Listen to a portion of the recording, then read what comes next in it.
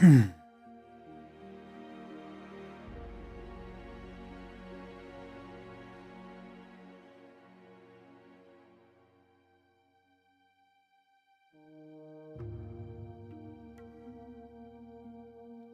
how you doing? Welcome back.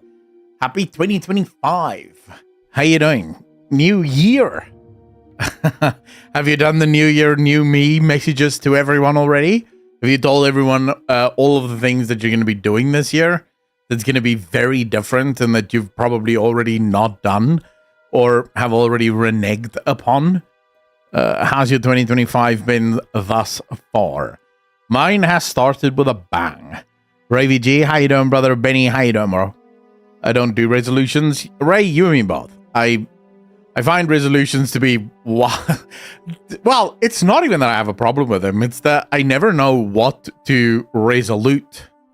It's like, well, whatever. I don't know. I don't know what I want to change. It'll happen. Tekla, how you doing, brother? Chilling last day till work starts again. Oh, nice. If I want to do something, I just do it. Example, quitting cigarettes. Yeah, that's a big one to quit. I need to quit vaping at some point, so we're hoping. We're hoping. Kane, how you doing? Happy New Year to you.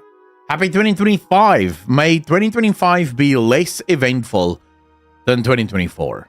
I think I speak for everyone when I say, may there be no new wars. May the world heal. May we finally stop the woke nonsense in our video games, because man, we can't keep doing this. There can't be a new invasion every year. Like, dude, seriously, this is nuts. Acedia, how you doing? Tekla, thank you very much. By the by, I have the complete collection of Exploring Azeroth being delivered Wednesday. If I find anything interesting, I'll send it your way. Thank you very much, RavyG. I really appreciate that, bro. Be the biggest thing. Oh yeah, that would be good news. I mean, I'm not opposed to good news. Like if someone wants to tell me Ubisoft is burned to the ground and there's nothing left and all of their servers exploded and all of their games are gone now, except for the first 3 Assassin's Creeds, I'd be fine with that. I would consider that a big W for gaming. But outside of that, like, I don't want to. I'm already dreading this year. Because you already know, right? Like, it's going to be February or March. There's going to be some huge announcement. Country X is invading country Y. And that's a new war that we get to look forward to. Oh, wow. Here we go again. Like, every single time, things seem like it's on the sort of mend. And, like, we just got out of COVID. Like, COVID was still kind of kicking around. The government overreacting with COVID, at least. And then suddenly Russia invades and say, holy shit. All right, here we go. That's a new thing. And then, you know, sort of everyone starts to go, wow, Russia invades. Who cares? It's no longer matters that much.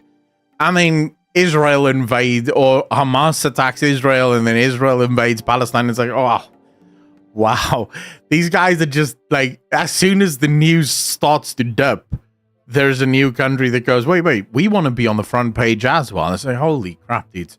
Can we have 1 year where you guys are not invading each other? Like, just 1 year of absolute peace and prosperity for the world.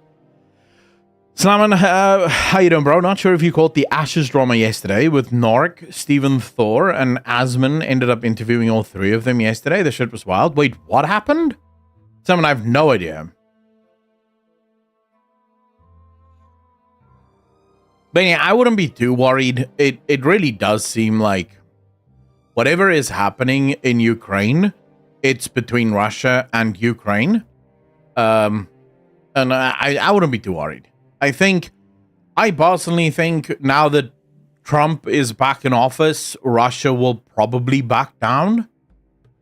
I don't know why. I just think Trump will form some kind of deal. I don't know what that deal will look like, but there will definitely be a deal, and Russia and Ukraine will probably stop being at war with one another. Wherewithal, how you doing, brother?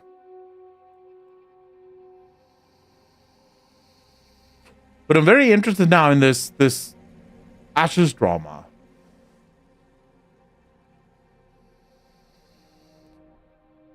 but not that Trump doesn't give Ukraine to Russia.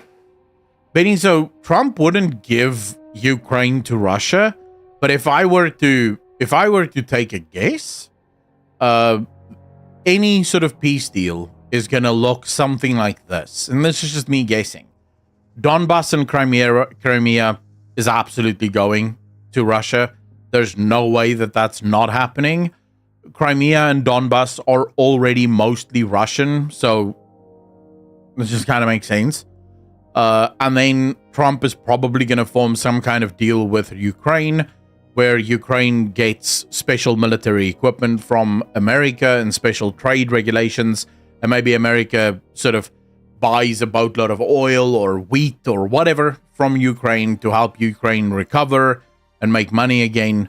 So Ukraine gets the ability to build up their military to make sure that Russia never again invades, and everyone is sort of not happy, but more happy than what they were. That's sort of what I think. Or maybe Trump goes, Crimea and Donbass has to be independent regions. Maybe that's the thing. I genuinely don't know. But that's sort of my best guess, would be that's what would end up happening there.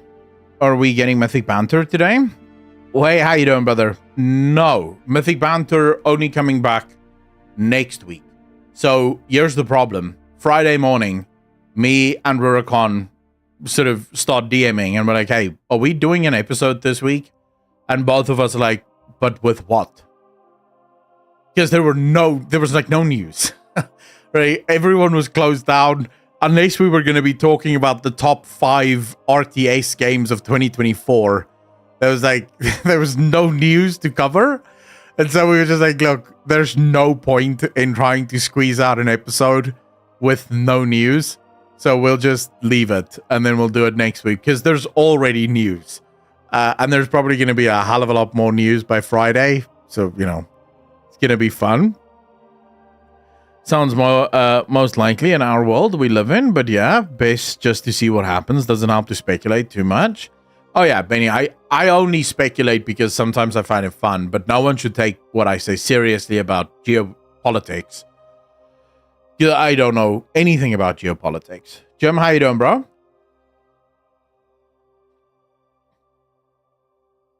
And if you recap, Jim, yeah, we could probably have done that, but the problem is Mythic Banter isn't a year old, so we're probably gonna do like a year recap next year or this year. We'll do a recap of the year because then we'll finally be a year old. There'll be 52 new episodes hopefully, and then we can actually do like a proper end of year recap of all of the biggest stories of the year. But yeah, I mean, Mythic Banter is super fun. Get your stream, mate. Eagerly awaiting all the game news. Time is going slowly. Oh, cracks. I feel you, man. I feel you. I log on every morning. So my schedule is I wake up at 5. I go to the gym. Then I go to the beach. And then I come home. And then I immediately start scrolling Reddit for news. Then I scroll Twitter for news. I scroll all of the gaming websites for news. And it is devastating when you start scrolling Reddit and there's nothing. There's nothing. There's no news. It's just people sharing memes and stuff. And you're like, what is this world? Like, what's happening? Where's the news? What's happening? Chassis, how you doing? I'm doing good. Finally feeling better after being sick. Hope you're doing well. I'm doing very well. Thank you so much for asking. Okay, so Slammon, let me get this. Basically, Narc made a video the other day saying he's stepping away from Ashes and accusing Steven of not having what he said in the alpha. Steven then makes a video to debunk it. Asmon then watches Narc video, then watches Steven's, then calls Narc and then Steven, then talks to Thor after the Steven interview, and here's his take to sum it all up. Okay, so did they lie or did they not lie? Few days till Canada's government shuts down. Oh, that's going to be fun. There's nothing new.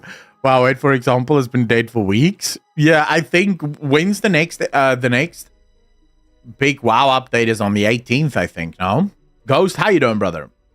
Do you see Valve withstanding all the recent building scrutiny around it being due to being a private company? Now the woke are going after its hiring practices. Ghost Takes, my video is coming out on that in about an hour and a half. So yes, it's been going on for a lot longer than that. So the first stories of Valve being too white happened in January of 2023. What's very interesting is around that time, the DEI woke stuff had not yet really reached peak news stuff. So those stories die. It's very interesting. The stories die like literally the day that they're posted. They just go away. Because I think no one cared. Right? Valve has too many white people working for it. So what? Let's just move on. But now it seems like they're coming back around. You know, so it didn't work in 2023. Let's try in 2025. Let's see if we can really get some pressure going on Valve. And what's interesting is Valve is the most successful gaming company at the moment. They're the only company that never has layoffs. They never have financial problems. Life's brilliant for them. But then you read the articles about Valve and the media tries to pretend like Valve could be doing so much better if only it didn't have so many white men working for it. And it's like, what are you talking about? This company's doing brilliant. Like, they're doing better than you. The media is dying because of all this diversity nonsense. Too what? How you doing, brother? The wokey white savior that made his video on Valve is the most pathetic Muppet ever, sitting in his lavender room and complaining. Yup. JP, how you doing, bro? If it ain't broke, don't fix it. I agree with you there, bro. Most people don't care, and companies are being shown that the media has no sway on the public anymore. True. The overwhelming majority of people really do not care. And I do count myself among that. If you told me that this game that you really love was made by only white men and not a single black man worked on it, I'd be like, oh, it's a really good game. Couldn't give two shits. If you told me this game is made by just a bunch of black dudes, there's no white dudes working on it, and it's a good game, I would legitimately just be like, oh wow, it's a good game. I don't give a shit. Doesn't matter to me. As long as it's a good game, I'm happy. 36 months in a row, P. Diddley. How you doing, brother? Thank you. You're far too kind, sir. Holy, how you doing, sir? Well, the current drama could be avoided if Ashes didn't have the pay alpha testers, but it is what it is. Okay, Steven did not lie, but the Narc video went so viral with like 150k views at the time where Steven had no choice to address. Okay, so...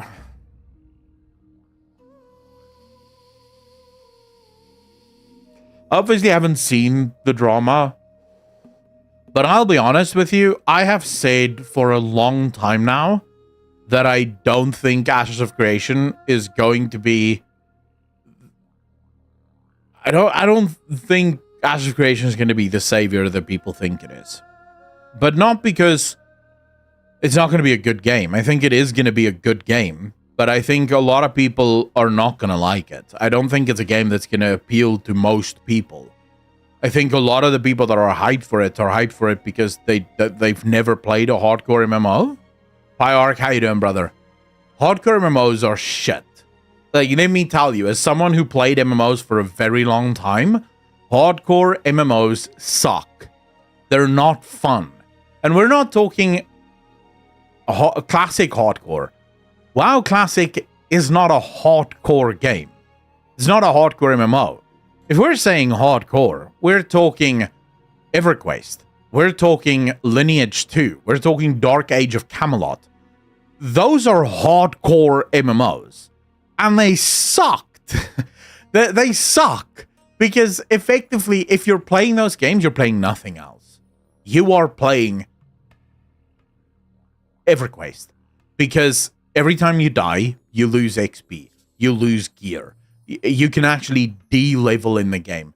The game has to become your life. And if it's not your life, you can go screw yourself. You're not actually playing the game. It's just no fun. So I don't know why people are so hyped for the game when the overwhelming majority of people that's going to play it or that's going to try it will leave within the first week when they realize, wait, I was level 10. I died 4 times. Now I'm level 8. What the hell? Right? Like, that's just, I don't know. I think, I personally just, I don't think the hype around the game is healthy. And I do blame the developers for it, because they try their best to make the game as hyped as possible. And I think they're setting people up for failure.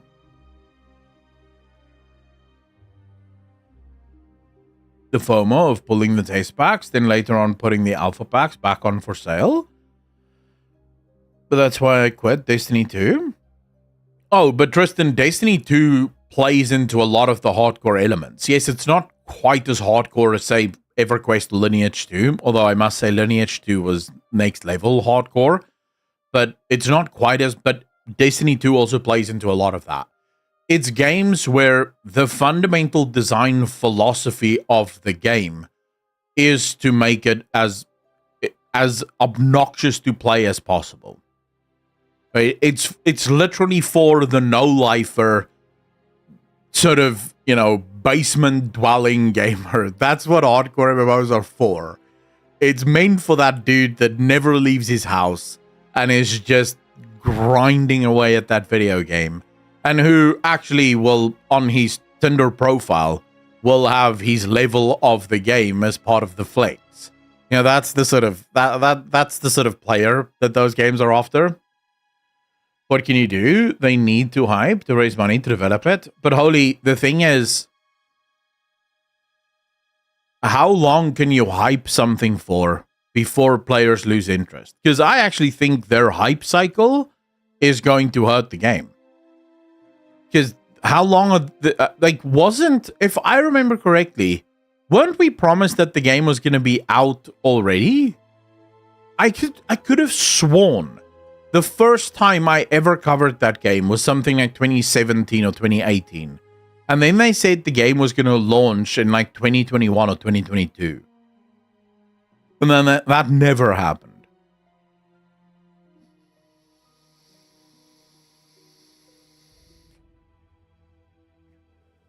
Jim Jones, yeah, Pantheon would be another example of this, right? Miracles, how you doing, bro? I agree, but it's a very hard position to be in. Oh yeah, 100%. Like, did Star Citizen get 5 million? Boggles my mind. Wait, 5 million players.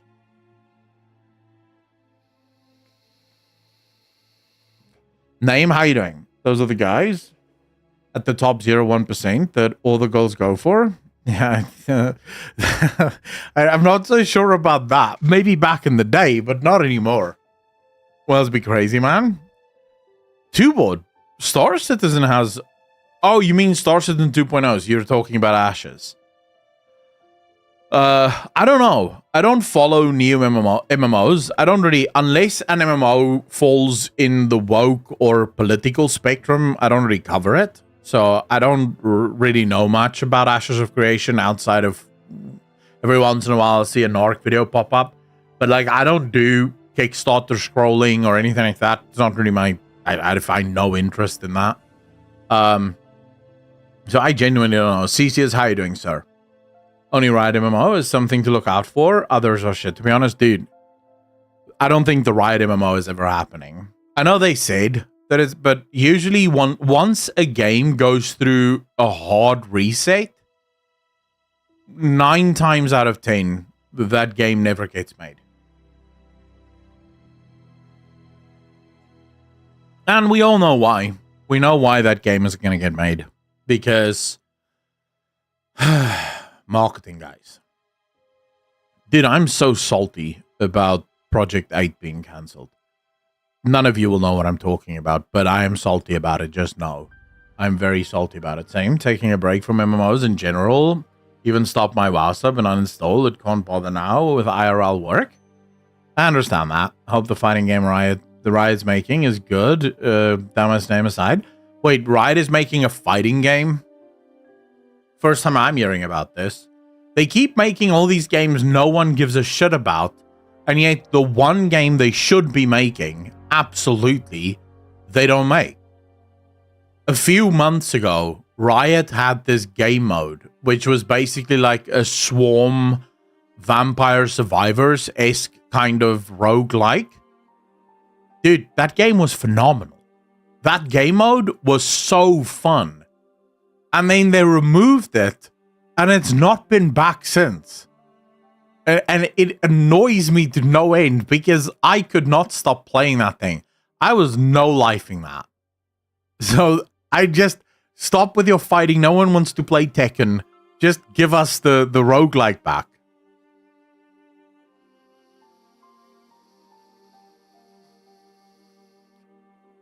Man, they are milking Runeterra. What vampire game? Benny, you never played it? Wants to make real money, they'd release a dating game? Oh, dude. Yeah, probably. That would likely be a good idea. Just watched your latest vid and was wondering how you get into your religion, if you're cool with talking about it. Yeah, Tristan, I had an interesting, I guess, development into it. I can honestly say, mostly reason. That's genuinely it. I started researching the Bible to try and prove to someone that Christianity isn't real. And in the quest to prove that it isn't real, I became convinced that, oh, maybe I'm the one that's wrong. Maybe it is more real than I think.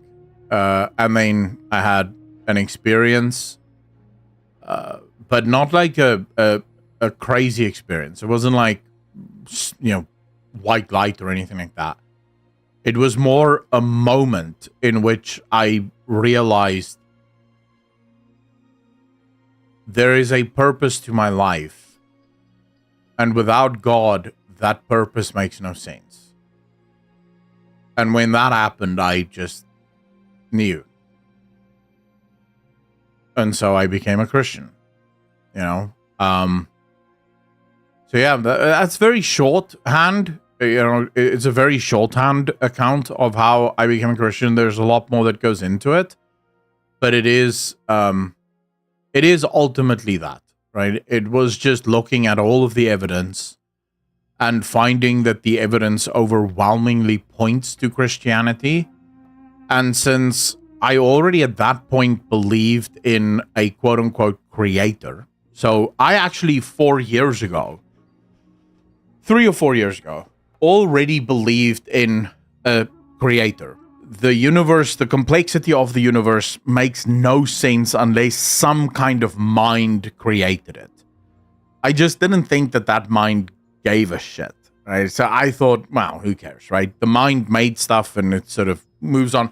It wasn't even like I thought that the mind was a thing that decided things. It was more just I could see that some kind of active cognitive process was behind the universe. But I didn't think that it cared. But then in searching for an answer, I discovered that the answer is Christ. And so, yeah. Truly the definition of mission failed successfully. Yeah. AAA the classic, but awesome to hear about your revelation. Benny, thank you very much. Really appreciate that. Yeah, Tristan, pretty much. I remember the Date by Daylight dating sim hooked on you. One of the weirdest spin-offs, but I respect behavior for making something weird like that. Oh, yeah. You're gonna play some WoW? Neo, not today, no. No. I don't really stream WoW. Like, if I'm gonna be playing WoW, I play it offline. I don't really stream it. I find WoW desperately boring to stream. By the way, Riot CEO been playing WoW hardcore on OnlyFans and streaming it. Wait, really? When is the next Mythic Banter? This Monday. So the next episode will launch next Monday, basically. On topic of vampire, you heard of The Witcher 3 original devs trying to make a vampire game called The Blood of Dawnwalker? Wait, what? I know that there's a new studio from CD Projekt Red original devs that is promising to make like some next gen RPG, but I didn't know that.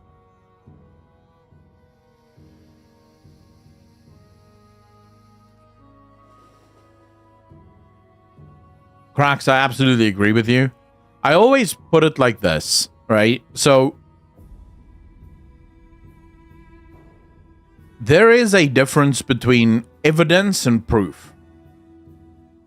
Most people will come to you and say, prove to me that God is real. Now, to that, the answer is relatively simple. Prove to me that you are real. And you can't prove that. Like, prove to me that you have a brain. Prove to me that you can think. Prove to me that you have a mind. Prove to me that you can see. Because you might not see. Maybe you don't see. Maybe you're actually blind, but your brain convinces you that you can see and you don't actually see things the way that everyone else sees it. Maybe none of us can see. Maybe we just think we can see, but we can't actually see. There's so many, like, proof doesn't exist. No one bases their life on proof. The most basic one is, prove to me that you love your wife or your husband or your child. Prove to me that you love them. You can't prove that. Now, you can give me evidence of it, right? So you can say, well, I do stuff for them. I don't cheat on them. I treat them well. That's evidence of you loving them. It's not proof, but it is evidence of it. And then we can look at all of the evidence and we can say, well, there's enough evidence here to show that you can see. So, for example, how do we know that we all have eyes that can see? Well, I can look at something and I can describe what I see. Then you can look at it and the next guy can look at it and the next guy can look at it. And we can look at all of the descriptions of what we see and we can say, okay, we have some evidence here that suggests that we're all looking at the same thing and we're all seeing the same thing. So we might be able to see. Because if it was just blindness and we were just sort of inventing this stuff, then all three of us would see something different. So we have evidence of it. That's still not proof, though. The same thing with God. I can give you the evidence that God is real, and I can give you the evidence that Christ is God. But the proof that you would need, you will not accept. Because the proof is stuff that happened in my life. Stuff that I know for a fact I did not do on my own because I could never do it. I failed at it for most of my life. And then Christ did it. So that's proof for me. I know that he's real because I have felt him. I have spoken to him. I have heard him speak to me, not in words, very differently, but I know, right? But that doesn't mean anything to you. I know because it didn't mean anything to me. Whenever Christians would tell me, oh, yeah, I have proof that God exists because I can feel him, I'd be like, yeah, that's you. Anyone can convince themselves of anything. Like, what are you talking about? Until you feel it. Until you experience him in your life and you experience how he moves within your life, then it proves it. But it's not proof that I can convince anyone else of. The evidence is there. It's you that need to search for it, basically. To answer your question. Leo, how you doing, bro? More info be revealed on January 13th, so hope for cool news. AAA, yeah, the old Dev YouTube challenge name is Rebel Wolves. Took forever to find the name. Rebel Wolves. Do you think we'll see a Ridicron in The War Within or Midnight? I want to say Midnight. I don't think we'll see him in The War Within, but I do think Midnight. Unexplode, how you doing, bro? What are those things on the shelf? On the shelf.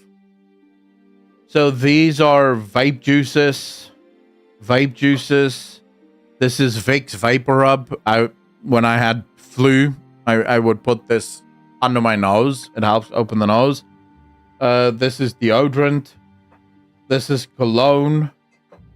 This is, I don't know what you call this.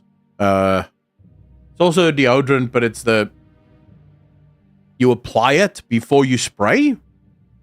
I don't actually know what you call this. This is Q20, which is helps with rust and stuff. These are books. This is water bottle.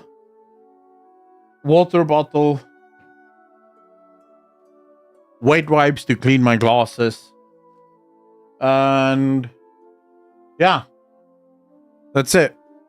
Simulation anyway, something again. Big stabs in the vape when you say, holy crap. I follow you on YouTube from a long time and I really like your content. Unexplode, thank you very much. Really appreciate you being here. Believe in Jesus Christ and God because of the things going on in the world, and also I'm a very bad person. Neo, it's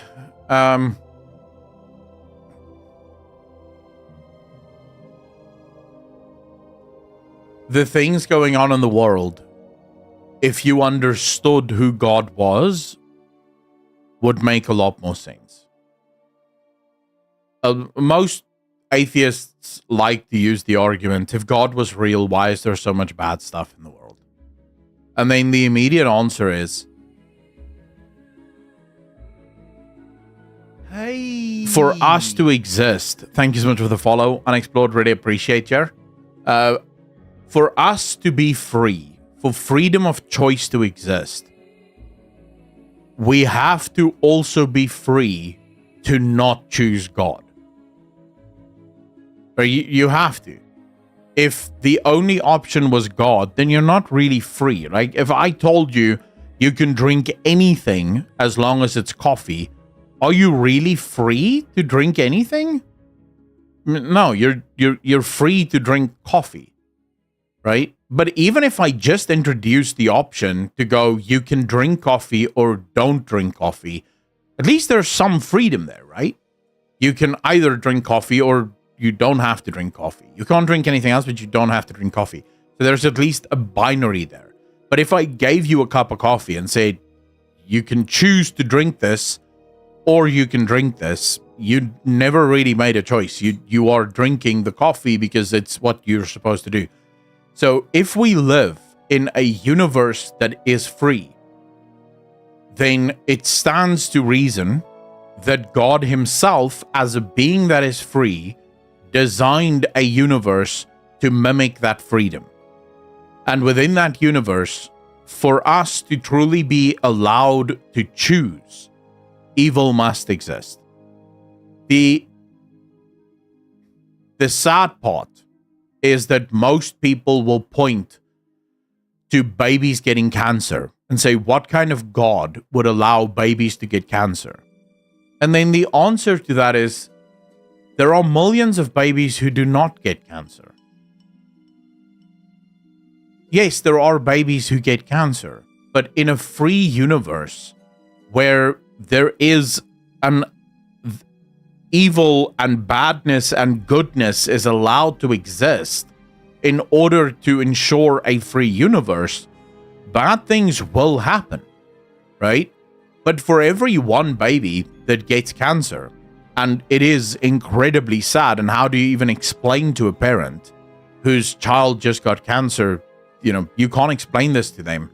But for every one child that gets cancer, millions do not get cancer, right? So there are way more good in this world than what there is evil. The problem is just that our minds select for evil way more than what it selects for good, right? Good news isn't news. No one gives a shit, right? If the news article said 100 million babies are born, not one of them has cancer, no one's even reading that. But if the article say newborn baby diagnosed with cancer, everyone's going, oh, you know, that's news. That's clickable. That's something that works.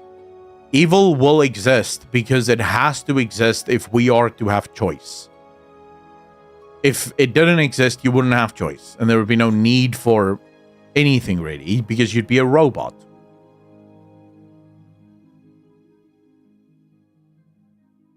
That's why God has to allow free will and allow you to choose. Power, literally that, right? If you cannot choose God because he is the only option, then you never really chose God. If Christians and Muslims believe in the same God, then why is it... No, Christians and Muslims do not believe in the same God. That is the most absurd thing. Christians and Jews don't even believe in the same God. It is very important that people understand this. Christians believe in a triune God. In other words, God is God, the Father, the Son, and the Holy Spirit. The three is one, and the three is three distinct individuals within the Godhead, which is the one. If you remove even one factor of God, you no longer have the God of the Christians. So when the Muslims believe in God, right, or Allah, but they don't believe that Jesus is God, they no longer believe in the God of the Christians.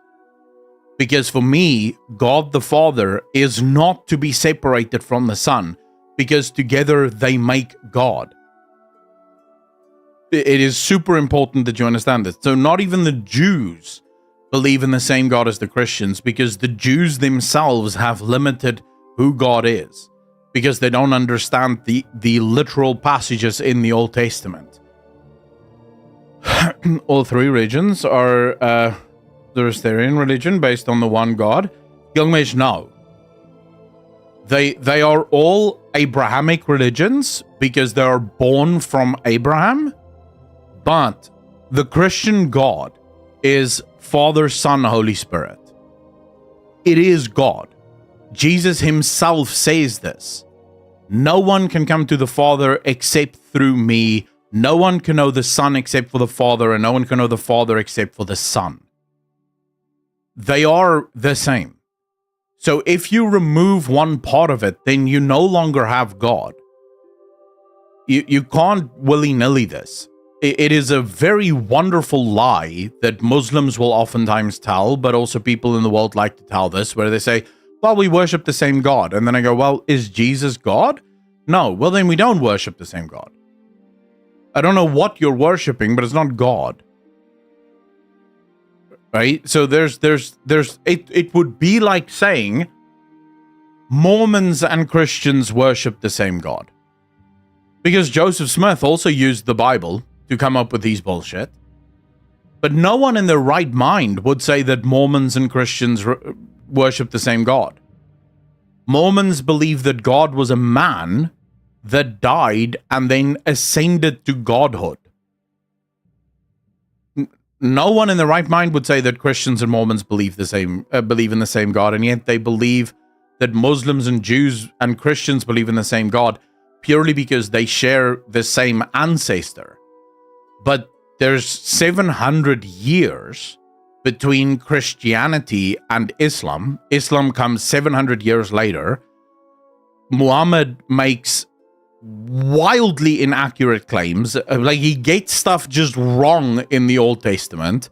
And then Muslims, in order to explain this, goes, wow, the Old Testament changed. No, it didn't. Like, we have exact copies 250 years before Christ of the Old Testament. Like, we have the exact manuscript 250 years prior to Christ of the Old Testament. We know it didn't change. So Muhammad making claims, he made the claims because he didn't know what was written there. He had no idea. And so he wrote a bunch of nonsense and made claims that is just objectively untrue. And now people are saying you believe in the same God. No, we don't. They don't believe in God because they don't know him. Because they can only know him if they know Christ, and they don't know Christ because they think Christ was a prophet, which he wasn't. He was God in the flesh. No understanding of theology say these things. True. So is Jesus like an avatar of God, then a physical form for God? Acedia. So to explain the Trinity of God is incredibly difficult. But the best way to try is time. Past, present, and future. It's all time, but it's different times. Yesterday isn't today, except for tomorrow. That's the best, easiest way for me to explain it. And I admit, it is confusing. When you think about it, there's a reason why there's been debate about this within Christianity, because the Bible makes it clear that God is three beings. It's not just one. It is one God, but he has three aspects of himself.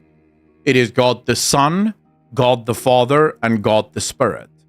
And these three aspects operate in unison. They are the same being. Jesus says it. Everything I do is the will of the Father, for I do the will of the Father. And the will of the Father is what I do. Right? So it's clear that they are as interconnected as is humanly possible.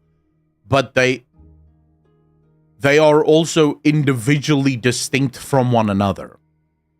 There's a passage in Proverbs where Jesus tells them that he was there at the beginning when God created the heavens and the earth, when God created the mountains and the hills, when God told the waters where to stop and how to stop. He was there. So we have passages in the Bible that show that the three are constantly present in each other's presence. But I'll be the first to admit, there is no way that I can describe it to you satisfactorily. No way. It is just, and it makes sense, right? If you accept that God is real, then you also accept that he is infinitely more complex than what you could ever imagine. Because he has to be. He's God. He created everything. How complex do you imagine he is? And do you really think that me, with my brain, can figure him out? Right? It's not possible. I can understand parts of him. I can understand elements of him. But I cannot make sense of the whole of God. It would be impossible. I am not capable of that. I'm not smart enough.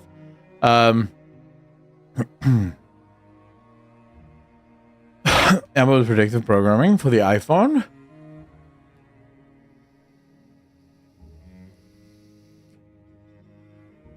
They also tried to disprove Christ by saying Allah swap him and Judas. So Judas died on the cross, which is literally the Antichrist belief that the Baal he one most important day. Benny True. If a theoretical Kratos killed God, how would his followers be notified so they can follow another god? Florin, well, it wouldn't be able to happen, right? Because to kill God, you would have to kill everything, right? Because you exist in him and through him. So if he was no more, you would be no more. You would cease to exist in that moment. So you'd likely not know, but it wouldn't matter because you wouldn't exist.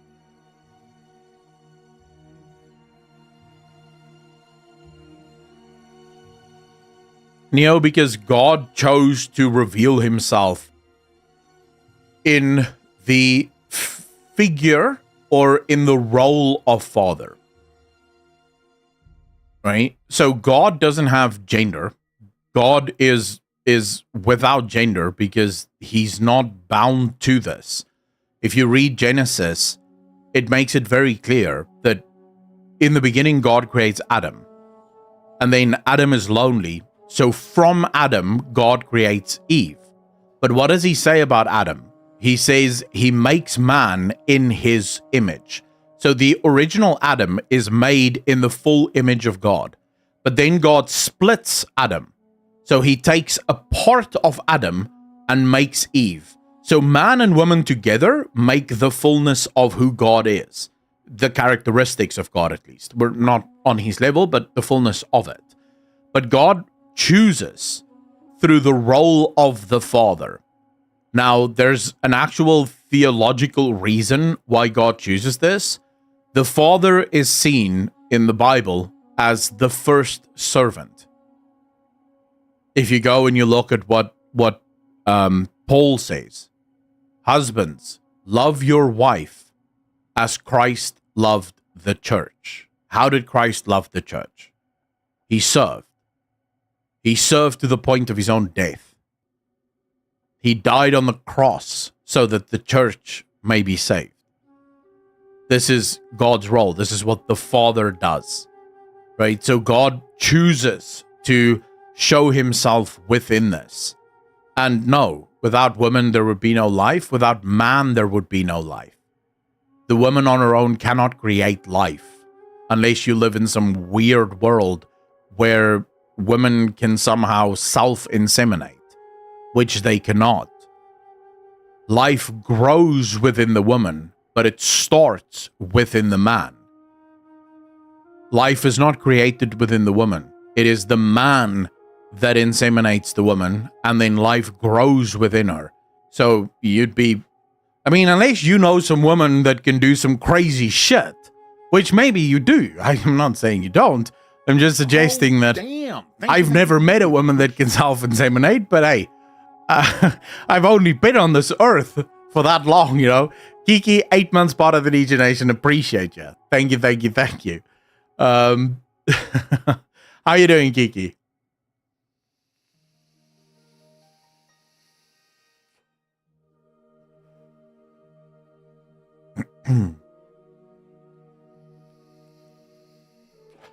But I don't want to turn this into a theological discussion. I'm happy to talk theology, like I don't mind it, but I know that there are plenty of you that don't subscribe to faith and that don't really care, and that's fine by me. I'm happy to talk about anything, so please don't feel like, wow, we're doing theological discussions now, I should just be quiet, or you know, you're allowed to talk about whatever, right? I'm not just sitting here and only talking religion.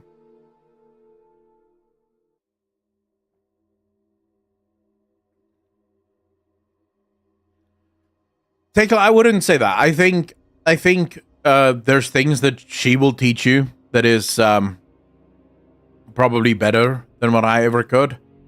I know I'm still learning a lot, so I don't particularly like. Well, thank you so much for the 5, dude. Really appreciate you, man. Especially the lore stuff, Heart. Thank you, Neo. Really appreciate that, sir. I think I'm still learning as well, right? So I don't know much. I like talking about this stuff. Give me your prediction on how the war within will end after Undermine. My prediction has not changed on that, Cracks. I don't think it will end. I actually think that this is going to be a very lackluster end to the expansion, because it's not the end, it's the beginning. The middle bit is only coming, right? So I think this is going to be the first time where there is no big end. There's not going to be a big fight against Xal'atath and we're killing Xal'atath. We might get another big raid. I think the tree people are going to be, the Haranir are going to be intimately involved in that fight. It might be that Xal'atath sends some void creatures after the tree people to try and corrupt the roots of the tree, and we might have to do a fight there. But I don't think it's going to be like, we're definitely not killing Xal'atath. That moment is still happening, and that moment might happen only much later into the future. How's 2025 been so far for you? On Saturday, I had my birthday and was able to see my family. I'm feeling genuinely happy at the moment. Kiki, happy birthday to you. Ladies and gentlemen, can we get some hearts in chat for Kiki? Kiki, how old are you now, if we're allowed to ask a lady that?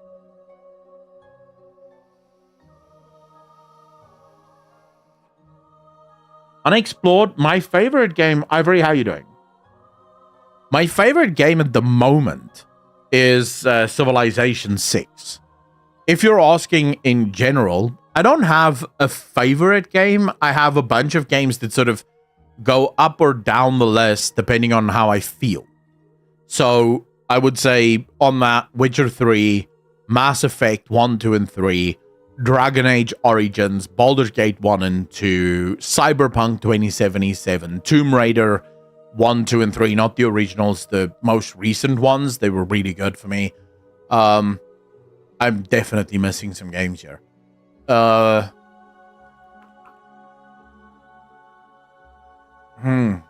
did I not name?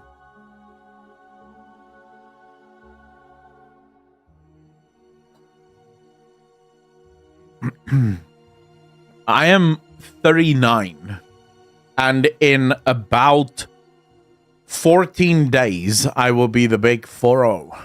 Oh, and Red Dead Redemption 2 is on that list too. But like I said, I can't do a proper best, like, top 5. Because if you ask me now, what is my favorite game, I'll probably say Mass Effect 1, 2, and 3. Because I'm currently in sort of like a spacefaring thing, you know? I like space now. But then if you were to ask me a month from now, what's my favorite game? I'll probably tell you, oh, Witcher 3, hands down. Because it changes the whole time. It's always, yeah, I'm from 85, Neo. My review on Red Dead Redemption 2 Unexplored is that it's the best open world game ever made. That game, open world wise, is phenomenal. It is disgustingly good. Doing grand, my friend. Work was cancelled due to snowstorms, so just sat here watching some streams. Nice, bro. Damn, dude. Could be 35 for all I know. Cracks, you're not the first person to say it. I think it's because I'm fat, and as they say, fat don't crack. But yeah, most people think I'm much younger. Ernest, how you doing?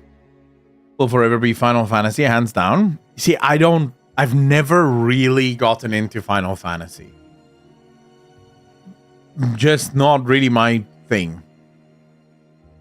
I'm looking forward to that. What's the game? Claire Obscure, which is like old school turn-based combat, Final Fantasy style turn-based combat. I'm really looking forward to that game. It looks very good.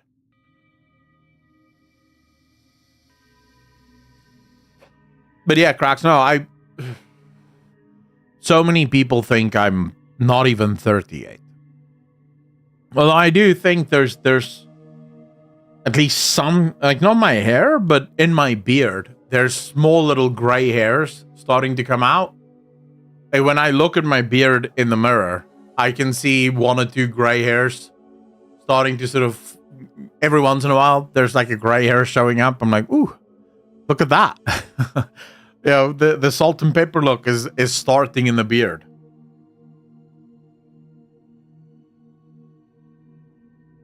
So I'm definitely getting on in age.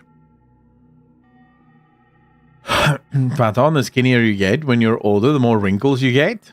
Okay, that's probably true. Although being fat's also not a good choice. 40 is still young though. Well, that is true. Don't worry, men aged gracefully. Not all. I mean, there are some men that just look like they ran into an oncoming train at full speed. Like, they just look cracked. But you are right, most men age gracefully, or probably more gracefully.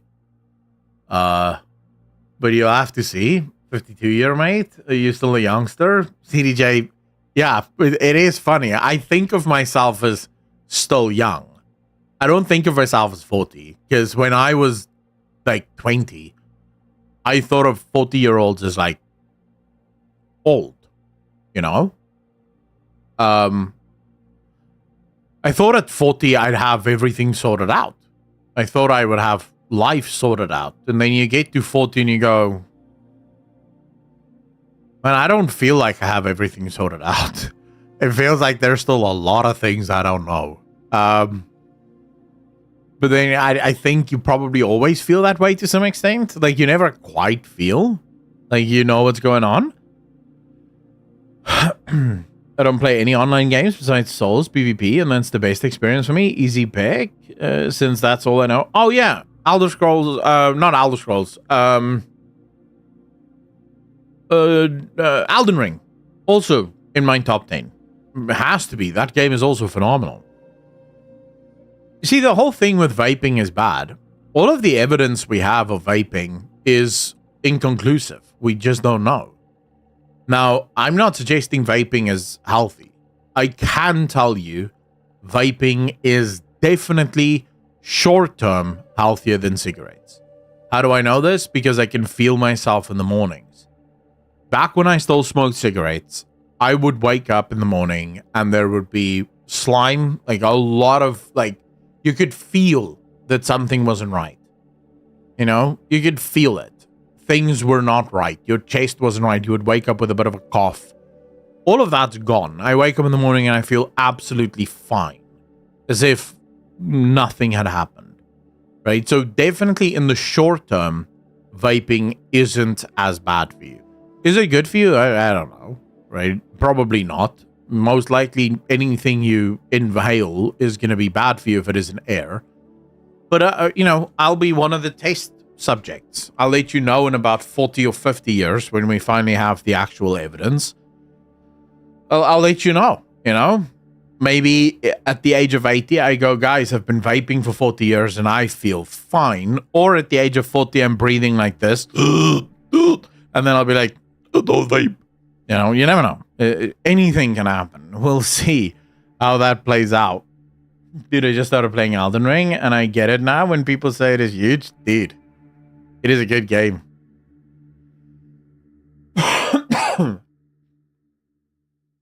Elden Ring is so well designed.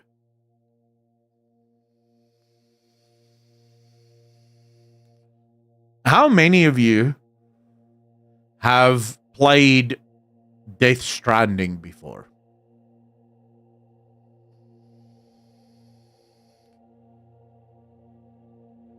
Peter Bunny, how you doing, brother?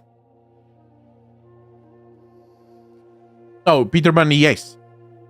So Elden Ring is as hard or as easy as you want to make it. There's genuinely lots of ways in which you can make it so much easier for yourself. Shumi, Happy New Year to you as well. And 13 months part of the DJ Nation. You are appreciated. Thank you, thank you, thank you, sir. Elden Ring is... There is a misconception, Mirror, how you doing, that Elden Ring is hard. It really isn't hard. I promise you, it's not a hard game. All it is, for the most part, is pattern recognition. Take your time. The thing that kills you almost always in Elden Ring is trying to do too much too fast. You get excited, you think you can kill it quickly, and then you die.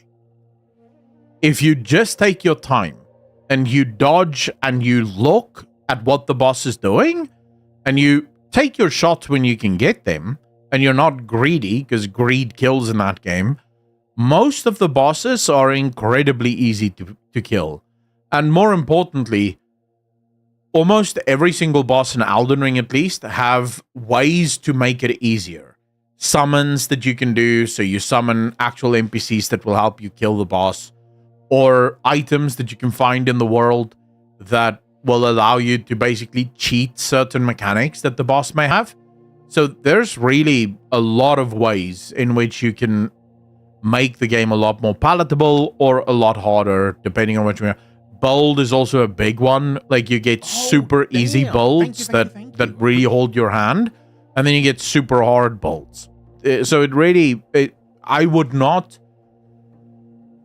be afraid of getting into the game, purely because the media likes to make a big deal of it. Oh, they should put an easy mode into the game because it's too hard for people. And then you get into it, and I'm not necessarily a guy that is like super skilled at hard games.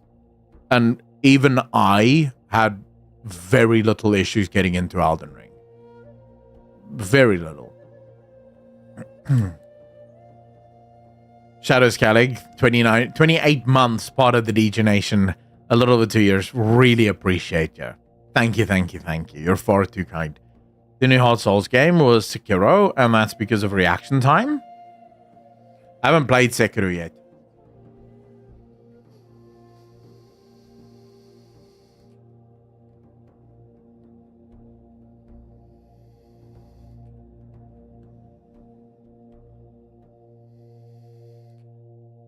Editing and going to the gym. What do you edit? Unexplored. Yeah, it's actually interesting. They say that young people overwhelmingly don't drink as much or smoke as much as their older generations, which is kind of wild. back when I was in school, pretty much everyone smoked. Like by the time we hit 18, all of us were smoking. Every last one of us were smoking. It was cool. It was what you do, you know? When you turn 16, you start smoking. Nowadays, young people really don't do that anymore.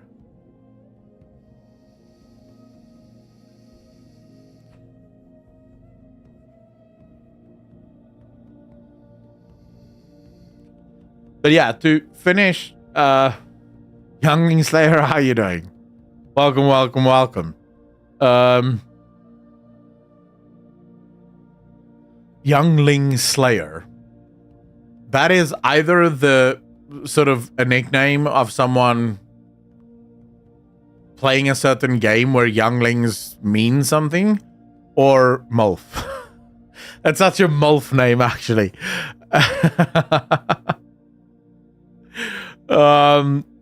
Well, they are difficult in some ways. Enemies respawn. They don't explain all their mechanics. You can mess up quests easily. You can hit a wall in progression. Well, yeah, but if you go slow, you'll be fine. Wait, Star Wars. When was Anakin? Was Anakin called a Youngling Slayer? It's all doable if you're patient. True. So you like Star Wars, Youngling. Also, thanks for the first time chat. Really appreciate that. Is what he did in... Yeah, I remember he killed them, but I would not have made that connection. You guys watch way too much Star Wars. There would be a 0% chance of me ever making that connection.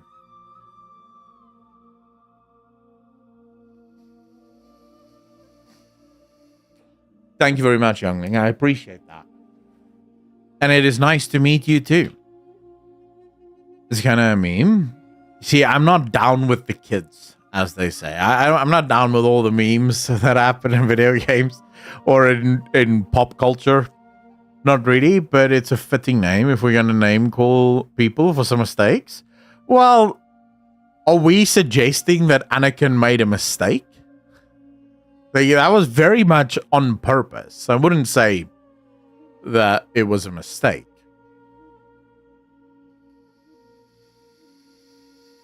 Ravy G, I have been on a wild ride. So, about 2 weeks ago, I get this urge to rewatch all of the Marvel Cinematic Universe. The good ones, not the bullshit new ones. And I just finished Doctor Strange yesterday. And I still have quite a bit to go. Let me just quickly see here.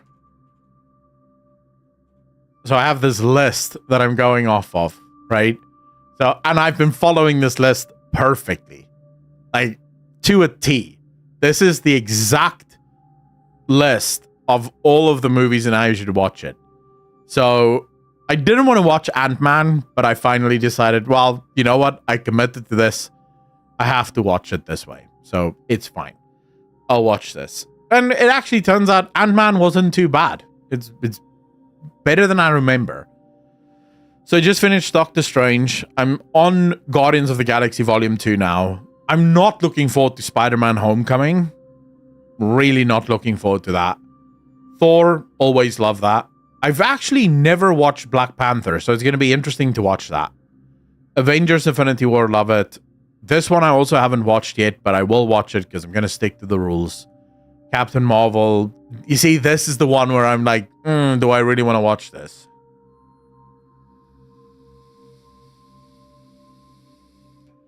This is where I start to feel like, I don't think I want to watch Captain Marvel. Jimmy, I'm not a huge fan of Spider-Man. So, Spider-Man is a little bit too light and fluffy for me. I prefer Thor because the mythology is insane. I would say probably Captain America is... He's not my favorite Marvel superhero. That would be Iron Man. But his movies, to me, is the best. Captain America.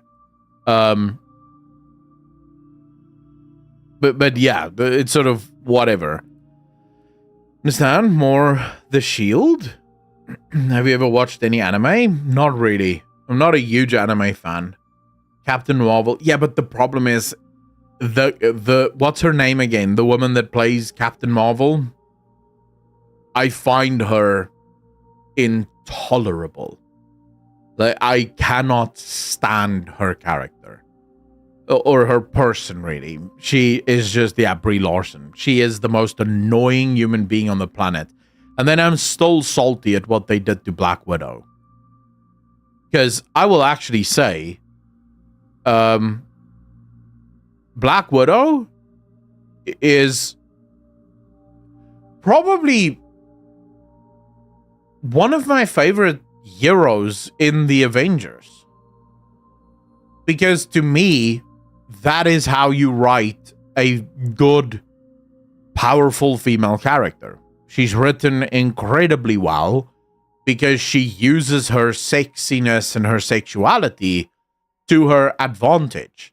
She sort of disarms men by just being sexy, and they underestimate, right, how good she actually is.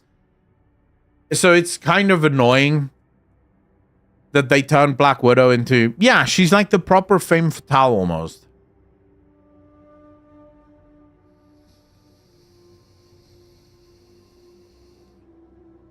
New Kids humor, but it's only small parts. I will watch it. I will end my Marvel Cinematic Universe after Spider-Man Far From Home. I will not watch Black Widow. I will not watch Shang-Chi and the Legend of the Ten Rings. I will not watch Eternals. I will not watch Spider-Man No Way Home. I will not watch Doctor Strange in the Multiverse of Madness. Did not enjoy the first time. Will not watch again. Thor, Love and Thunder. Will not watch it again. Black Panther, Wakanda Forever. Nope. From here, it just feels like even Guardians of the Galaxy Volume 3, I did not like.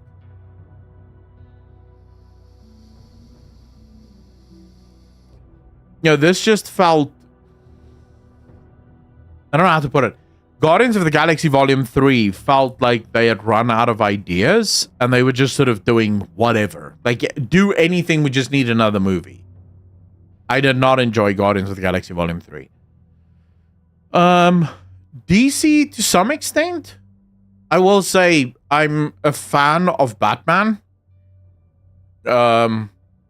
Not whatever the hell that other dude did to it. What's his name? Ben Affleck. I was not a fan of his Batman, but Christian Bale, to me, greatest Batman that ever lived. Dude, that guy is phenomenal. And then I will admit, and I realize a lot of people are not gonna like this, but the newest Batman, the one that's played by Vampire Boy, I don't remember his name now, but I actually thought it was pretty good. I liked the way in which they portrayed him because it sets up the actual lore of Batman. It sets up the lore of what Batman actually is.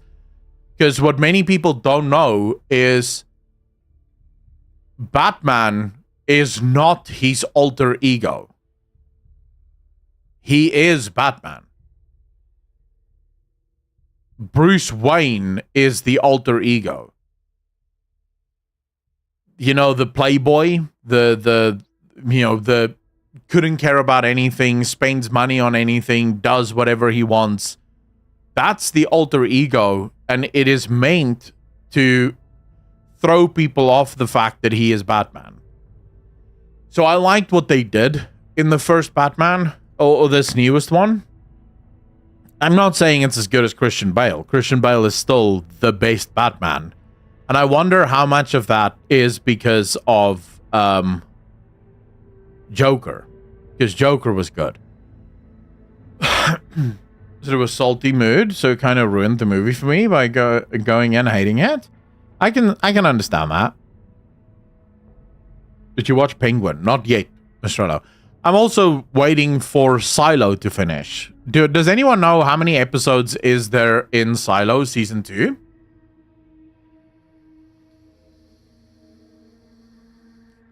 Because I will tell you this right now.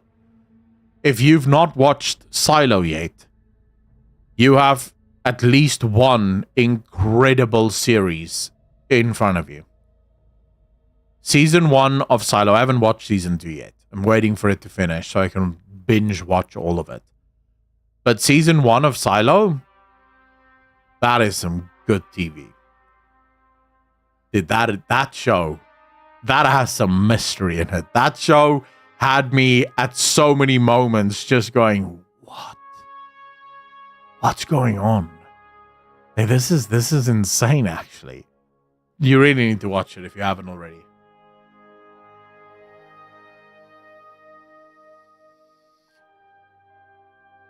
Butter, or Benny, rather, I fully understand what you mean, right? I have family members who's like this, right? So I reject wokeness on every level, but there are ways in which I allow for woke elements. So, for example, my brothers do not allow for any wokeness at all. Like, the second a movie or a series or a game even looks like it could be a little woke, they're like, I'm out. I'm not watching this. This is bullshit. Whereas for me, I tend to look at how good is the characters written? And what's the writing like? What's the story like? If you want to go a bit woke, but the writing is good, I'll probably still give it a go, right? I'll probably still be like, okay, let me see what's going on here. But I demand that you do it well, right? So I have a modicum of respect if you're doing it relatively well, but also within reason. So if you want to go full woke, yeah, you're losing me there, right? So if you start preaching about politics, if you start pushing these agendas, then I don't care how good you do it. I don't want to play that. But if it's just sort of like there's some woke elements here and there, I'll probably be okay with that. I'll probably watch it still if the writing is good. Do you love horror genre in gaming? And can you name a good one? I do not like horror. I don't like being scared. I am a huge pussy when it comes to scary games. I don't like feeling scared. I don't like the anxiety that comes with it. I do not play it. So Tristan, that's sort of a place where I draw the line. And I realize this is not that woke probably to a lot of people. But the second I hear pronouns, they, them, I'm like, yeah, I'm out, bro. Like, go fuck yourself. What are you talking about? Really? They, them? Are you more than one? Because you're not, but you seem to be referring to yourself as such. And you seem to be demanding that I refer to you as such. I have no interest in that. When I say woke elements, if a movie, for example, have gay characters in it, I don't care. If it's well written, I couldn't care less, right? That to me, I wouldn't even necessarily, I call it woke elements because it's sort of vernacular, but I don't even necessarily consider that woke. Because to me, woke is forced diversity. But if a movie makes sense, right? If there's a character that is gay and the gay character makes sense, then I don't necessarily think that that's woke, right? Because the character makes sense. It makes sense that this character is there. There's no problem with that. So for me, it's sort of like it's difficult, right? It's difficult. Well, there is only two genders. If you try to invent more, we have a biological problem. Fair and agree, people like me do go a bit overzealous sometimes. I think there's place for everyone, Benny. There is place. There is a place for people that are that overzealous, right? Because I think it's good to be very sensitive to this stuff, because I don't think this stuff, I mean, if you watched my video today, you'll know where I stand on this. These things are not there by accident. They're not being pushed because these guys are just trying to represent. I can promise you that. That is not why these things are being pushed. there's a very specific reason. And if the reason was just their genuine belief in it, I could probably still tolerate it, but I know that it is about kids. I know that that is what they're after. Right? I know that. So it's something that I deem unacceptable. And so that's my biggest issue with it. So it is good to be hypersensitive about that stuff. And then I think there's a place for someone like me to step in and say, well, hold on, boys. I get that you guys are hypersensitive, but I don't think this qualifies as woke. Because you kind of need that pull-push, right? You need the guys that push, and then you need the guys that sort of go, whoa, whoa, whoa, I think you're pushing too hard here. And we can have a debate about what is or isn't acceptable in this regard. Inquisition, I feel like he was well written, especially because it touched on how the Empire was overzealous. Oh, Shadowskill, like, I had no problem with Dorian in the Inquisition. I mean, I go so far as to say, did you ever play Cyberpunk 2077, Shadow? How long will it continue to be live? Unexplored, I have no idea. I usually stay live for a few hours, so I'll probably still be here for like 2-3 hours, I don't know. It usually depends on if I have something else to do, or, you know, whatever.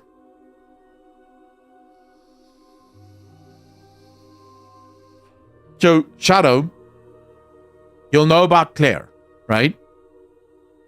Claire in Cyberpunk 2077.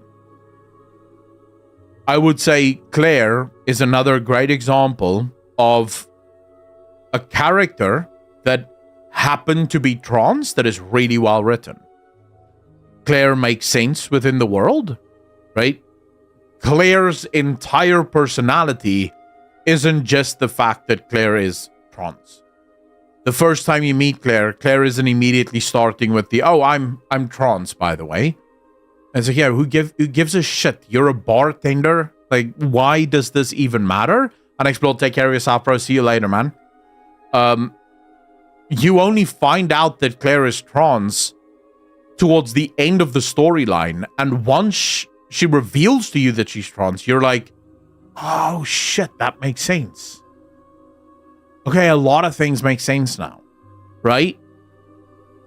It fits into the story, and the character is really well written. That, to me, does not qualify as woke. What qualifies as woke is a big, bad barbarian bitch. The first line this bitch tells you is telling you not to tell her what to do. And it's like, wait, what? My character was just asking a question, and now suddenly we're in this, I'm a gold boss and I can do whatever I want. I don't understand what the hell just happened here. I'm, of course, referring to Dragon Age, the Veilguard. I am from South Africa, youngling.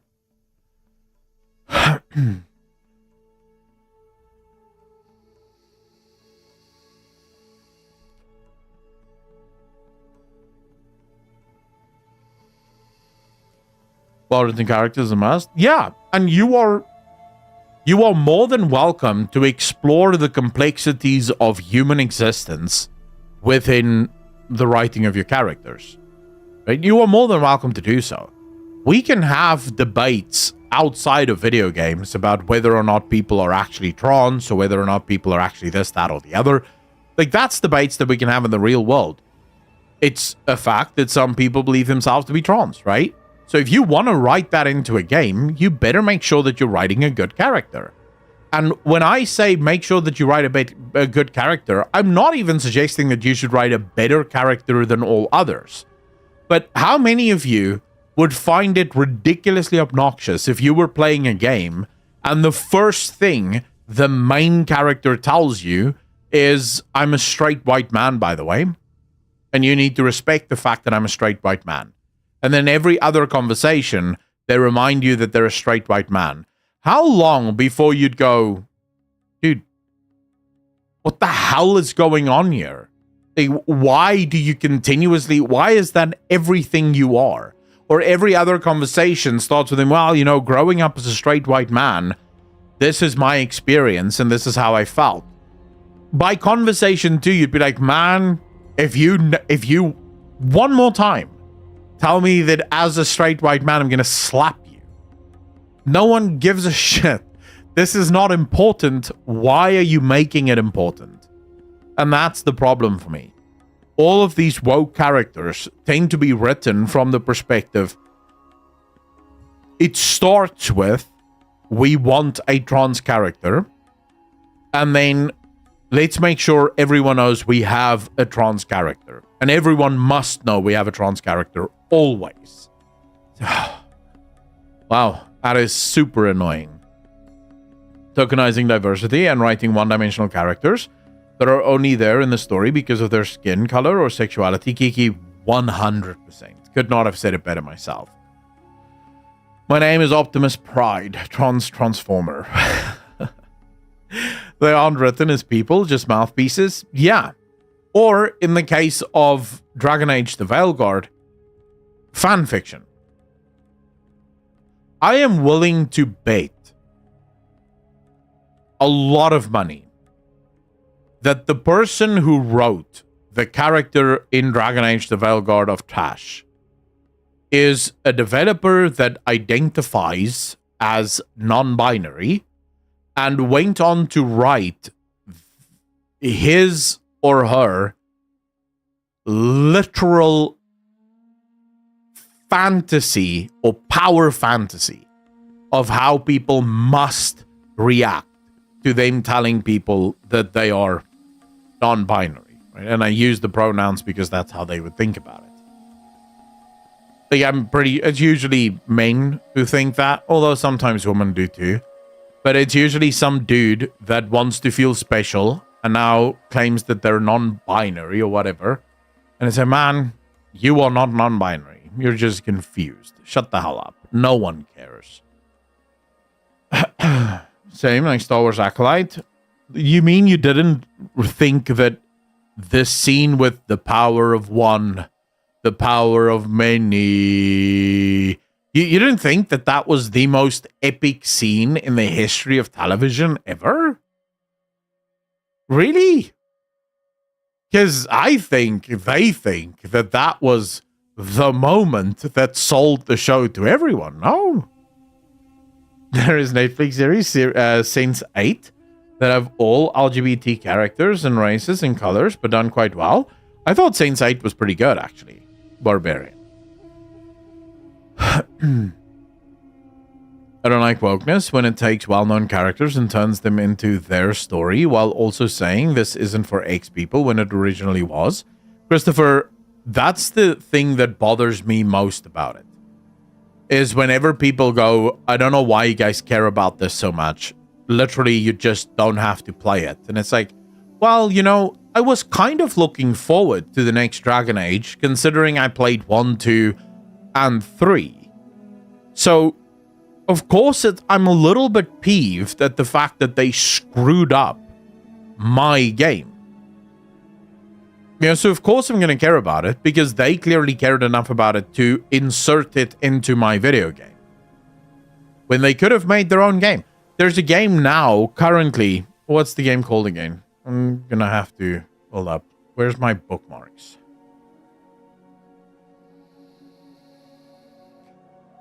Here we go. Let me just see.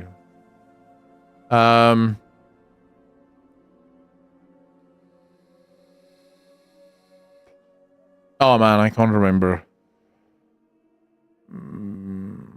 I followed them just so I could see what the game was called. Oh, I didn't follow them. Never mind. It's this game. Compulsion Games, right? So, Compulsion Games is working on a new game. It's this, right?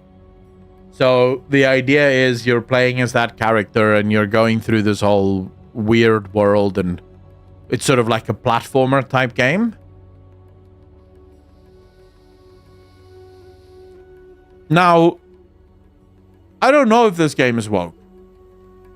I haven't seen anything of its story. I've not seen any of its sort of dialogue, but it is a fair guess to say that it might be woke, right? if the game isn't woke, it looks pretty decent. It might do well. If the game is woke, right? So let's say the game is super mega woke. What's going to end up happening is people are going to joke about it. And then people are going to move on. Why is that going to be the case? Well, because this was never a game that we played. This isn't like they came in and changed one of our favorite games and made it woke. It's sort of like Dustborn. We all had a bit of fun at Dustborn's expense, but none of us sort of made... I think I made 2 videos about Dustborn, and the one wasn't even about Dustborn. It was about journalists lying about Dustborn. The other one was about how badly it went. But I was never angry about Dustborn. I fully respect the fact that they made their own IP and they failed in their own IP. And I will feel the exact same way about this game. It's going to be woke. Great. It's going to fail. But, you know, at least you didn't screw up one of my IPs. You screwed up your own. And, hey, you know, more power to you. I hope that your studio closes and you never work again.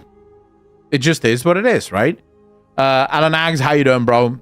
There shouldn't be ads. But then YouTube has been trying to push a lot more ads, so maybe? I have no idea.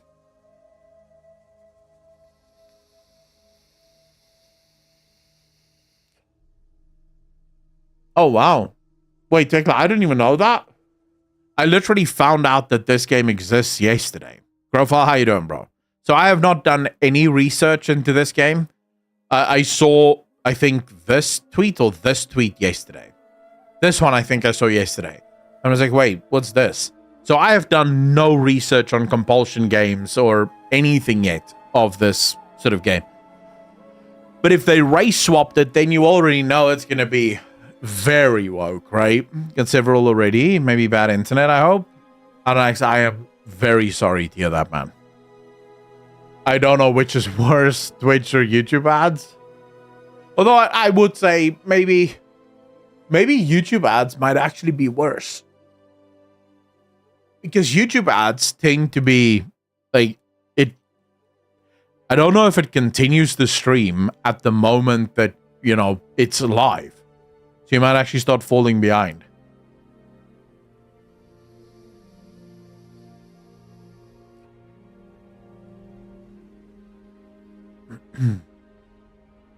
What game is this, Shadow Skellig, that you're talking about now?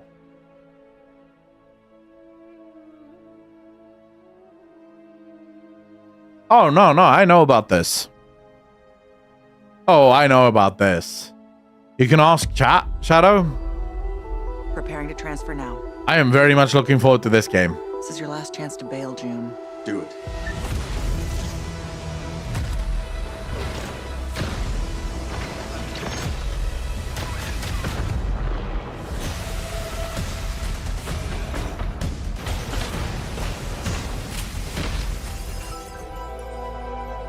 So what's interesting and why I already like the game is PC Gamer wrote an article saying that they are less than enthused by Exodus because Exodus just looks like a Mass Effect Andromeda clone.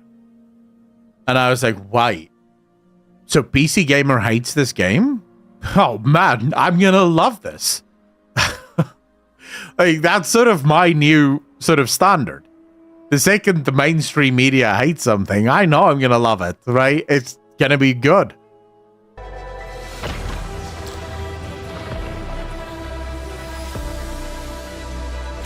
Loaded weapon is a hell of a way to greet your new partner. So you're June. We're burning time. Now that we're all best of friends, let's make each other rich. I'm not just here to look pretty. I got away with celestial tech.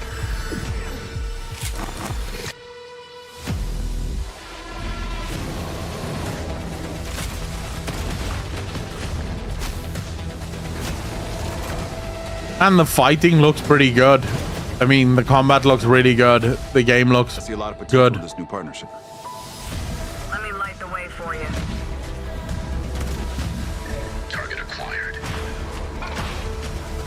Many Thanks again for your help. You should have been honest. This place is forbidden. The price is death. That's what it means to be a traveler.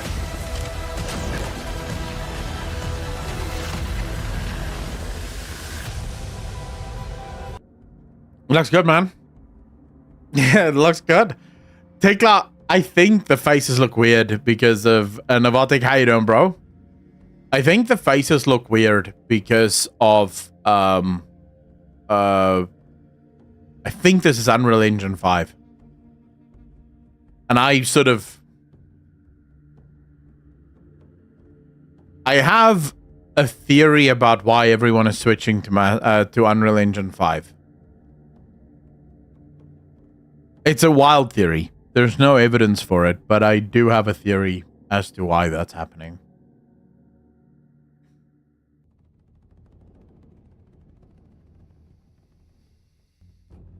So, Unexplored, I can't rate Black Myth Wukong. I haven't played it yet.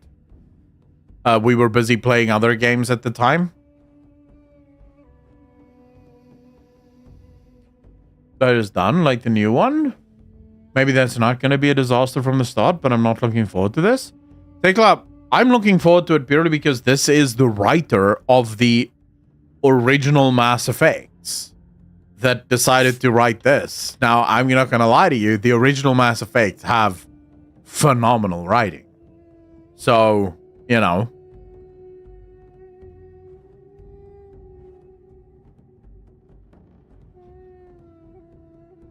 Plus, he's already said a little bit about the world that already really got me going. Bias here, but Black Myth Wukong is fucking awesome. Hope you enjoy it when you try it. We will try it at some point, but we have other games that we have to play first. And that is basically whatever game I'm in the mood for when we stream. You guys know me. I'm terrible at finishing games. I'm terrible at playing games. I play, like, dude, I should actually not be a variety streamer or even a game streamer, man, because I am terrible. I will play a game and I will sort of no-life the game for a couple of days, and then I'll be bored and I'll immediately switch and start playing something else. That's just my default. Like, I like new things.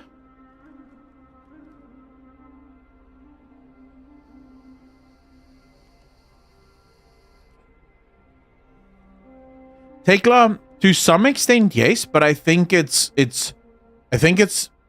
even more nefarious than that. So, what do programming students train on?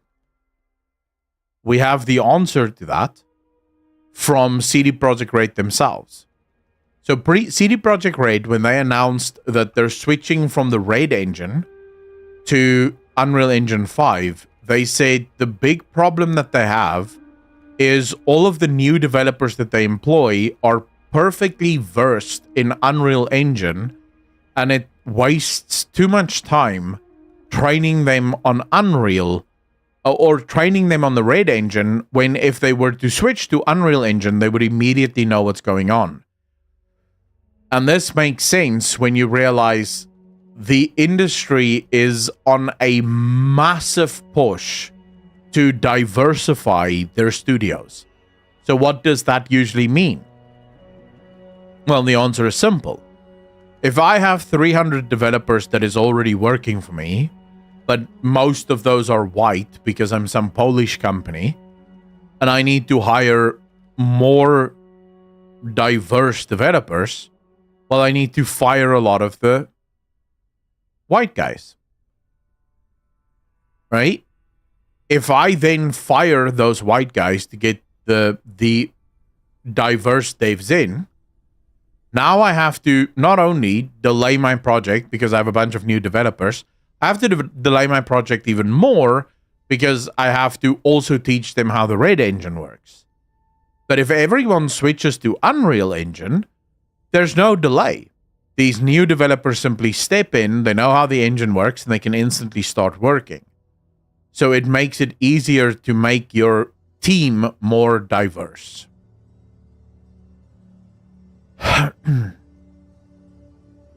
Tekla, no. Raid Engine, in my opinion, is better than Unreal, especially when it comes to performance. I mean, Unreal has some severe problems. Unreal is bad. Almost every game that launches on... Actually, every game that launches on Unreal is borderline unplayable. I don't know what is wrong with Unreal, but Unreal is clearly not working.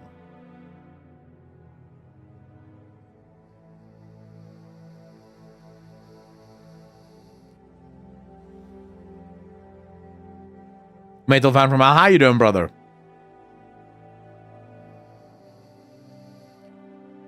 Metal fan from Al, I did watch the Warhammer 40k secret level. It was good. Like, I'm not gonna lie, I was so angry and disappointed when I realized that the next episode wasn't gonna be more Warhammer 40k. That was by far the best secret level episode, was the Warhammer 40k one. And Henry Cavill is working on his Warhammer 40k show. That's going to be bonkers when that finally comes out.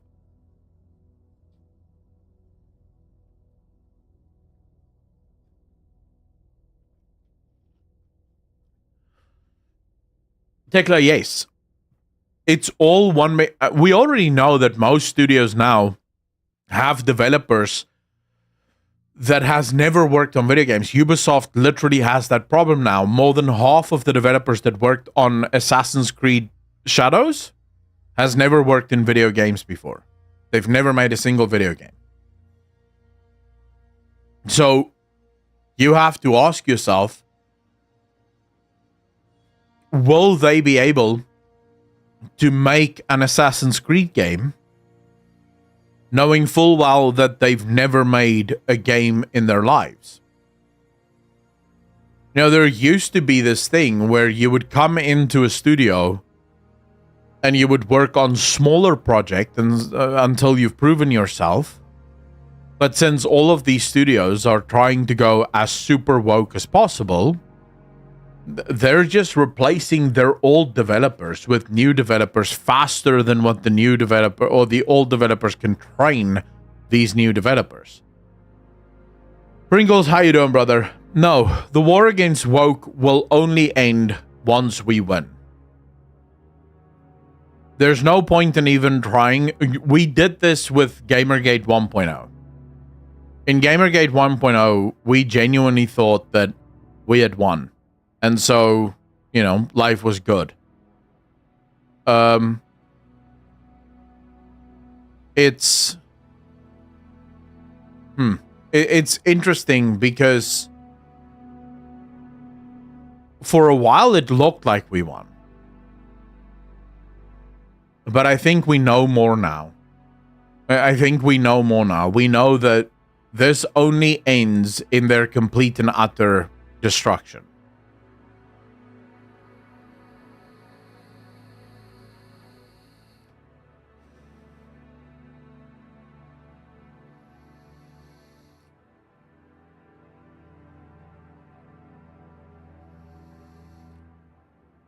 Well, for not do anything?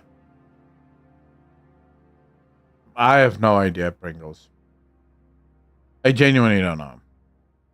I find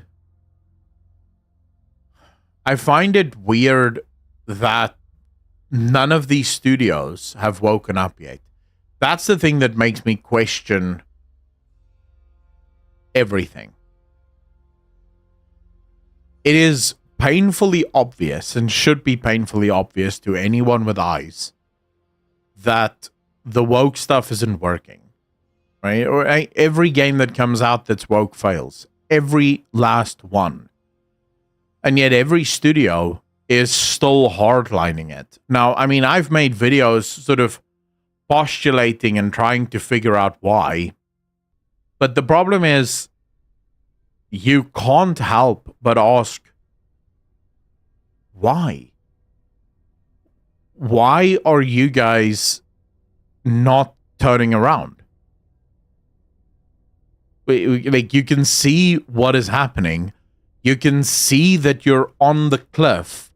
You can see that you're about to go over the cliff, and yet you're full steam ahead, no matter what. And it's like, but surely you don't want to kill your own studio, right? Because if you kill your own studio, then you won't be able to make woke video games. You know? It's just like, what the hell is going on? After their 100 billion loss in stocks, they're cutting a lot of stuff out of future movies already. That is true. It's the activists. Matthew, how you doing, sir? Intergalactic and Star Wars Eclipse seems to be the latest woke heavy hitters now. Yes. Oh, what do you guys think? Do you think this is going to be woke?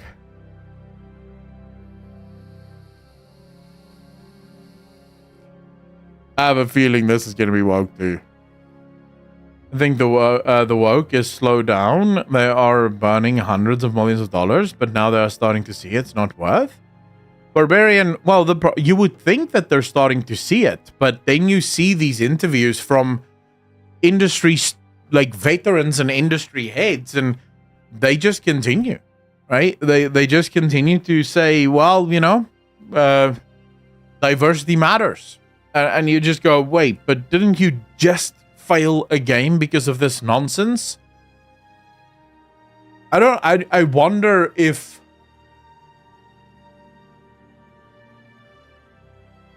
I don't know what I wonder. I'm baffled. That's genuinely the only thing that's the only word I can use for it. I'm baffled. The entire setting, everything about it just baffles me. Not about the game or studio, it's about the message and the culture war. Novotic, but again, you're talking about if the studio goes bankrupt, your message and the culture war is over. If you have finally killed all of the AAA studios because you've made all of them super woke and none of them make money, what are you doing now? Right? You've killed the vehicle that you were abusing to make your games. Is it possible for you to show us your PC setup? I can't show you my PC setup.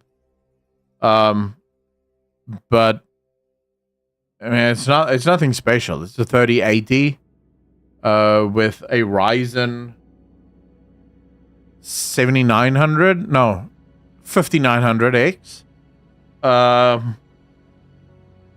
And a boatload of hard drives.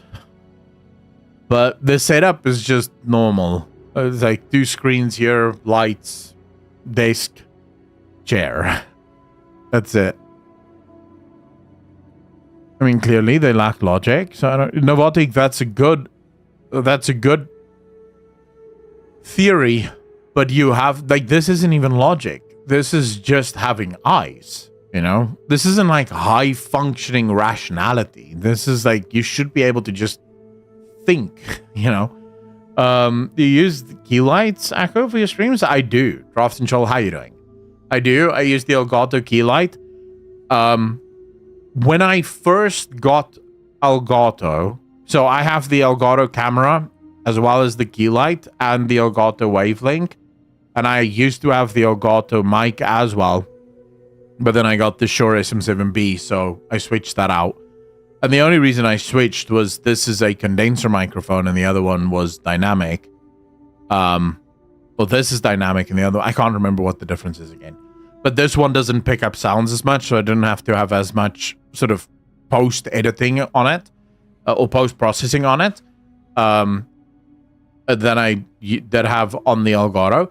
But when I first got Elgato, it wasn't because I thought that they were a great company or that they make great products. I actually thought that they were a bit overpriced. It was just because in South Africa, they were not overpriced. Because getting any sort of light that would be considered studio quality was about 4 times more than the Elgato key light. Because remember, it's South Africa, so it's not that big of a market. So most of the products, if you do get studio lights, it's proper Hollywood level studio lights. So obviously I wasn't going to buy that. But now having Elgato, I will be honest with you, their products are good. I've had no problems. Their products really work. So I'm very happy with the Elgato setup that I have. The agenda, they don't make money from a tree. It's just a matter of time. Barbarian, that's true. Diversity does matter, but only if it's written in well. Diversity for the fact of diversity worsens the story, especially if it touches and changes already existing lore. The ironic part of the woke movement, putting more woke and diversity in everything, is that it all feels very superficial and even circles back to racism and stereotypes. True. Anodi Monk, how you doing, brother? So I will say,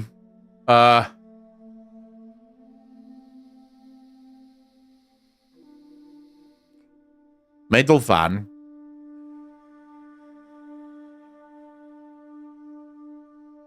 it's not so much, or the problem isn't, as you said rightly, the diversity. The big problem is, what do you see as diversity? So I know for Americans, this comes across as weird. Most Americans don't even think about this. But I will tell you this as a white South African man. I do not see the world the same as a white American does. I just don't. Like, even if I were to go to the people in America that would be the closest to white South Africans, and this would be people from Texas, they're still worlds different to me. Z Vengeance, how you doing? Avedon, how you doing, bro? The experience that a white American has is going to be so much different to the experience that I have, to the worldview that I have. So when we're talking about diversity, we have to ask ourselves what kind of diversity and what kind of diversity matters. So when you say diversity can make stories better, I agree. But what kind of diversity? Because if the only diversity that you care about is racial, then it's not obvious to me that that makes a story better. Right? Because if you have a story with a white dude and a black dude and a white girl and a black girl, but they're all from California and they're all written like they're from California, you don't have a diverse story. You have a story about 4 people from California. Maybe it's a good story, but it's not diverse. It's 4 people from California. Right? But if you have a story with 4 white dudes, and 1 from South Africa, 1 from America, 1 from Australia, and 1 from Europe, now you have a diverse story, because these 4 people are going to have very different views about the world. Or if you were to make a story about 4 black dudes, 1 from Africa, 1, you could even, like, dude, this is what most people don't understand. If I made a story about black people, right? It's like 4 black people. 1 South African, 1 Nigerian, 1 Zimbabwean, and 1 Ugandan. Guess what? Super diversity within that cast. Why? Because black South Africans do not see the world the same as black Nigerians or black Ugandans or black Zimbabweans. They don't see the world the same way. They have very different beliefs and cultures and interactions. What's more, white South Africans, white Ugandans, white Nigerians, and white Zimbabweans do not see black Americans as brothers. You're not their brother. They don't know you. You did not grow up in Africa. You have no experience of Africa. Why would you be their brother? I have more in common with the black guy that was born in South Africa than what a black American will ever have with a black South African. Because I was born here. I understand the country. I understand the culture. I understand the words, right? So there's just this race is not diversity. It's sort of like the same thing. And I've always felt this way. One of the most stupid phrases I've ever heard in my life. And I saw it the other day again, and I was just reminded of how stupid I think this is. Someone said interracial relationships are hard. And my immediate thought was, no, they're not.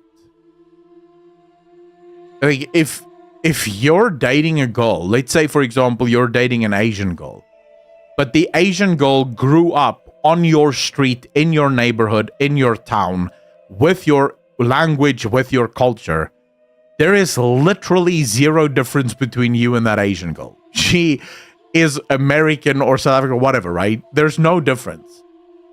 But let's say, for example, I, a South African man, married a German girl, a girl that was born in Germany. That relationship will be very difficult because we have very big differences in culture, in how we do things, the kind of days that we celebrate, the kind of days and stuff that we care about, the traditions that we care about, maybe the way we raise our children. All of this is going to be different, and it's going to have to be figured out. So the difficulty in interracial relationships only lie insofar as both parties have different cultures. If the cultures are the same, then the relationship is basically the same, right? So I think the problem with woke is that it views race as the only determinant factor. Like, race is the only factor that matters and nothing else matters. It's like, well, actually, race matters almost nothing. Culture is what matters.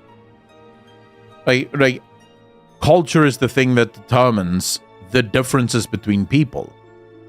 Not race. It's weird when they think that race matters as much as it does.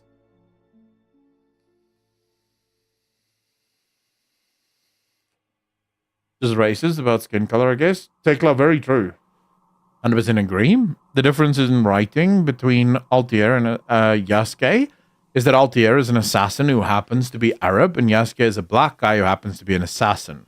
And the focus is on the look at how much diversity we have instead of the story that naturally has diversity. It's bad story.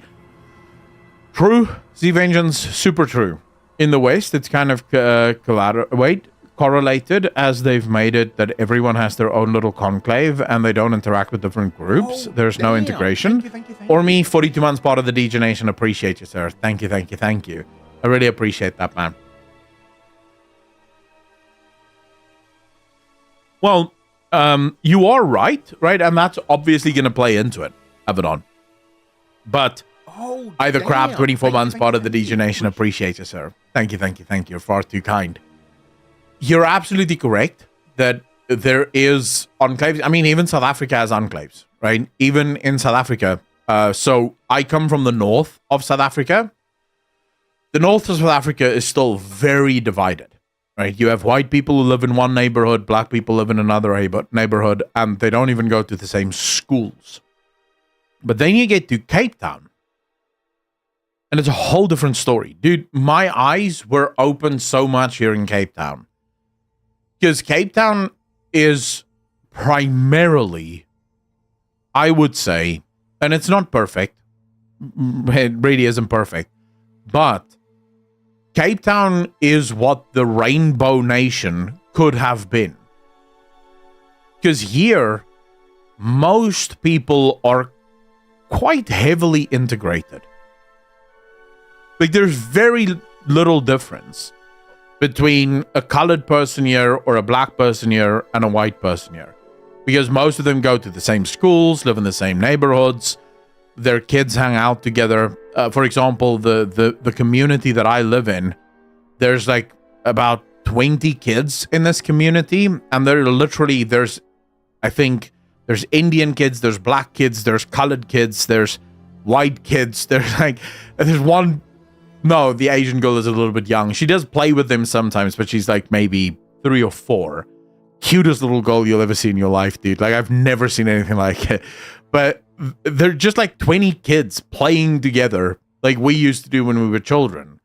And they have no concept of the fact that they're different. Because they all live in the exact same neighborhood. They live in the exact same houses, the same income bracket. So they're going to grow up with the exact same experience, right? And that's really what Cape Town is. It is sort of like this melting pot of just everyone sort of just live here. And they just get along. So they don't have that division. You go to the north, that division is alive and well. About is the LGBTQ woke movement in South Africa. Pringles depends where you are. So if you go to the north where I was born, not at all. It doesn't exist. Although it does exist in the schools. So how much can I say about this? I don't want to get anyone into trouble. I know quite a few people that are teachers in South Africa that are looking to get out of teaching because the woke stuff is everywhere. Like everywhere. Built into every question, every subject. Everything is woke. Everything. So they want to get out of teaching. But overwhelmingly, the North has always had a bit more of a don't ask, don't tell mentality. So when I was growing up, you like some people you can just tell, right? You just get these people that's absolutely flaming. The idea was always don't ask. They don't tell, you don't ask. Everyone just sort of pretends it doesn't exist. Here in Cape Town, a lot more woke. Joburg, super woke. So it really depends where you are. I think if you were to, like, if you were to walk around with like pride flags and stuff in the north, they'll probably burn your flag. Here in Cape Town, they paint the crossings, they paint them rainbow colored. So, depends where you are.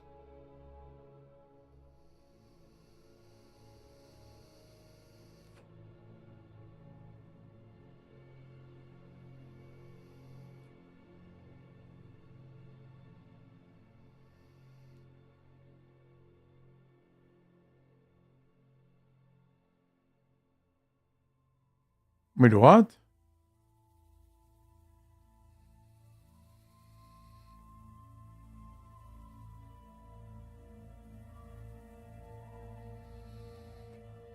Wait, what?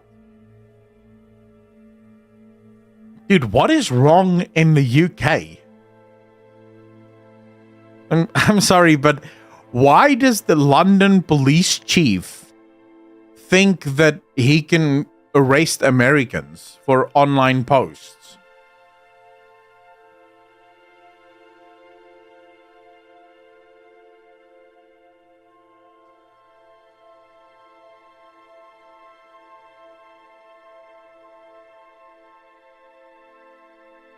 The UK is a clown show. That is true. It's not just at the moment, Abaddon. I was listening to, what's his name? The leader of the opposition in Canada.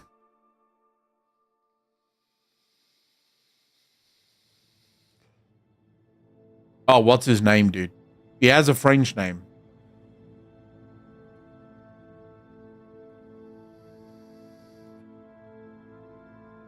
Yeah, Poilievre. Something Poilievre. But I was listening to him. He was talking to Jordan Peterson. And he made this argument because Jordan Peterson asked him about the Conservative Party in the UK. And he was like, how can Canadians know that you're not just going to be literally like the Conservatives in the UK? Once you get into power, you're going to become enticed with the woke nonsense of you know, the world, and then you're gonna go woke the same way the Conservatives in the UK went. And his answer was so incredible to me. To stay in this morning, Jim Jones, how you doing, sir? His answer was so incredible to me. He said, the problem with conservative governments around the world is once they get into office, they think, well, we have the conservative vote because we're called conservatives, therefore conservatives will vote for us. Now let's embrace the policies of the left, so then we can get the left to vote for us as well, and we can just always be in power. And it never works, because the policies of the left is the thing that destroys countries. So what happens is, you never get... So for example, if the Republicans tomorrow started to pander to the Democrats, you know, and started to push the woke ideology because they want the Democrats to vote for them, here's the truth. Not a single hardline Democrat voter will ever vote for the Republican Party. Ever. No matter how woke the Republican Party wants to get, they won't vote for the Republicans. That's just not how it works, right? You can see California. California is falling apart. And when you had Larry Elder, a black Republican, Larry Elder, he's a black man, he's a Republican, you would think that for the left, this would be the perfect candidate, because this is a black man running against a white man in office.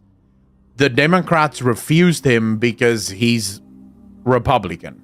They voted for the white man instead, right? And the province or the state continues to fall apart. So you just end up destroying your own name and your own brand. And I think this is what happened to the Conservative Party. Now, the hope would be that the Conservative Party dies in the UK. You agree? As a lifelong Conservative voter until last election, I'm not voting for them again until the current Liberal times. F off out of it. I don't think reform is the solution either, to be honest, though. It's probably at least more in the right direction out of this sorry lot. I don't know who I would vote for.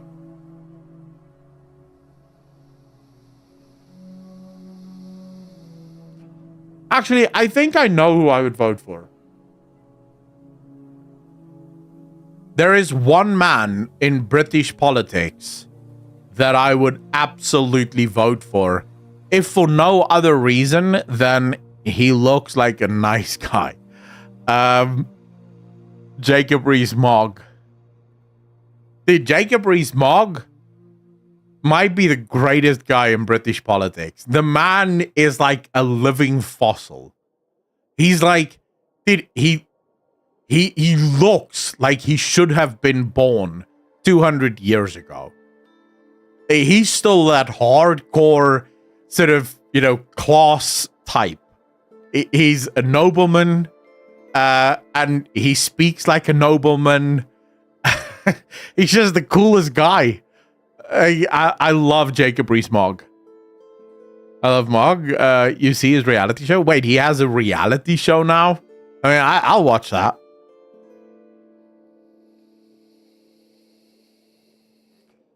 I don't know if I'm allowed to watch the trailer. They usually block those trailers, so YouTube claims the video, copyright claims it if you watch that crap. But I'll definitely check it out, because I like Jacob Rees-Mogg. If you're an American and you don't know who Jacob Rees-Mogg is, trust me. Let me see if I can quickly find a clip for you guys. Like, Jacob Rees-Mogg is... he's phenomenal.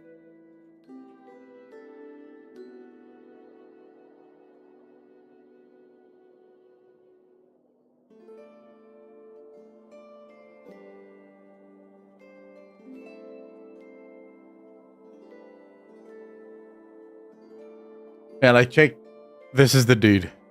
And this amendment says what we Eurosceptics have been saying all along, that the European Union produces its laws in a form of gobbledygook, of stentorian, sesquipedalian sentences that nobody can ever understand, and therefore when it's brought into British law, it should be brought into British law in a form that requires a plain English translation.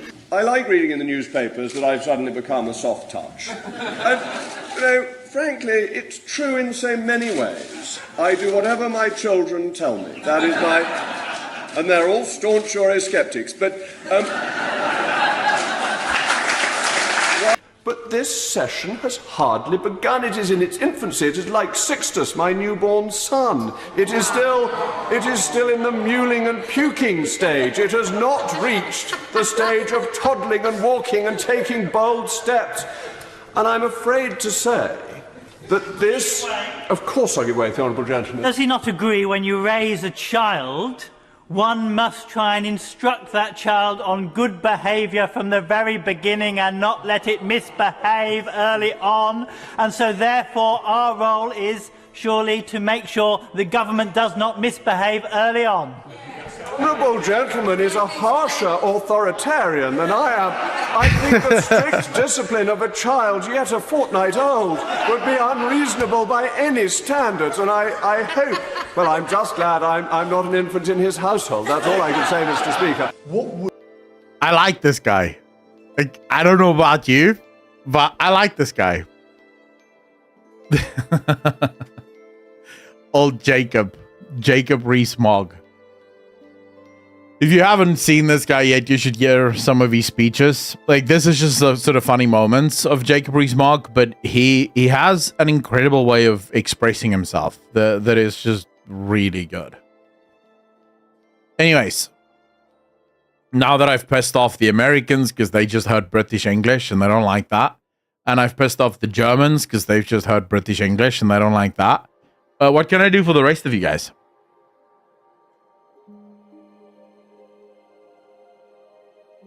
Net worth between him and his missus about 150 million pounds. Holy crap. We Dutch are fine. Yeah, the Dutch don't care. You guys are just high all the time, so it doesn't really matter. I'm not pissed yet.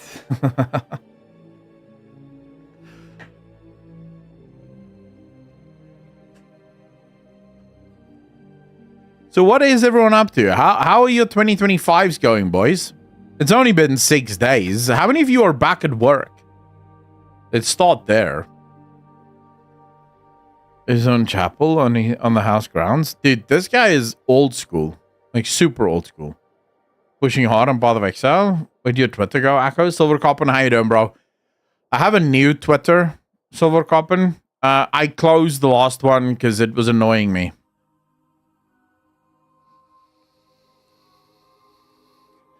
But if you want to follow me, you can do it there.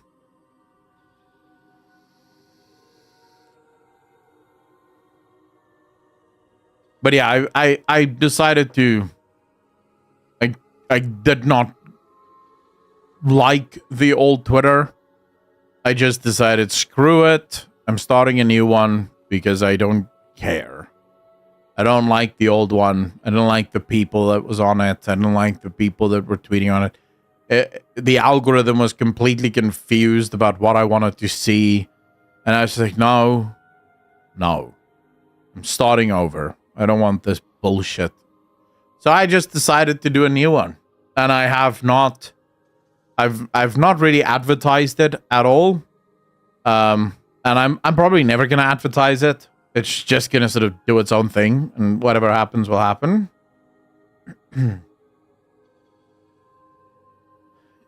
His community. Well, I didn't like that community, but you also have to understand that the vast majority of that community was more than 7 years old.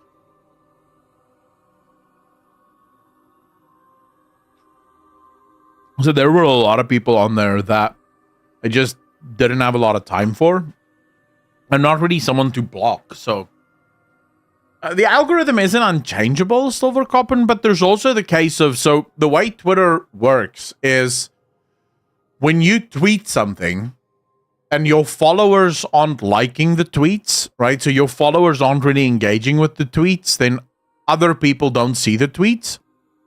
So as much as it was just me being bored with that Twitter, it was also a case of that Twitter was never going to grow. And it's because, remember, I started that Twitter when I was making exclusively World of Warcraft content. Now, my conversations on Twitter has changed significantly since then.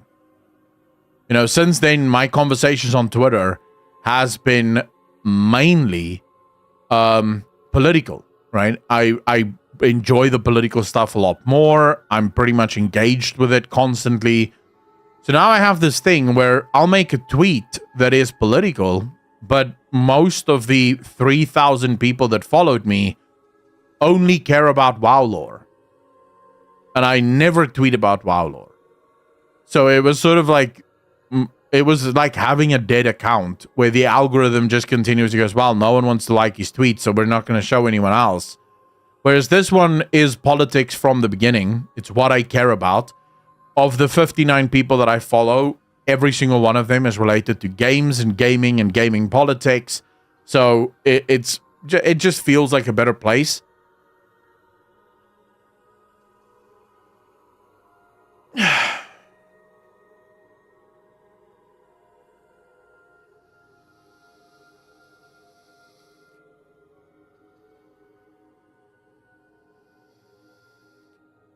Even, yeah, I mean, I don't mind. I don't mind talking about World of Warcraft, but when I tweet, I want it to be the stuff that I care about most, which is politics and video games. Politics and video games, right? That's what I care about most. And so I don't want to tweet about WoW lore because, well, why would I? I already make videos about WoW lore. I don't need to tweet about it as well. And I'm sure there's people who love that kind of shit. But I will be honest with you. Twitter is already a bit of a hellhole. But by far, the worst community on Twitter is the WoW Twit community. And that doesn't mean WoW players. I have a lot of love for a lot of WoW players. But the WoW Twitter community, they are a cancer. It is the most hateful group that you'll ever engage with. I watched that group tear normal people apart. Like, those people would tweet something normal and they would be attacked by everyone. The WoW Twitter eagles are just constantly stabbing each other in the back. The WoW Twitter boys are just constantly throwing hissy fits at nonsense. And it was just like, bro, I can't do this. I mean, what the hell are we even talking about here? Kimmy, how you doing?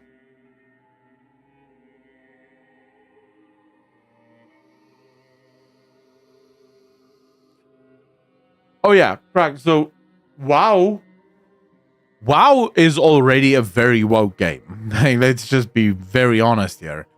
But the WoW communities, so the WoW Twitter community and the WoW Reddit community, they are mega woke.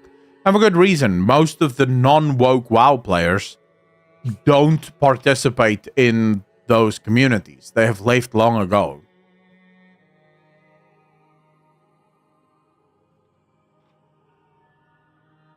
Yeah, you can't talk about that in WoW. Correct. You can't talk about that in WoW. It's a good thing. Kimmy, I'm doing very well. Thank you so much for asking. Big true. It's the terminally online people that most likely got broken by COVID when they couldn't leave the house. So they moved their lives online instead. Oh, yes. Very true. These are the kinds of people that still wish COVID would come back.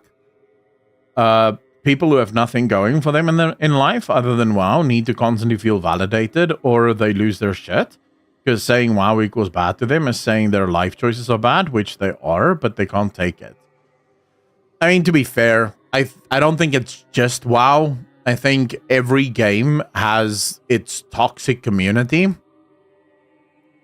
it's just sort of the nature of things. You know, I've always said the biggest problem with Twitter is it has allowed the village idiots to feel like they're not idiots. You know, back in the day, if you were the village idiot, people would just laugh at you and walk past. And you had no idea that the other villages had its idiots as well.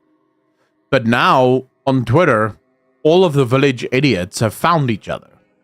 And they formed a little community. And now they think that they're valid because there's other village idiots who agree with them. And that's the problem with Twitter. It's the home of the village idiots. I say this knowing full well that I might be the village idiot. To be honest, man, it's only you and Balila I follow on WoW content. I can't stand the others. You probably know the ones I'm alluding to. Oh, yes, I know. I know. You don't have to go into detail. I know. I think in WoW, it's also very difficult because you can't really have any political conversations in WoW because the community has already sort of excommunicated all of the center right and center voices. Right. So there's no, I mean, there's a reason why, for example, Balila never wades into politics ever. Like when you look at Balila, he never speaks about politics, even when he covers gaming news that is directly related to politics. He will purposefully not talk about politics because he understands. Talk about politics and you are screwed. Like that side of the community does not, you either agree with them or you're an enemy.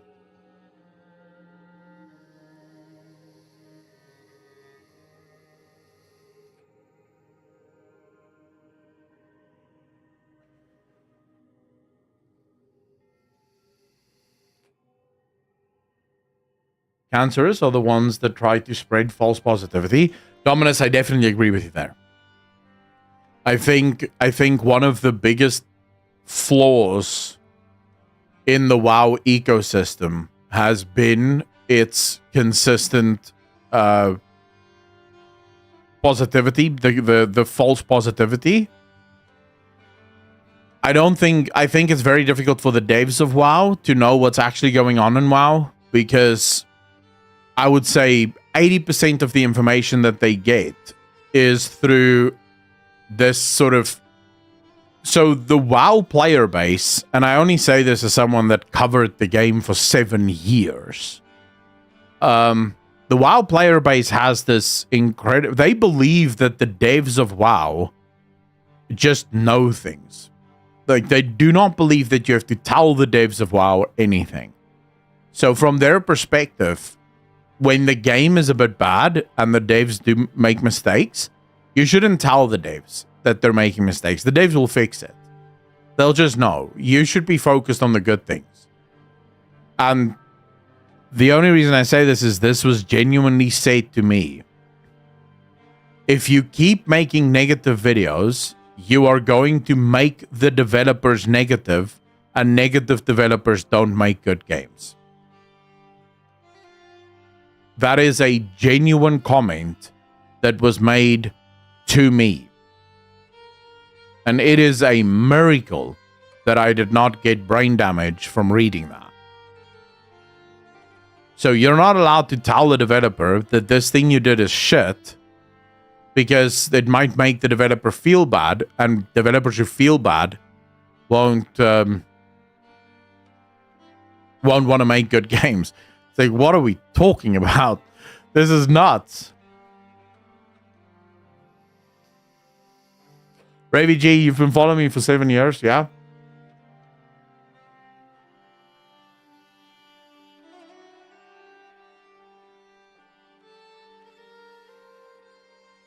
Z Vengeance, I agree with you. What was that video? There was actually, I even called Balila out on it. Oh man, I'm trying to remember. What video was it where he made a whole video about the drama, but then completely ignored the biggest part of the drama? And people were actually quite angry with him over that. And I made a video response to him where I stood up for him.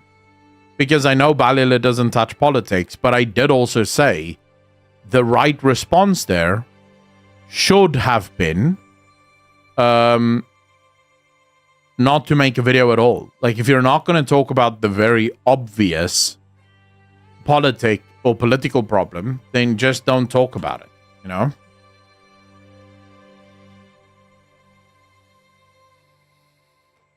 I remember you said, this is from the Medieval Dynasty guys, right?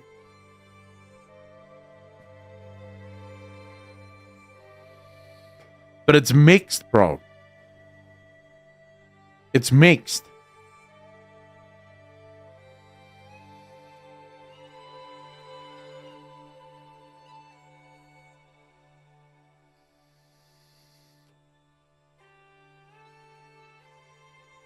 I know nothing about it, but surely it can't be that hard, right? Silvercoppin, making video games isn't that hard. It isn't that hard. And we know it isn't that hard because some of the best games ever were made by people who never even went to university. It's people who just really liked video games. And so they started making their own video games.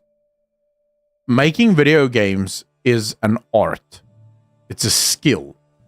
Some people have it and some people don't. That's not the same as it being hard.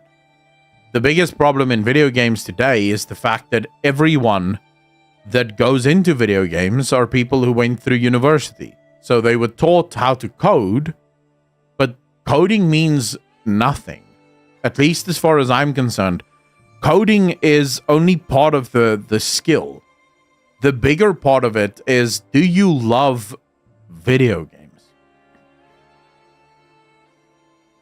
Like, do you love video games? Because if you don't like video games, then you shouldn't be making games. You should... Why are you doing this? You're wasting time, and you're wasting your own time, more specifically, because think of it this way, right? If I, as a YouTuber, made videos about content and topics that I don't care about, how would my content ever be authentic? The reason the content works, and I can only sort of share... So, about 2 months ago, I started seriously posting on this channel, right? The YouTube channel that some of you are watching on right now. It was about 2 months ago where I seriously started posting on it. Last month, I had over 1,700 subscribers for the month, which is insane. And we had so many videos that did so incredibly well. So you guys, the support you've been showing was phenomenal. And I genuinely believe the reason for that is I'm covering things I actually care about. And I care about it, therefore I read about it. I wake up every day and I love the research that I do because it's topics I care about. But if I started to chase trends, so you'll see, for example, I rarely, if ever, wade into movies. It's not because I don't watch movies, it's because I don't care enough about movies to actually go research and actually go... I will not watch bad movies. It's as simple as that. And so I can't really make videos about that. There's some topics that I just will not cover because it's things I don't care about. And so I don't just cover stuff for money. The same is true for a video game. Why do you think Baldur's Gate 3 did as well as it did? Why is Baldur's Gate 3 still played by over 80,000 people a day? Do you think it's because the developers went to university, or because every single one of those developers love CRPGs?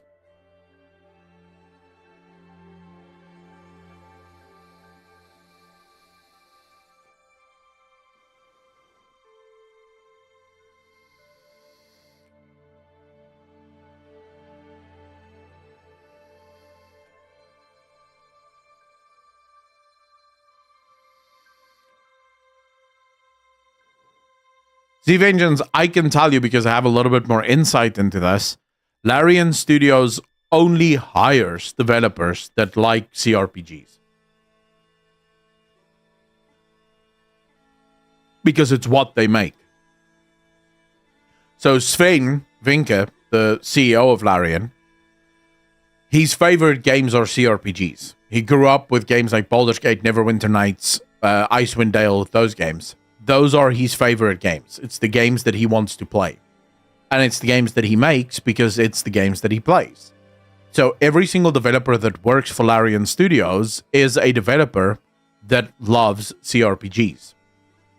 This is why when they're making their CRPGs, they know exactly what's going on in CRPGs because it's what they play.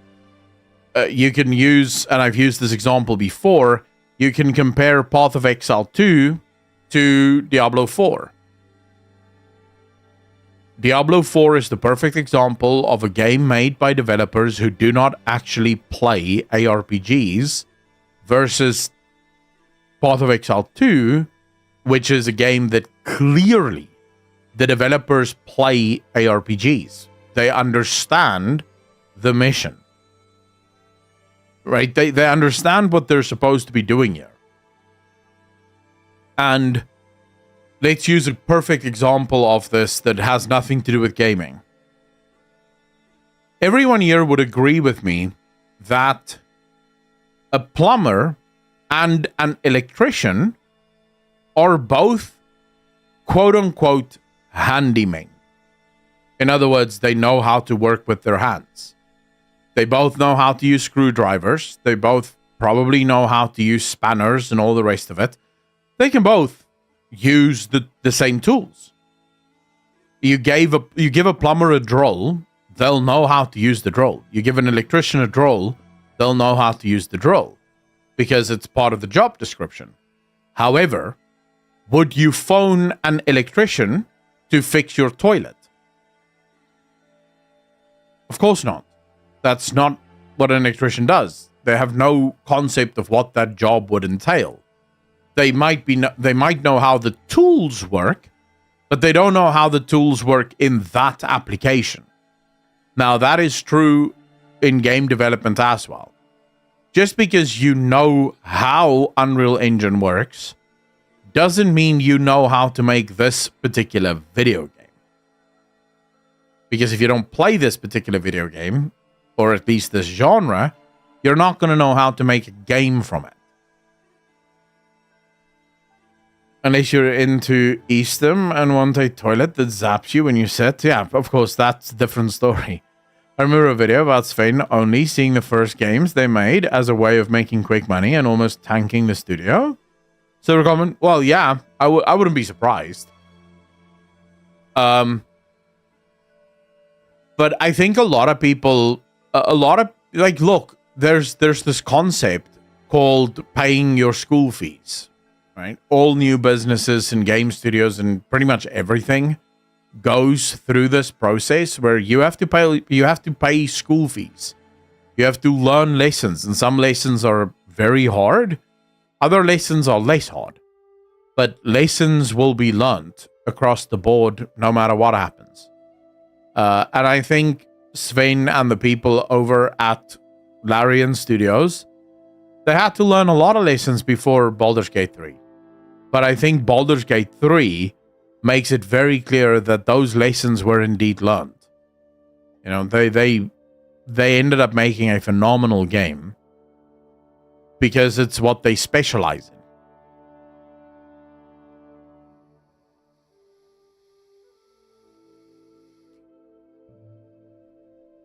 Have any of you played Workers and Resources? I think the game is called.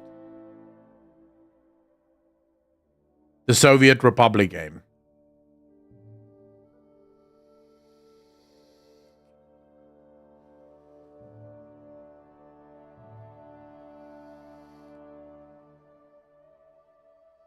Have you not played it, Z Vengeance?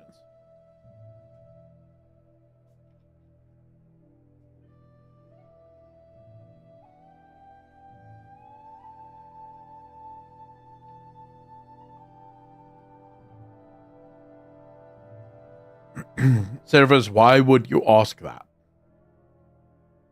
I escaped communism. Why would I play a game simulating it? From what I've heard, it is a super difficult game. It is a very, very difficult city builder. So that's the question. Frozen Solid, how you doing, brother? Communism is difficult. Yeah, but in this, you can play as a communist dictator that have to keep the people of the Republic happy, you know?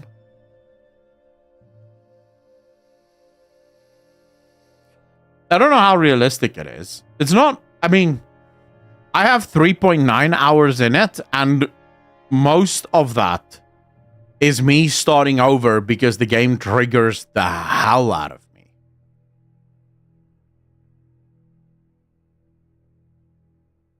Okay, so Seraphis, show me one of my videos where I make the claim that gay and black people are ruining video games.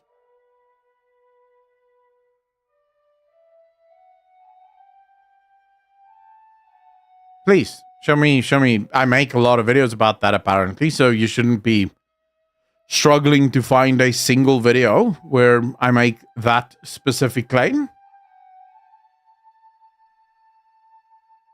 Frozen Solid, yeah. It was an anonymous gifter. I still don't know who it was that just gave like over 130 subs last day of 2025. That was cool. Anonymous, no, not Tropico. It's this game. It's called Soviet Republic, Workers and Resources.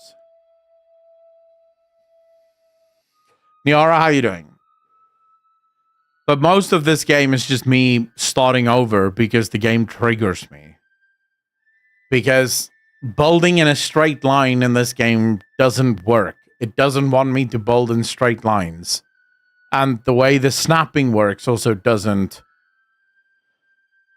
It doesn't snap in a straight line. It is super annoying. Raziel, how you doing, bro?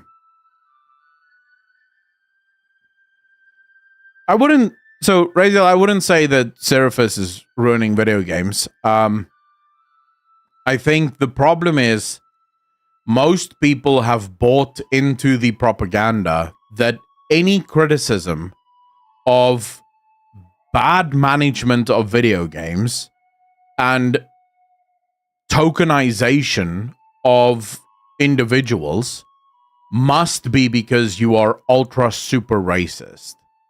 Right? So if you say, for example, listen here, I don't think it is good writing to write a character trans just so that you can have a trans character. What they immediately hear is, oh, you hate trans people. So I don't hate any people. Right? I don't agree with trans ideology, but that doesn't mean I hate trans people. It literally just means that if you're going to make a trans character in a video game, the character's only characteristic cannot be that they are trans. That's not how you write characters. And the same would be true, and I've used this example.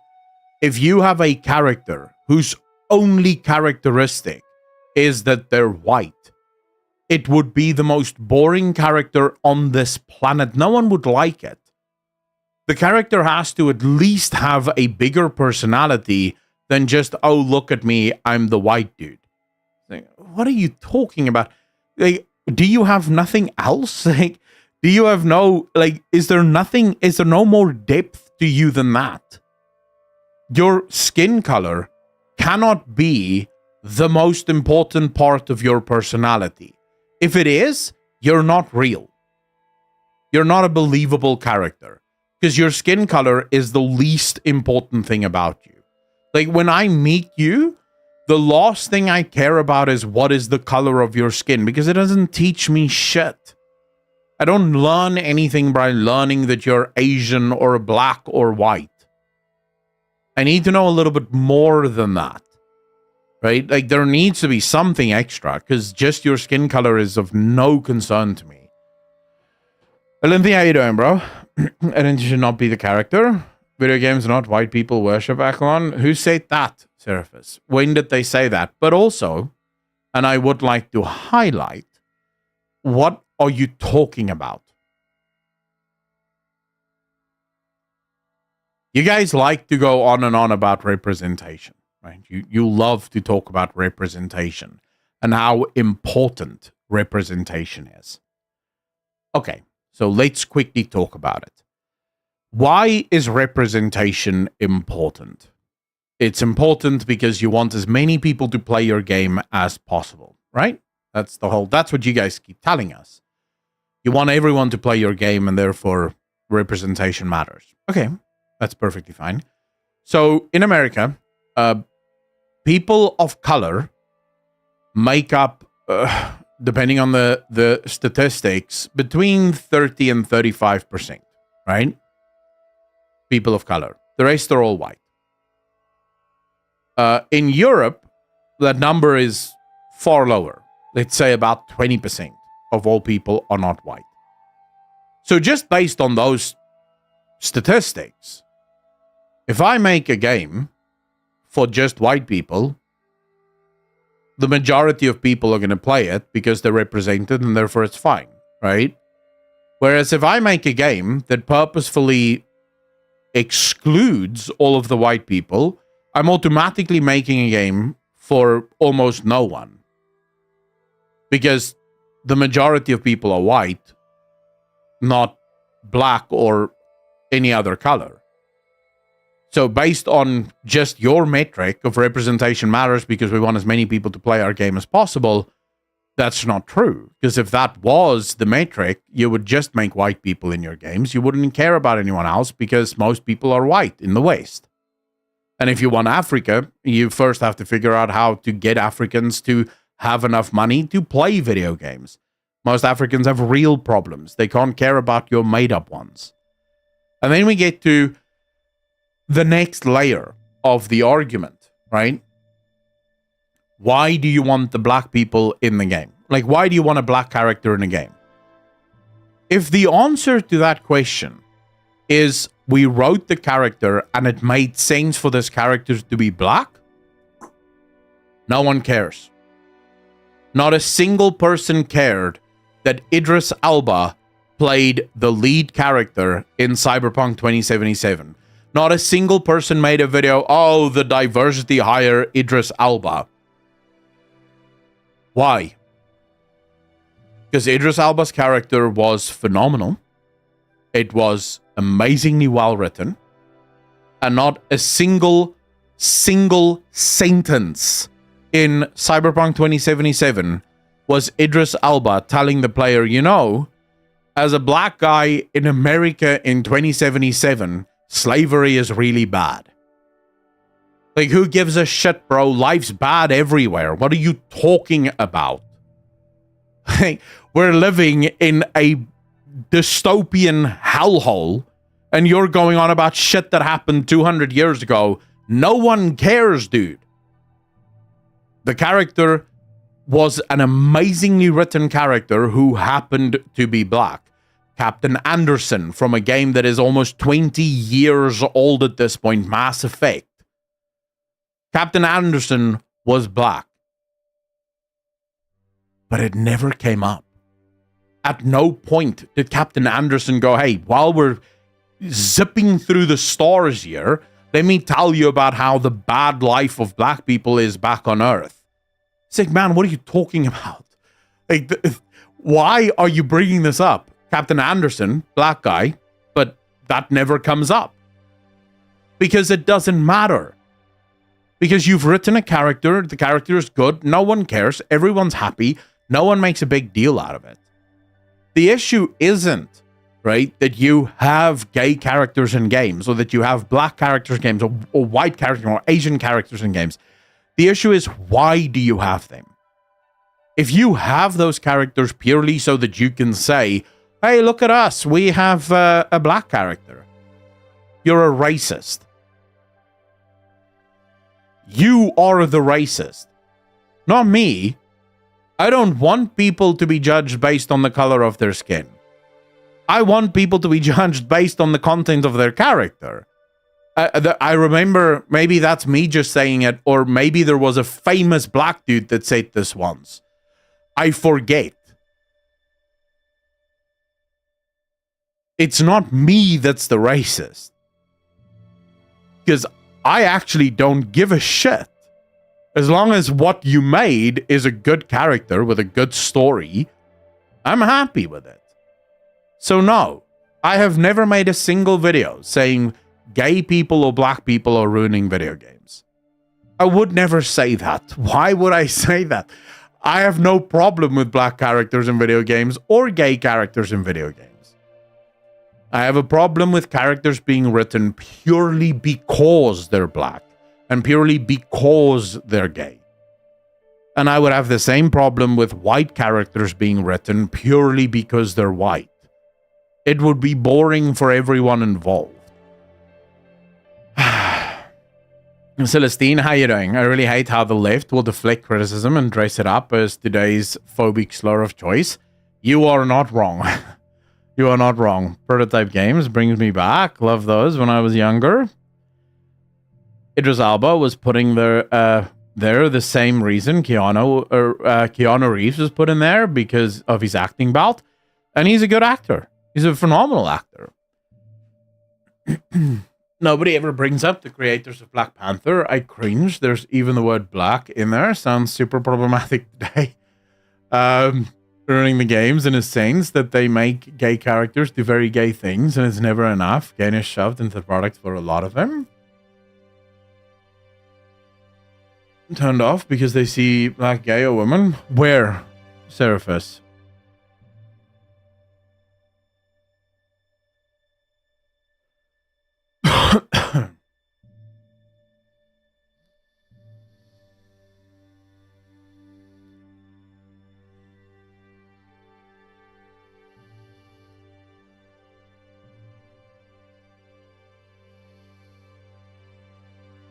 So, Raziel, my thinking around this is you cannot divorce the woke stuff from the bad writing. Because fundamentally, woke leads to bad writing. Jaquette, how you doing? The problem with woke is that because you're trying to make political points and political statements in every sort of angle, and you're trying to preach a specific political ideology, it forces the content in directions that it does not naturally want to exist in.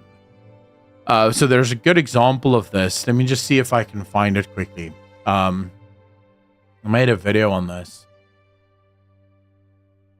today. The video should be out already, but I'll quickly see if I can find this for you guys.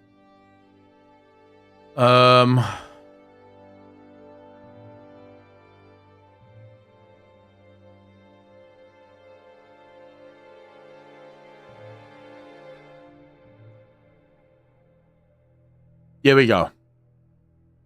So this is from Brandon Sanderson, his newest book. Listen to the dialogue here. And then you'll see how Brandon himself realizes that the dialogue is incredibly bad. Even in his writing, he recognizes this. So it goes very well, the sibling said, and Rashu gasped softly. You should go, Navani. I believe your husband's conversation with my sibling is finished. There will be ramifications. Navani nodded as she left. As she left, though, she heard the first of Rashu's questions and was surprised that it wasn't about Fabrials at all. Navani tells me, Rashu said, that you are neither male nor female. It is true. Could you tell me more about that? Rashu asked. To a human, it must sound very strange. The line here that you need to focus on is he makes it clear that as the character leaves, she is surprised that the question isn't about Fabrials. Why does he write this in? because he himself subconsciously recognizes that he is about to make a point that adds nothing to his story outside of just wanting to be political. He so desperately needs to shoehorn this political element into it, but he knows subconsciously this doesn't really work here, so he has to sort of justify it, just so that it kind of makes sense. That's the issue. So when people try to divorce woke from bad writing, my immediate answer is woke is bad writing. Bad writing usually all woke writing is bad.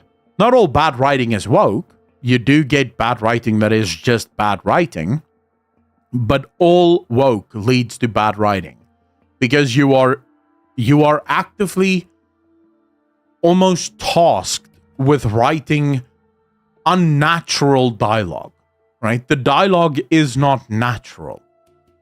No one naturally speaks this way. In most conversations, people are not non-binary.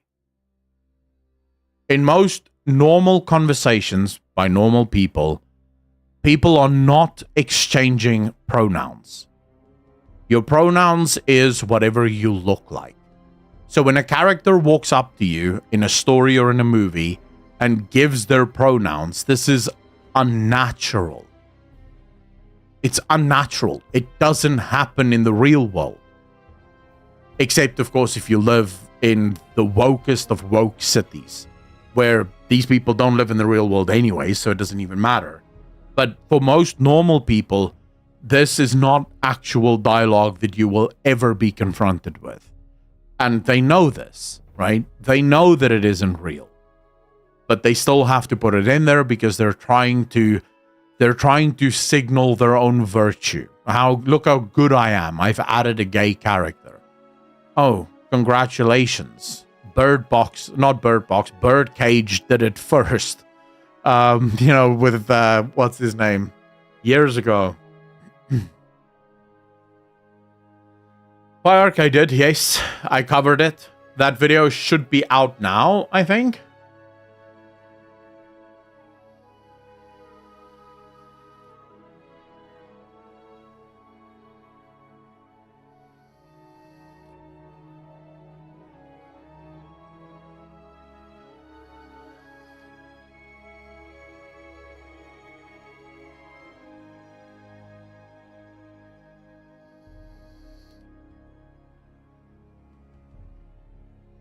See, Vengeance, it's theater. It's literally just theater, right? Because you don't do that normally for anyone, and no one does this. No one walks up to another person and goes, "Hi, I'm Stefan, he, him." Like, what the hell are you talking about? I have a beard. Look at me. If you can't derive from looking at me my pronouns, it means I am mega confused about who the hell I am. Right? It is as simple as that. It's not your fault that you can't derive my pronouns from who I am. It's my fault. I should be a lot more present in who I am. So it's nonsense. Man, just saying my pronouns makes me cringe. I have never used the word my pronouns in any setting, actually. It's the most cringe bullshit ever. It's just insane to me that people even think that this is cool.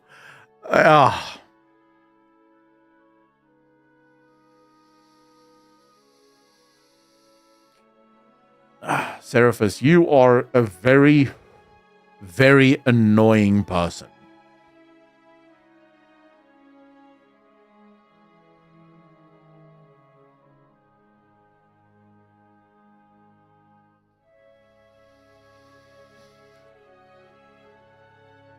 But it's disrespectful to the demographics they're writing about because they're acting like gay people and black people just sit around talking about gay or black.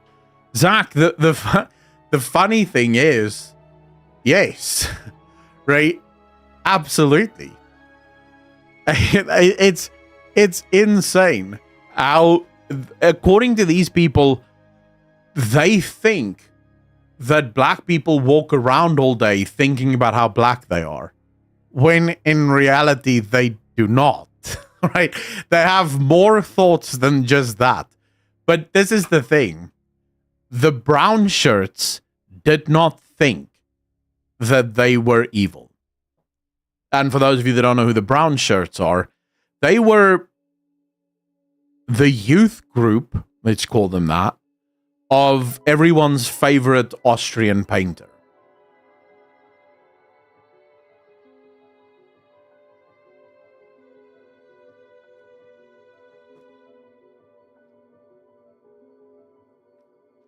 Good morning, how's it going? Exactly. Remember, just being black? Yeah, exactly, right? It's like, no one talks that way. My colleague is gay, and you can't even tell he's gay by simply looking at him. Only when you get to know him, you can actually see hints of him being gay. He personally even is embarrassed of being gay, not for simply being gay, but because of how the gay community is often portrayed. So, hey, Lynthy, my brother is gay. And my brother cannot stand the gay community. He despises pride. He despises everything about the community because of exactly that. They have made being gay everything. It's who they are. And as far as he's concerned, he's a normal person that just happens to be gay. That's it, right? He's just a normal dude, but he happens to be gay. I have no problem with that. Like, to me, who cares? I would also like to point out, I have never in my entire life asked a normal random individual, are you gay? Because it's never mattered. Like, I don't walk into a store and ask the store clerk before he helps me, just tell me, do you suck pee-pee? Because if you do, I don't know what I'll do. Like, even if you told me now, I would not know what to do with this information. Right? The information doesn't come up. I have asked the girl, though, once, is she a lesbian? But that was only because I fancied her, and I didn't want to waste my time. Turns out she was a lesbian, but you could kind of tell it. So that's the only time I ever done it, and I was drunk, so that's my excuse for that.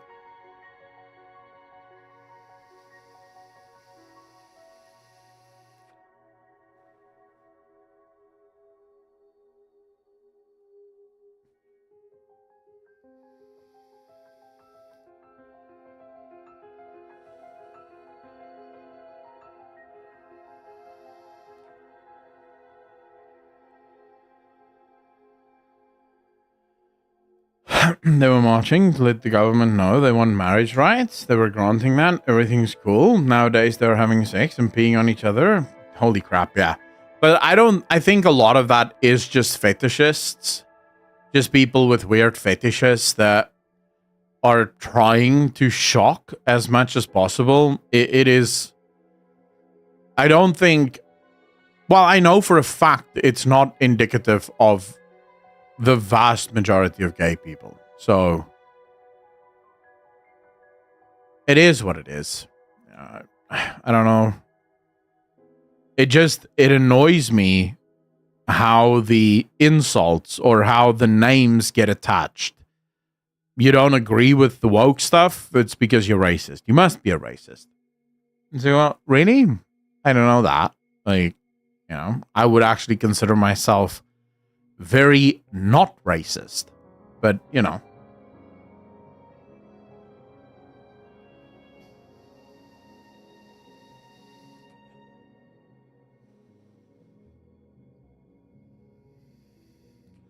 So, Heist Darkness, I do not believe that gay people can get married because, as you rightfully said, marriage as an institution is between a man and a woman.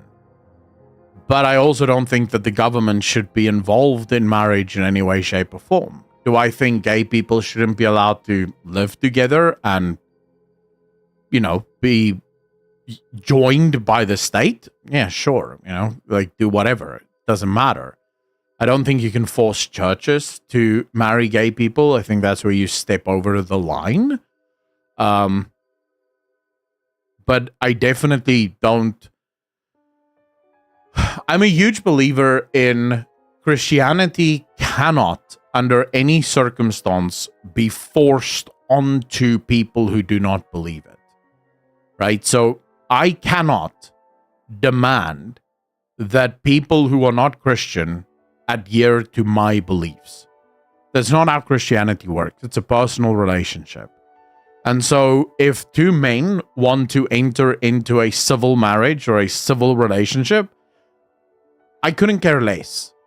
It's their right. They're adults. They can do whatever they want. More power to them, right? But one of the problems I do have is that a lot of the legislation that gets passed isn't just about gay men being allowed to live together and cohabit. It's about forcing churches to marry gay people. You say, hold on, you're not allowed to do that. Just as me and my faith isn't allowed to interfere with people who do not follow my faith, I cannot abide by you interfering with my faith. You leave me alone, I'll leave you alone. It is as simple as that. Now, I fully acknowledge that there has been times in the past where Christians have not done that, and where Christians have tried to force their way onto other people, but I do believe that that is misguided. Because it's not real. Unless someone truly gives their heart to Christ, they're not going to be a Christian, and trying to force them to live a Christian life without the Holy Spirit would be to submit them to genuine hell. Because it's not an easy life. Being a Christian isn't easy. That's why we have the Holy Spirit that helps us and guides us and changes our lives from the inside. To submit someone to the rules of Christianity without the Holy Spirit would be hell. So I don't believe in forced conversion or in a society that should be Christian. No, I am a Christian. And I have a Christian community surrounding me with Christian friends who I love dearly. But I don't want my society to be Christian. Ideally, if everyone in society were Christian, that would be amazing. But then that would be their choice. So that's my views. I think they didn't even have the T's in there at that time. The LGBT community do have a problem with so many people. They want to include and normalize the letter P. That also pisses people off. I don't think most of the LGBT want to do that.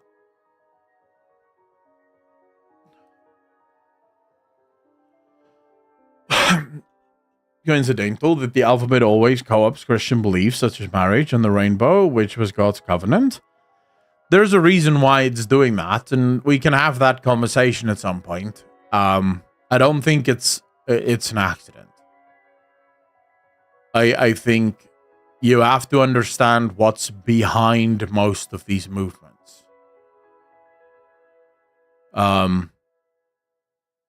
Sin has a father. And he is certainly not passive. Like, he's a lot of things, but passive is not one of them. So there's a reason why Christianity is the one that's attacked most.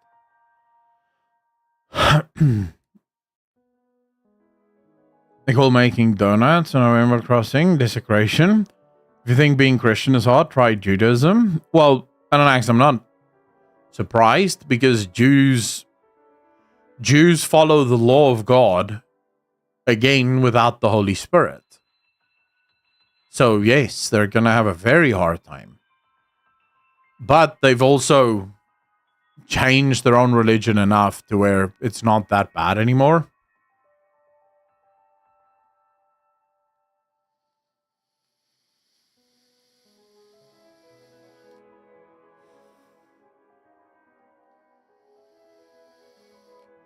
Nidal, how you doing? porn addiction and how you overcome or overcoming it, or is this too early for you? No, I'm more than happy to talk about it now. I did not overcome anything. God is delivering me from it. I'll be lying if I say that, there aren't still desires every once in a while, but I've been given the strength to resist it, which I've never been able to do before. And believe me, this was a struggle for more than 5 years. I actively wanted to stop and I could never stop. I actively felt desperate and I could never stop. Never. It got so bad that I eventually daily I couldn't get away from it. And now, thanks to God, I have the strength to go, no, I don't want this, and just move on, right? And there's already been a lot of healing in that regard. So porn is something that is very rare. And most of the time now there's a much bigger conversation that needs to happen here. And that is that I should not be single at this point anymore of my life, right? The whole point of these hormones, the hormones that we're given, right, is to get married. A man should be married as early as possible. A woman should be married as early as possible. You should get married by the age of 20, 21, so that those hormones that you were given, that is meant to be the ultimate display of love between a man and a woman, can be exercised to the fullness and the glory of God within the sanctity of marriage. Right? That's the point of it. So when you're at the age of 40 and, you're single, even when I was in relationships, or when I am in a relationship, that's even harder. Luckily, right now, I am truly single, so it's a little bit easier. But when I'm in a relationship, that's really hard, because obviously I'm in a relationship with a girl that I find attractive. So then those hormones are a bitch. But those hormones are designed to make me want to have sex with my wife. So being 40 or almost 40 and not having a wife, those hormones and their specific design still plays itself out. I'm just not allowed to act on it. Now the world came and said, hey, here's porn. It helps you act out your fantasies without having to engage in sex. Of course, it's fake, so it doesn't actually lead to the fulfillment that sex is supposed to lead to. And it's a trap. So it obviously still happens, but I do nowadays mostly have the strength to go no, and then walk away from it. But it's not me. I'm weak as fuck. Sorry for the swear word. Look at me. If we're going to be super honest now, we're going to have honest hour. You can take one look at me and realize this is not a man with a lot of self-control. A man with self-control wouldn't be this fat. So clearly, right? Self-control is a problem. So if it wasn't for God, I would not have that self-control that I have now. And it falters, but it falters because I don't trust. And I don't necessarily... I don't always believe as I should. So yeah, I hope that answers it, I know it's not going to be the perfect answer, but I don't have the perfect answers. Still can't eat a bunch of stuff. How's it going? Been watching some stuff from your YouTube. Hope you're well. Sonic Booba, how are you? Welcome to the channel. Welcome back. Sorry, I respect the big G, but I won't let a book tell me you should never eat this delicious food. Z Vengeance, but the book doesn't... What do you mean? Morning. Hope everyone is having a blessed day. Goes for our blessings to you too, sir. Don't be too hard on yourself, Akko. Skytides, this is not about being hard on myself. It is about being honest. I have no, like, I genuinely don't have this sort of, woe to me, woe is me sort of approach to it. I'm well open about the fact that for a long time in my life, I lived my life devil may care, right? And I pay the price for that. It is what it is. I decided to be alone when I was 28 after some bad relations. I'm 46 and been married for 8 years. Rothschild, I am very happy to hear that, sir. I don't know if marriage is in my future. I can't know God's will. Maybe I should never be married, in which case I absolutely accept that. Right, and I know that God will be glorified through that, and He will provide me with the strength to deal with it. I'm reminded of the fact that Paul says he had a thorn in his side for all of his life, and he prayed and he asked God to remove the thorn, and God said to him, "My grace is enough." So God doesn't always take away our troubles, but He always gives us grace enough to deal with it. So I'm sure that if I remain single, God will give me the grace to deal with it. Or maybe I get married one day. I don't know, right? I have no idea what the future holds for me. I'm also not worried about that anymore. I used to be very worried about that. I'm not worried about it anymore. Now I just do what I need to do to get healthy. I'm already very healthy. I don't struggle with the diseases that you think a fat guy would struggle with. I had a bit of a scare. I'll share this with you guys because it has a good ending. About 5 days ago, I'm sitting in the car with my brother, and my brother goes, "I think you should check your blood sugar." I'm like, "Wait, what? Why?" And he's like, "Your breath has a fruity smell." And I'm like, "Are you sure it's not just the vape? Because I vape, obviously, and it's fruity smells." He's like, no, this has a distinct fruity smell. Now, for those of you that don't know, diabetes, one of the early signs is your breath becomes almost sweet. So I'm like, oh, shit. How? I go to the gym 4 days a week. I'm quite active. I don't eat sugars. How is this possible? But I'm like, okay, fine. Maybe just because, being overweight isn't healthy. So I go to the clinic and I'm like, "I want to taste my blood sugar, please." And the lady goes, "Are you diabetic?" I'm like, "No." And she gives me this look that can only be described as, "Sure, fat boy." Like, she gives me this look of, you just don't know you're diabetic, but come on, let's be real. Look at you. Right? So she takes my blood sugar, and it's perfectly healthy. Like, not even slightly elevated. It's perfect. And the only reason I know this is she looks at it and she goes, "Huh, your blood sugar's perfectly fine."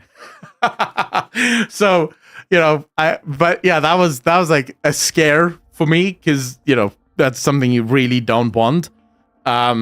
Yeah, it is a miracle. The fact that I don't have diabetes is a miracle, because, most people that look like me will have it. And I don't have any of the other negative side effects of being fat, just that I'm fat, right? So yeah, I'm working on that, going to the gym, eating healthy, being active. But just because it has to be done, and I feel better when I do it. Did you have it tested as fasted? Massey, yes, and it is perfectly normal for fasted. So it's not like I told the nurse, "Listen here, I haven't eaten since yesterday. I only eat once a day. So please keep that in mind." And she was okay. And she still tasted it, and she was like, "It's fine. It's fine. I don't think you're weak, AF, because only to speak about this stuff is the real way to go to get you to get you set the stone rolling. So how we can fight this addiction. I watched your video you posted. Anidal, you cannot fight this addiction. If you're serious about it, start praying.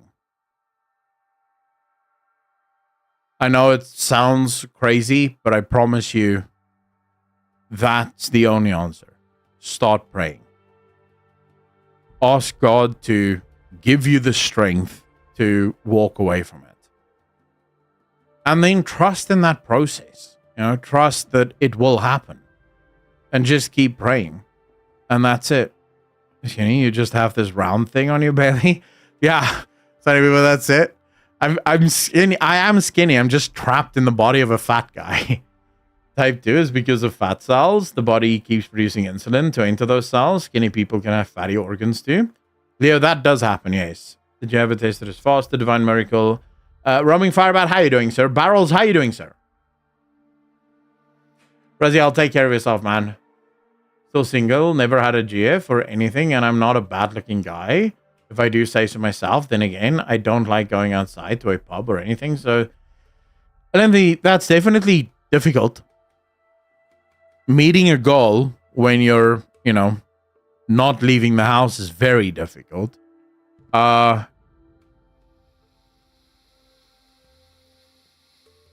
Unless, of course, you are convinced that one's just one day randomly going to walk into your house and be like, "What's up, bitch?" Which is obviously not going to happen. But I will say,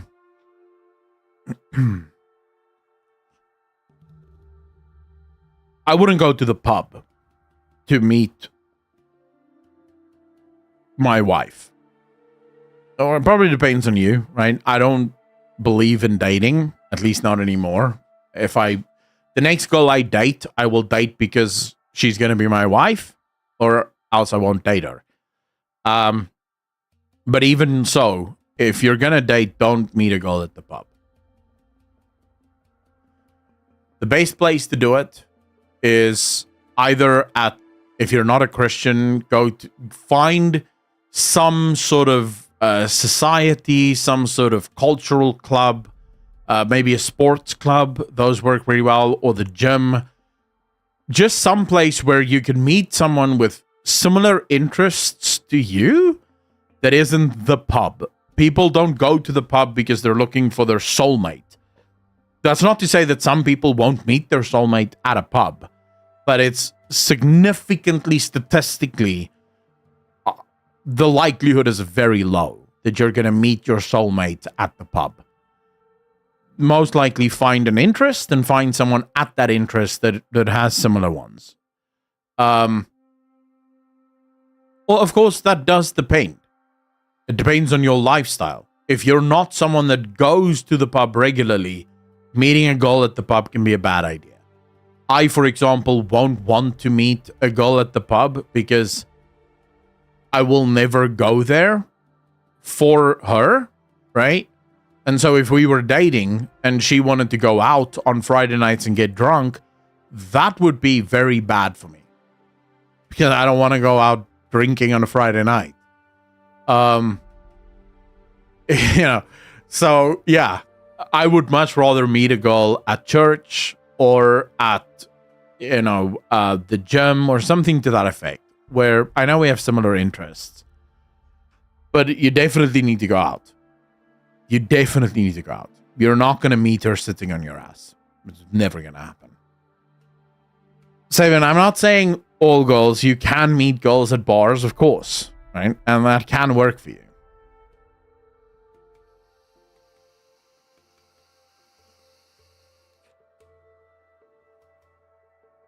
I don't know why all the tastes say that I'm fat. I identify as skinny. Hey, as long as you believe it, it's true. That's all that matters, really.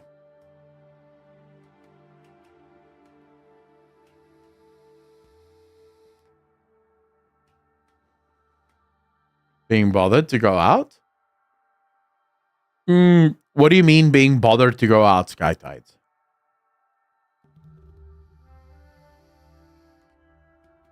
Yeah, I wouldn't use dating apps. dating apps are not for dating. Dating apps are for hooking up. No one is using a dating app because they're actually looking for Mr. or Mrs. Right.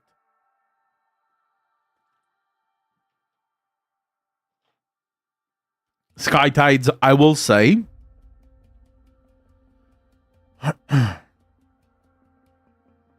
I never used to think this, but now I do believe it.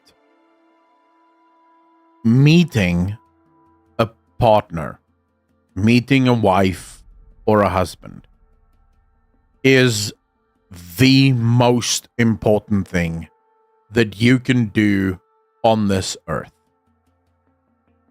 Now, the first thing would be having a relationship with God and with Jesus Christ, right? That would be number one. But if we're talking just on this earth, it seems to me like as humans, we were designed for that union. We are happiest within that union. That union fulfills us in ways that being single just cannot. No amount of games, no amount of friends on Discord, no amount of YouTube videos can fill the gap that a wife will fill.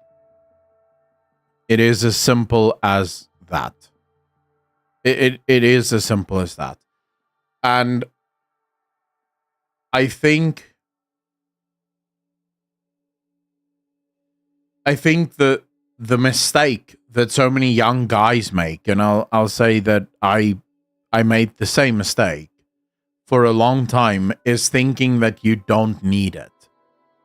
You know, you don't need it. You're fine. You have your porn, you have your this, you have your that. Who cares, right? What you don't realize is the value that that woman will add to your life is incalculable. You can't calculate it. But I look at the men around me that are married, and I look at how their wives enrich their lives, and it is insane. It genuinely is insane. It's you it'll blow your mind when you see it. And when you see what a healthy marriage looks like. And what just the value that she adds to his life is like, dude, I don't know how women do this, but they're phenomenal. And they claim that the man adds the same value. So clearly, we are designed for it. So you are basically hoodwinking yourself, trying to go through this world alone, when in reality, you were not designed for that. You shouldn't be going through it alone. You should be going through it with your partner. You want to chat on what, Camry? I don't know what that word means. Biologically, we are supposed to keep our lineage going. That's how we're designed. True. And then you ask the 60-something for advice and they tell you to never get married. Massey, I do think we live in a world where marriage has become... Well, it's become romanticized, right? And I don't mean that in a good way. Romance is important. But, so let's just... What are the most popular books that women read? What is the number one genre for women literature? Or female literature, rather.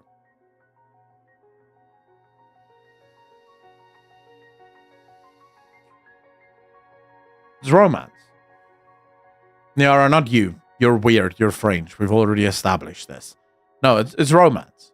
Right? Romance novels outsell every other book by a country mile. It is insane how many romance books women consume. The romance books that women consume is very bad for them. Because it is the porn of the female world. What is the number one thing men consume? Porn. And it is mega bad for us. And the reason for it is both romance novels and porn have the distinct side effect of changing our expectation of the opposite sex.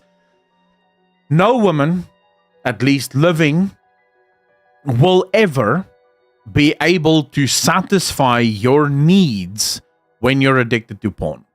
She will never live up to that fantasy.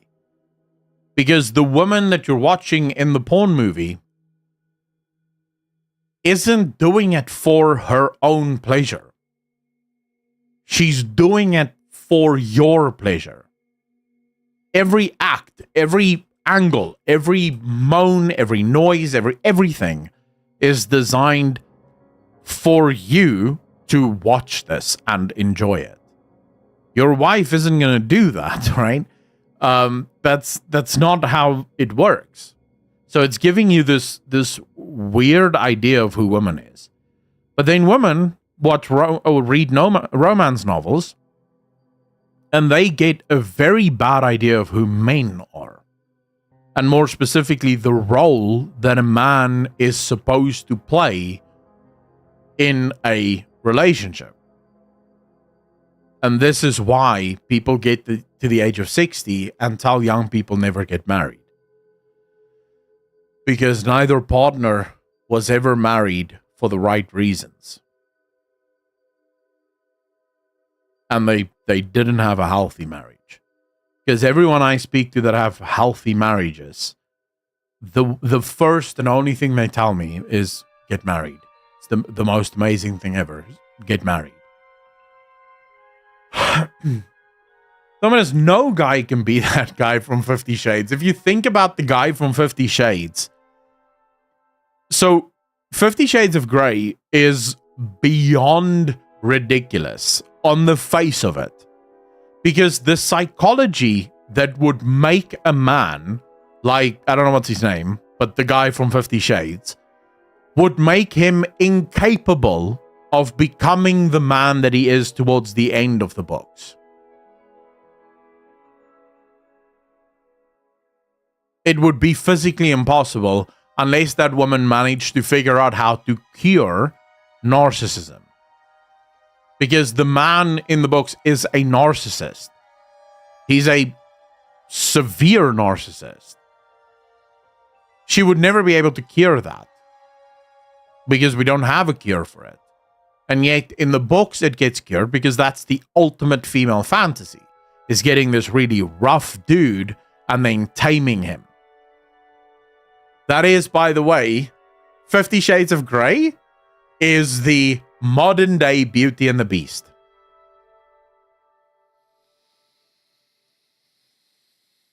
Because conceptually, Beauty and the Beast is that. That's why young girls watch Beauty and the Beast and are taken by it. Because it's this beast, this untamed thing that she civilizes. She turns him into a prince. Right? But that's the fantasy. The fantasy does not hold up to reality. So what happens is girls end up dating these severely unhinged guys, and then they don't understand why they're in these mega abusive relationships. And it's like, well, you did start dating the asshole. I don't know why you're surprised that he's an asshole. It's what you signed up for. It's what you're dating.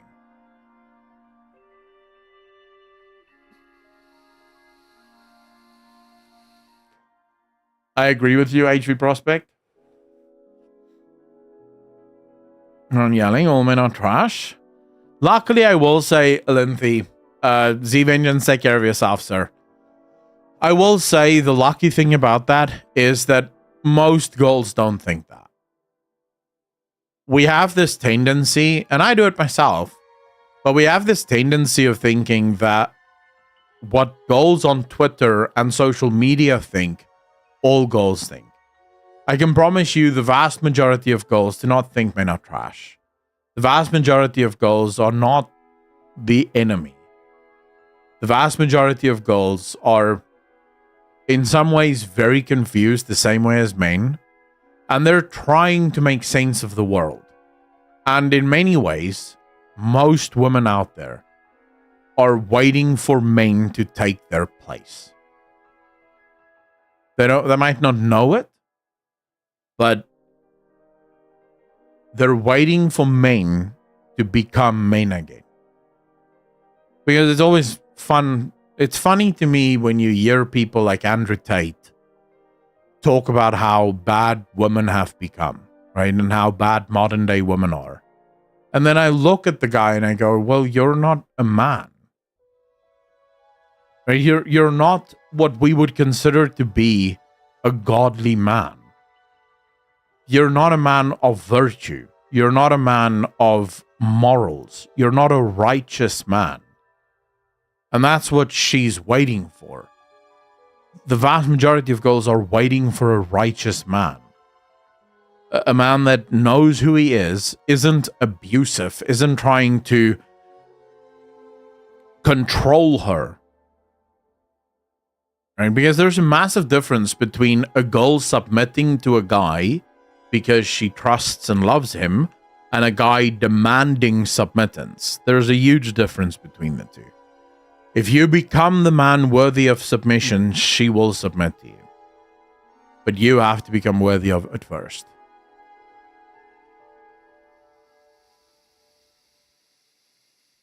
Digimark, happy belated New Year to you as well, sir.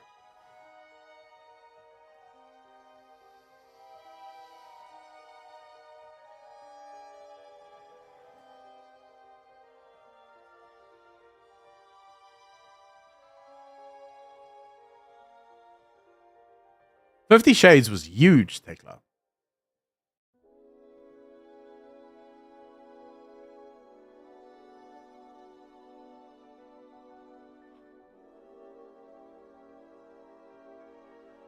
Jump, how you doing? Thank you so much for the follow. Really appreciate you. Welcome to the channel. Thank you. Never knew you had Twitch. Oh, Jump, I don't talk about my Twitch ever. I just sort of argue people who might want to join will look in the description at some point. But yeah, I just sort of hang out here and talk about nonsense. Or sometimes we play video games. We never finish them, though.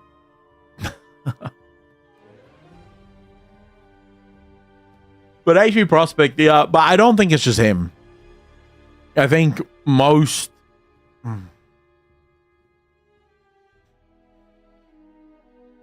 I think a lot of damage has been done to the point where most men and women have bought into the war of the sexes. Most men and women believe that the war is alive and active, and they believe that they should somehow fight this war.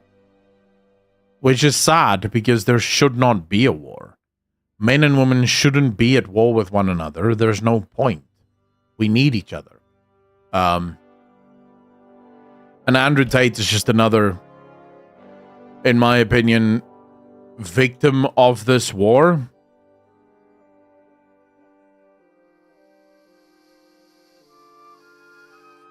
You feed all the time? I'm happy to hear that. Massey, you don't know that I still make videos on YouTube? What do you mean? Dude, I make more videos on YouTube now than I've ever made before. I pump out, on average, 3 videos a day. And some days it goes up to like 7. So, I mean, I pump out more content now than ever before. It used to be like 3 or 4 a week. Now I do that in the morning. So, what do you mean? Never heard Andrew Tate speak? I have. You're not missing anything. Andrew Tate is basically just Jordan Peterson. He just, he does kickboxing.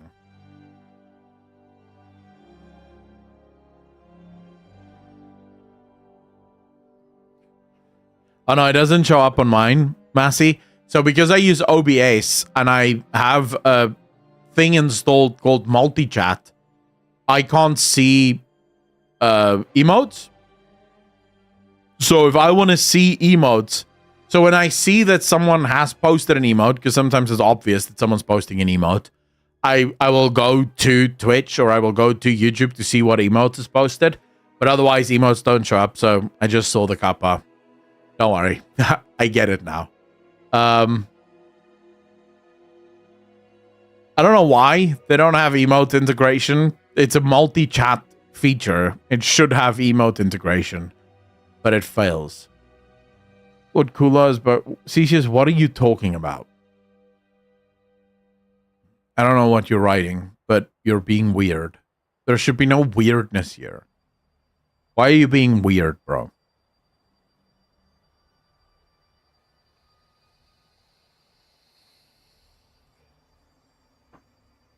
Oh, man.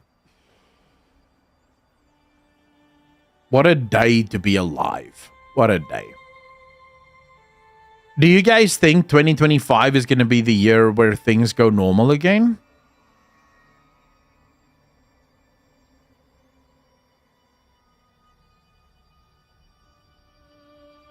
Frozen, yeah, someone told me about it earlier. Like the Ashes of Creation drama. Someone told me about it. I don't know much about Ashes of Creation, but what I just want to know is, did Ashes of Creation actually lie about what is in the alpha, or is Narc just looking for clicks? Gonna be worse? Why do you think that, Niara? I hope the biggest war ain't this year? You mean the war against video games? I will always think ASC is a scam. I'm not inclined to disagree with you, Job. There's a part of me that also thinks Ukraine war. Dude, you think that's the biggest war? I think that's child's play to what could happen in the Middle East. Because at least the Russia-Ukraine war is isolated to Russia-Ukraine. It's just two countries. What's happening in the Middle East could so quickly turn into madness. So that's the one that I'm hoping for, like, most. If that can sort itself out, I think the other wars will follow. Well, then he show live the zone in question. Oh.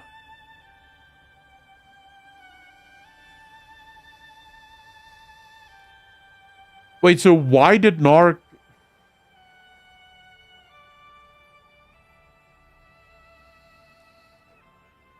Why did Narc say that? It would start in the Middle East for the oil. I do agree with you there. I said will most likely start in the Middle East. Otherwise, I think I want to move to New Zealand. Why? Charlotte, how you doing? Talking about the Ashes stuff? Yeah, well, people are filling me in on the Ashes stuff. I didn't know that there were Ashes drama. But that's because I genuinely forget that Ashes even exists. Like, that's how little I give a shit about that game. Because I am still convinced of the fact that most people that think they want to play Ashes are going to be so disappointed when that game finally goes live. And again, it's not because I think it's going to be a bad game. It's just that I think most people don't know what hardcore MMOs are like. And most people are not ready for what a hardcore game is. Specifically a hardcore MMO. There's going to be so many people that's going to be mega angry when that game comes out and they realize, wait, this is insane. What is this grind?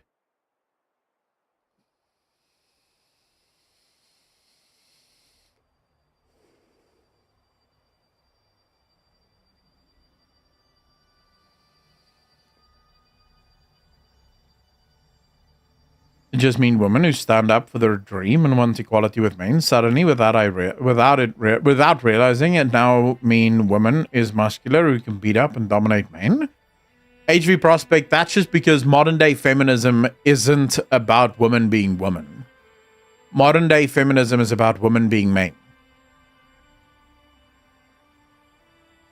It's the only thing. It's why it looks so absolutely apeshit. concluded that Narc was in fact misrepresenting things. But do we know why Narc misrepresented things? Like, was he just straight up mistaken? So was he making a mistake, or was he lying? Is he... What is going on? Westlock, how are you doing?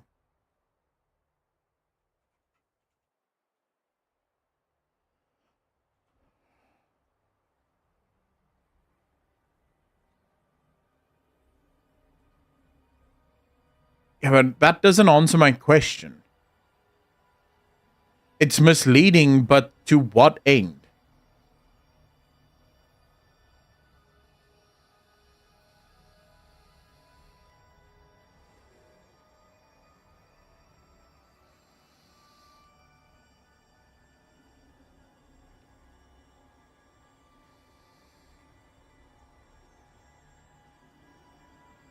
I don't want to watch the whole video because it's whatever, because they did not agree with the alpha promotion and the actual thing.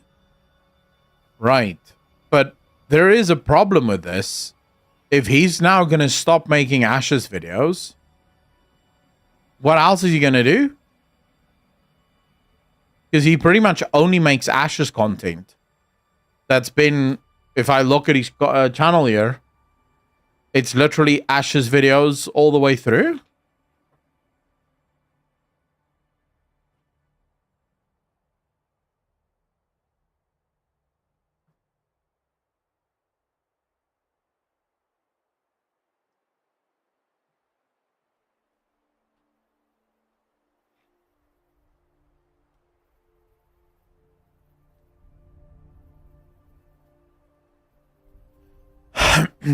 Have you... Okay, so Niora, have you played Ashes of Creation? Because you sound like you know what you're talking about here. But Charlie, I don't think... So, most people don't know what they want, right? And that's not...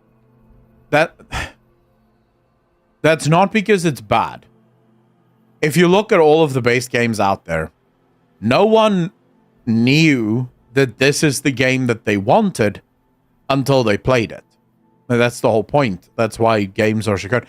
No one was sitting here year before last saying, you know what I really want?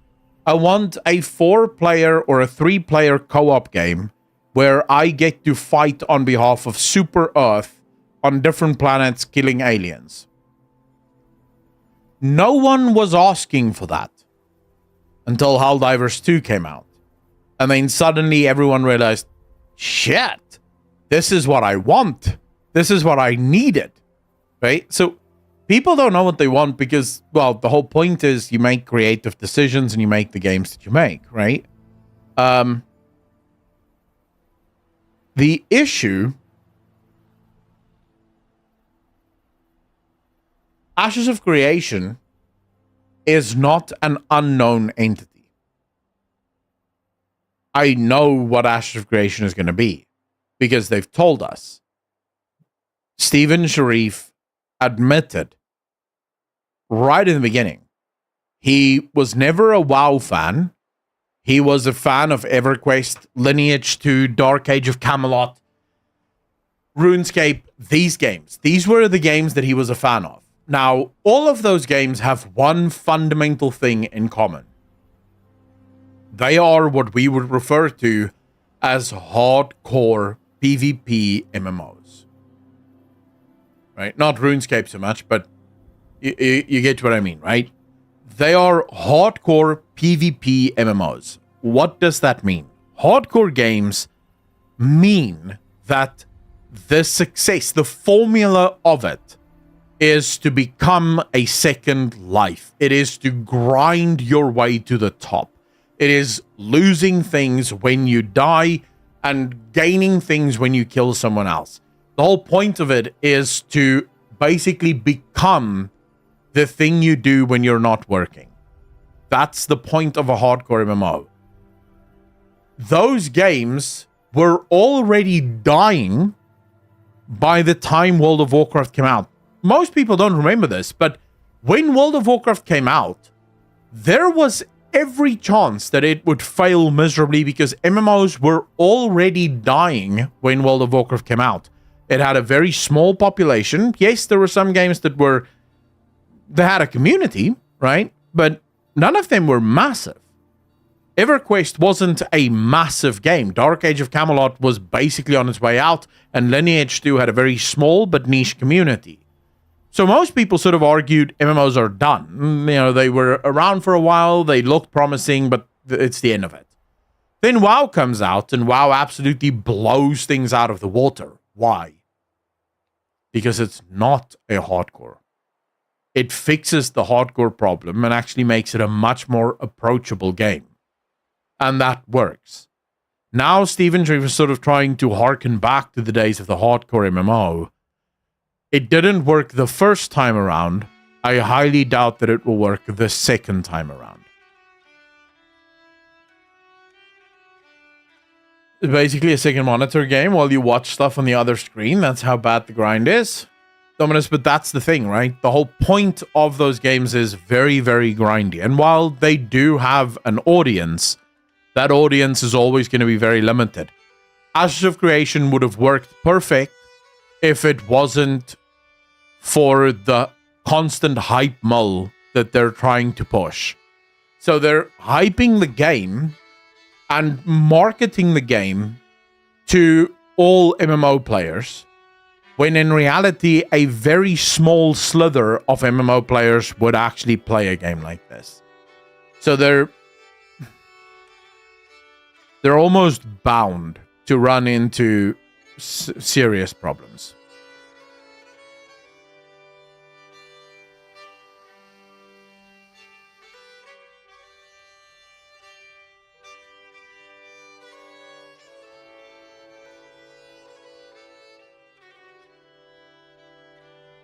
Very well, what AOC is and will be at the end of the Asmongold stream. Yara, what did he say? Noin, how you doing? But Massey, hardcore WoW is something very different to a hardcore MMO. Because hardcore WoW, the whole challenge of it is to stay alive as long as possible before you die, right? And then when you die, you have to start over. That's not really what a hardcore MMO is, because even hardcore WoW isn't really that grindy. As grindy, imagine this, right? So classic WoW can be a bit of a grind. Now imagine if we dialed classic WoW up to 100. That's hardcore MMOs. They're not just a little grindy. We're talking about games that have 50 skills, and each of these skills will take months to max out. Months to max out. And then you die, and you can de-level. So you can literally lose levels. All of your gear can be gone in a heartbeat, or at least some of your base gear.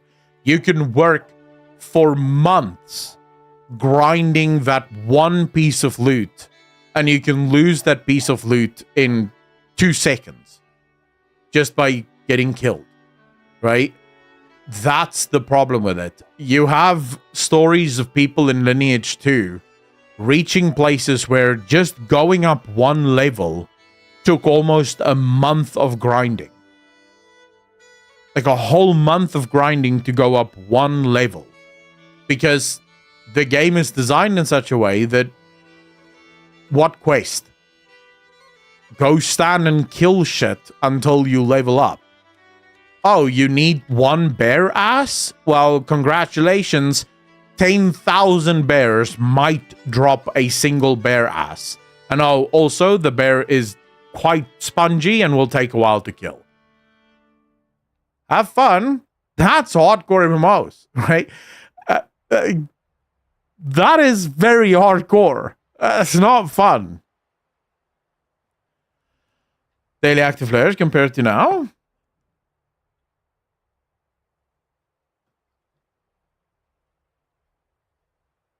It's only been 1 to 2 months each update for latest tier equipment. In harder mode of hardcore, while it's called self-made.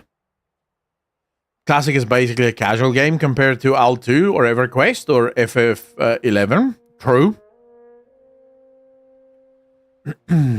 Super fun, but not for everybody. Lots of investment grind, old school MMO.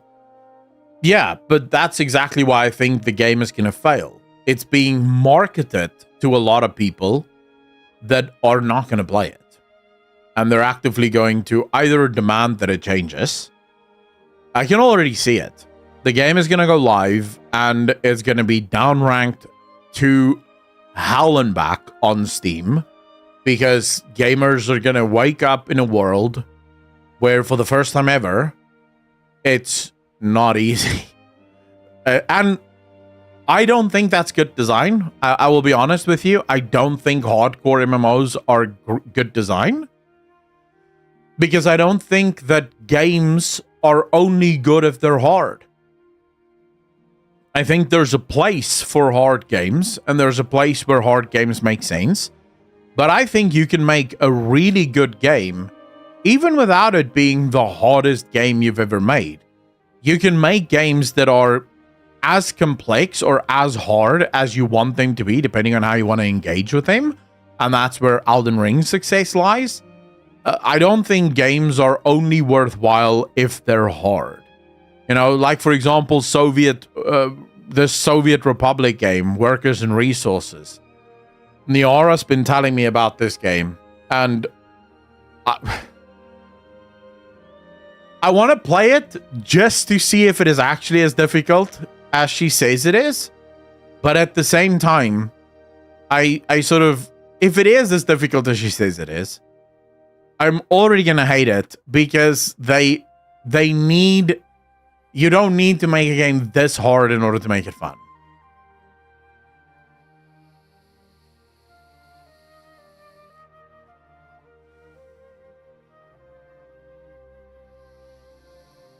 Let me show you why I hate this game. Yeah, alright, this will make sense of it now.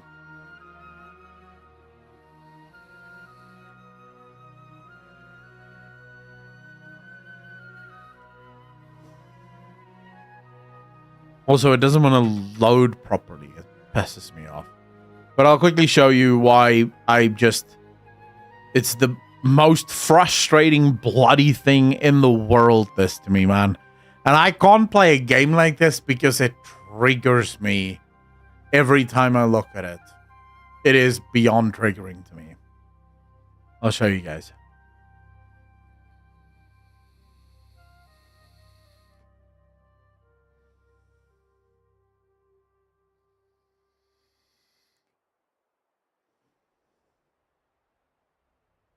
It takes forever to load, but we'll get there. Nowhere. And was great. True. Realistic mode with waste collection, electricity, research, sewage, water distribution, etc. all active. Wow.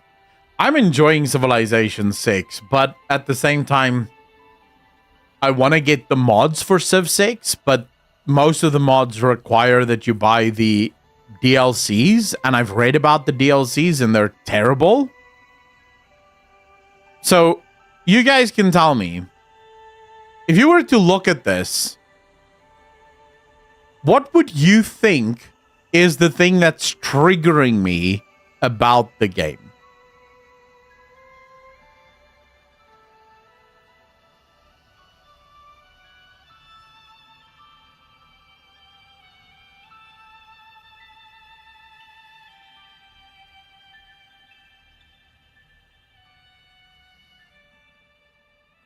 No, it's not the Berlin Wall.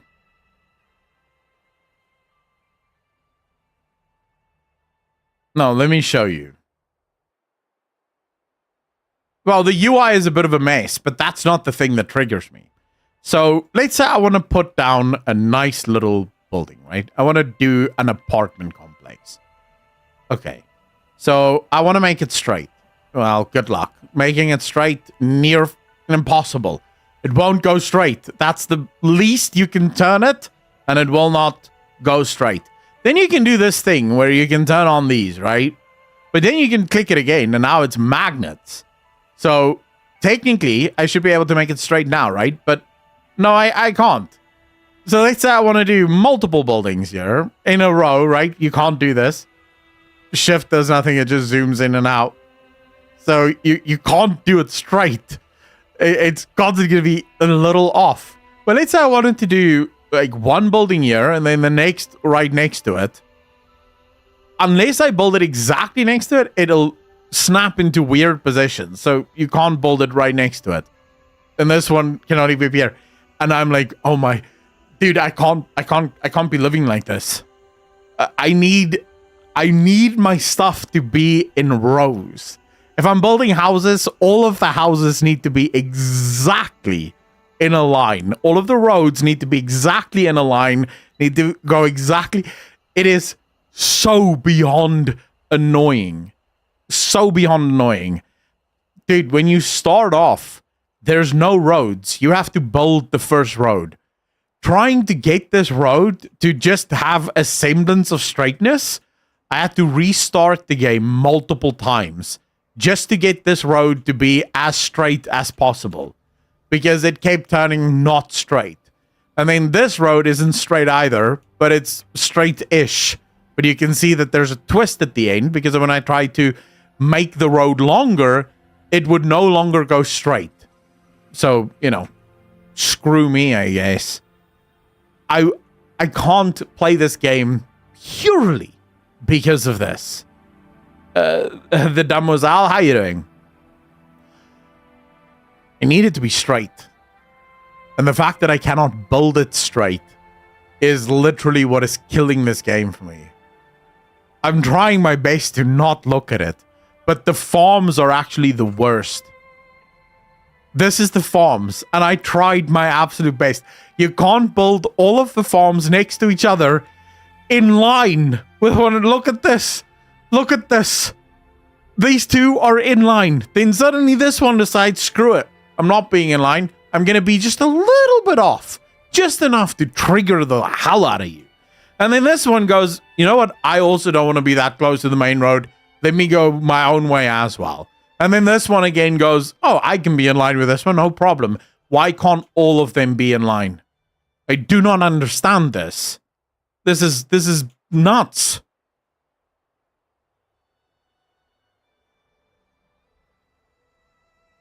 Even these, you can't do it. It is. I don't understand. So I can't play this game purely because of this. Crying for you because this is torture to watch. It is hell. It's hell to play. Holy crap. I struggle so much with shit like this. That's why I only have 4 hours in this game. And it's been 4 hours of me starting over the whole time because I keep trying to figure out how do I get my place to be straight. Punkarella, how you doing? Marriage is a bad deal for men nowadays. Sorry, I'll be back on the stream. No worries, Punkarella. I think so. But I still think that you're better off getting married. I think men are happier when they're married. I think you hoodwink yourself when you don't get married. Witcher 2 is a good game. I'd go insane if I couldn't have things in order like that. The Damoiselle, I'm literally the same. I never thought that I had OCD, and I don't really have OCD on like a big scale, right? So I don't open doors and close doors. I don't have that kind of OCD. But there are things that I like lines.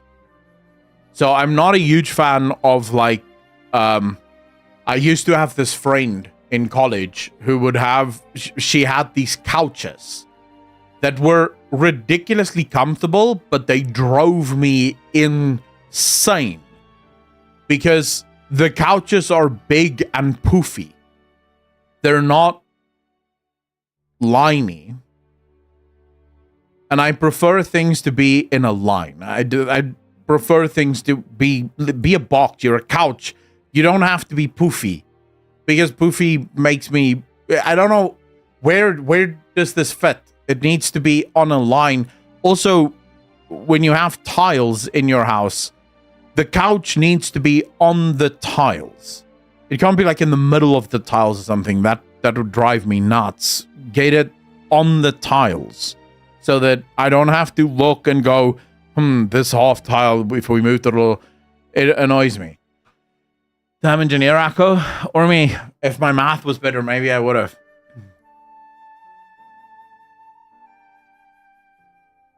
Being in the industry, it sucks when you're on a game project you don't like because it just drags. Wait, you work in the games industry? Nice. Nice.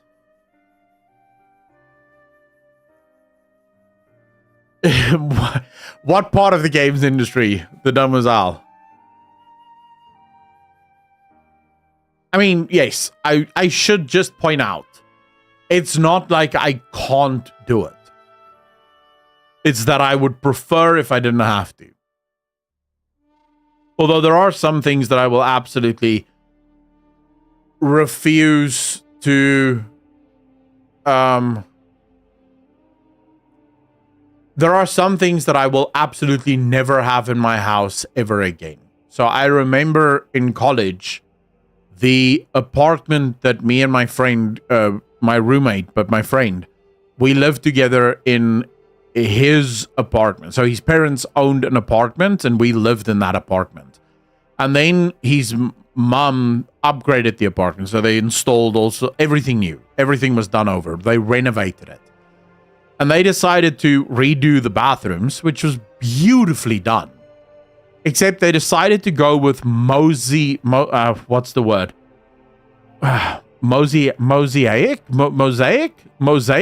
Is that the word? Not, it didn't make a picture, but it's these small little tiles that are all different colors. So it's not arranged to make an actual picture. It's just different colored tiles.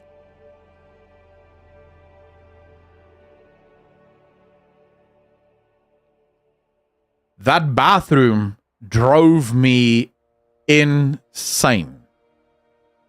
Because the tiles had no pattern to them. You would have, say, 3 white tiles going like this, but then the next white tile would be all over the place, like on the other side. And then it's just a black tile and a gray tile. Or then 3 black tiles going in a straight line, but then they're also not... There was no pattern, so I couldn't recognize a single pattern. It's just different colors all the way through. And I would sit there sometimes for hours. Like, I would go to the bathroom, I would go poop, right? And when you sit on the toilet, you're looking straight at this wall right in front of you. So you can't even, like, not look at it. It's right in front of you. And I would sometimes sit there for more than half an hour. I've already done pooping like 20 minutes ago. But I'm looking at this wall, desperately trying to find just one pattern. Like, if I can just find one pattern, my brain will be okay with this. I just need to find something, because it drives me nuts. So never, ever, ever, ever in my life will I ever live in a house that has those tiles ever again. It would kill me. Go poop? What the hell is wrong with you? That's so disgusting. I'm a man. Main poop. What are you talking about? It's women that don't poop. Everyone knows that. I've been the past several years, yes, but in recent years it's been a little exhausting, but I do a little bit of everything where they need me. But there is always hot tea to sip with gaming news constantly. Demoiselle, if you have information, I'd love to talk to you. Off the record, obviously. But I would like to know what's happening inside the industry, just for myself, not even for videos. I would love to hear from someone who is in the industry what their experience is currently. I would love to get some kind of information there, because the people I used to know in the industry no longer speak to me, because I wasn't nice for quite some time. It was very not nice. And most of them worked on WoW. So that's a game that, yeah, the developers that's left there, I don't think care much for this stuff. Thank you very much, Katie. PCR, how you doing, bro?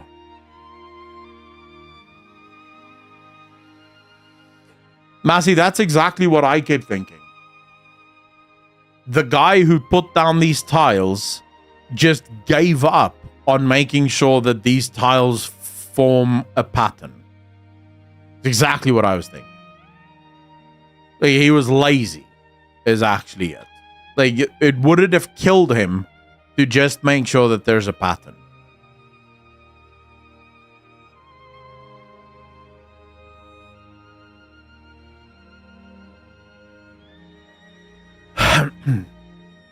And yeah, I don't like it.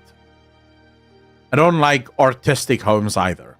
I used to have one of my friends in school. His mom was like an artist, and their entire house was so over the top arty, and it not even that it wasn't triggering or anything. It was just the ugliest house to me. Like, they had a normal looking living room, and then the light fixture in the living room was a thing that she made herself, which was a bunch of very long over the top copper pipes with lights on the edges. But the thing goes the whole thing through. And the problem is, I'm 6'1". So it's not like I'm the tallest person in the world. I'm 6'1". Or for those of you in Europe and South Africa, I'm 186 centimeters or 1.86 meters. But I can't walk under it. So I have to, when I'm walking in the living room, I have to duck underneath this bloody light fixture. And it doesn't even look beautiful. It looks like ass. But she's arty, you know? And so she has to have these arty things in her house. And it's like, why don't you just have a normal light? I like my houses unimaginative. If you walk into my house, you will find not a single portrait or picture on the wall. No curtains. There's blinds, but that's it. And I like it that way. Makes me happy. It's easy. Wouldn't mind a little chatter. It's rare that I can talk about this stuff aside with some close friends who don't work in the industry. The details due to obvious reasons. No, but I fully understand. And as I said, it would be completely off the record. I would not divulge any of the information that you give. I would just like, for my own sanity, but also maybe for a bit more understanding, because I can say, looking from the outside in, it feels like this is something that is just a cancer that has rotted the entire industry. So often we have this idea that all of the devs are like this.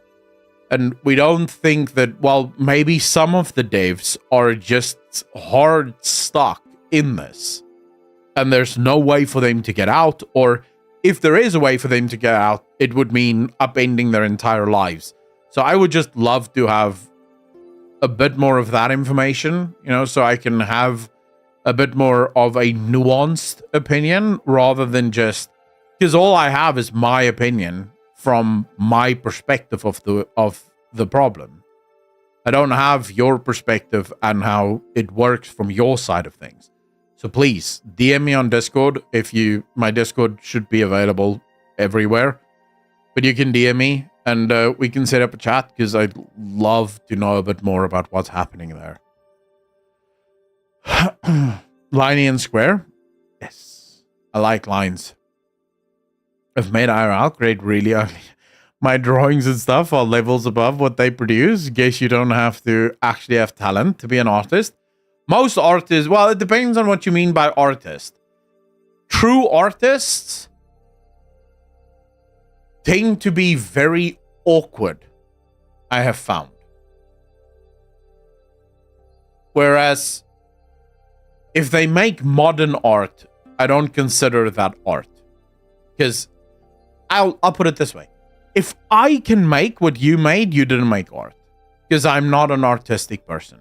My mom sent all of us for drawing lessons, and literally after the first lesson, the lady was like, he's not really good at this.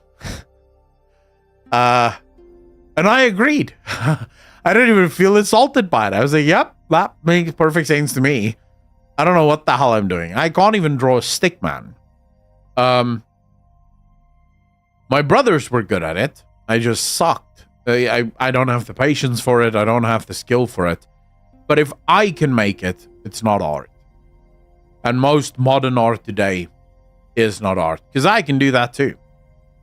I saw this video of this guy putting holes inside a paint can and then just throwing it.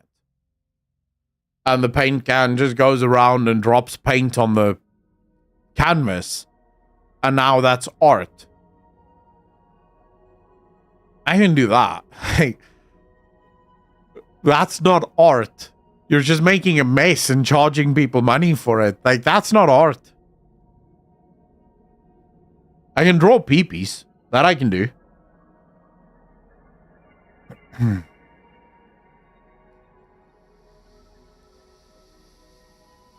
Although, Saven, I was watching...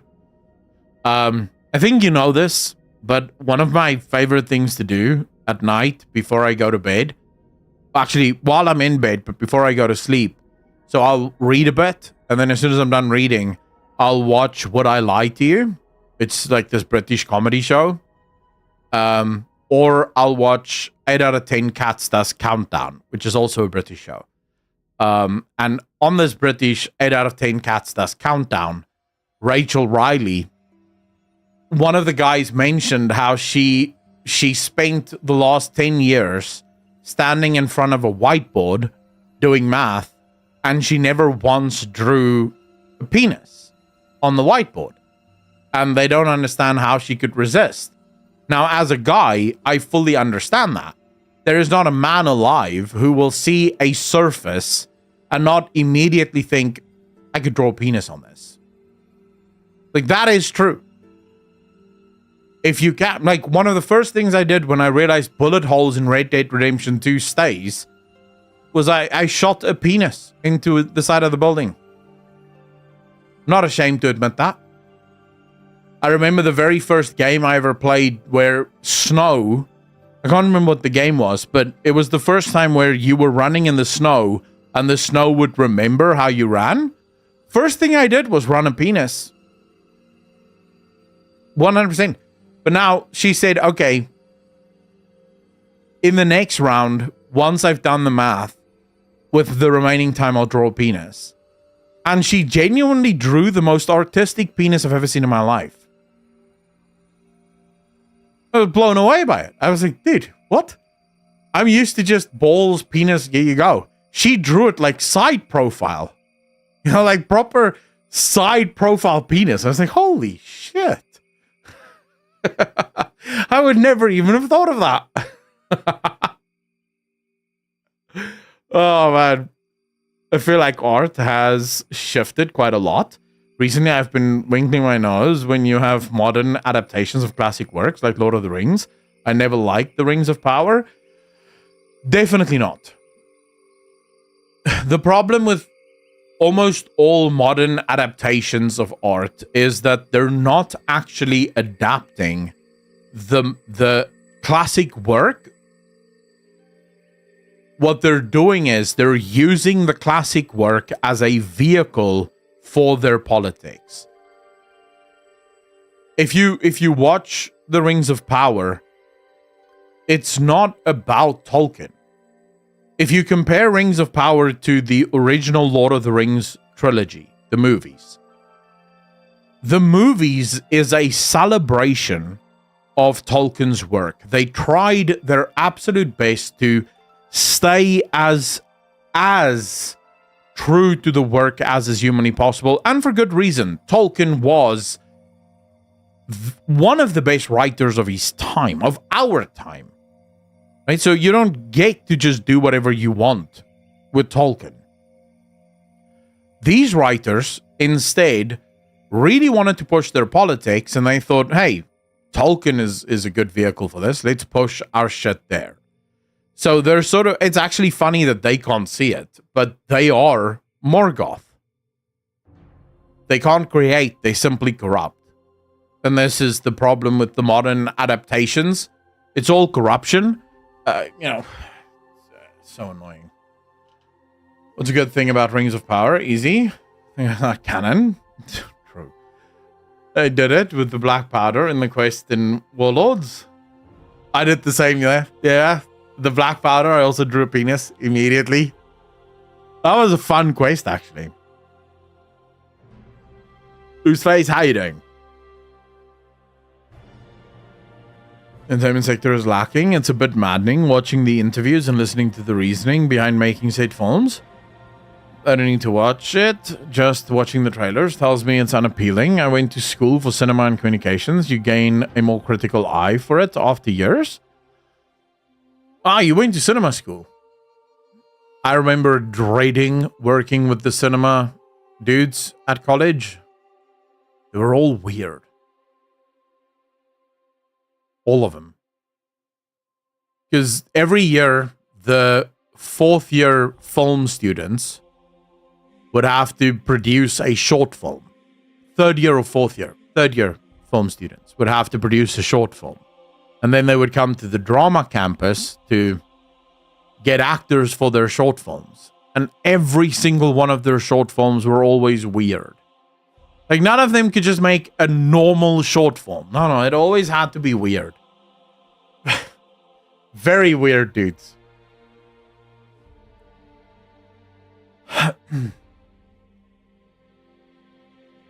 Titan One, how you doing, brother? I'm good, man. I'm very good. Thanks for asking. How are you?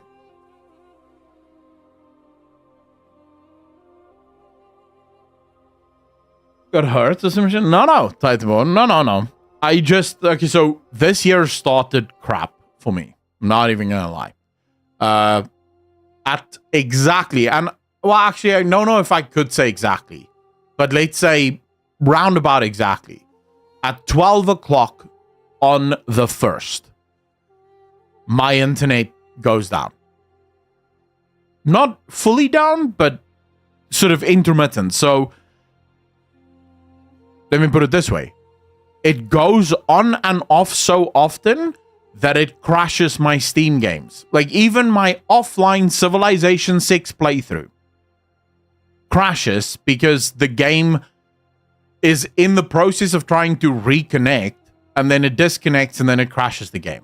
So I have to unplug the internet because it keeps going on and off. You can do nothing. I tried to make a video, can't get it uploaded because it crashes the whole time. So I don't have internet. This lasts for a whole 2.5 days. The first 2.5 days of 2025, I had no internet. I was just like, man, this year, if this is the start, I don't want to know what's going to happen next. Like, how bad can this get? But I'm not going to complain. I got a few extra days of holiday because I just decided, screw it. Let's play Civilization 6. And then I will be honest, even though the internet eventually came back, I was slightly addicted to Civilization 6. I conquered the world 3 times in Civ 6. Twice as America, once as Germany. The last time was as Germans. You all need to learn how to speak German now. And I had quite a lot of fun with that. And now I'm here because I'm done having fun with that. Sin family, how you doing, brother?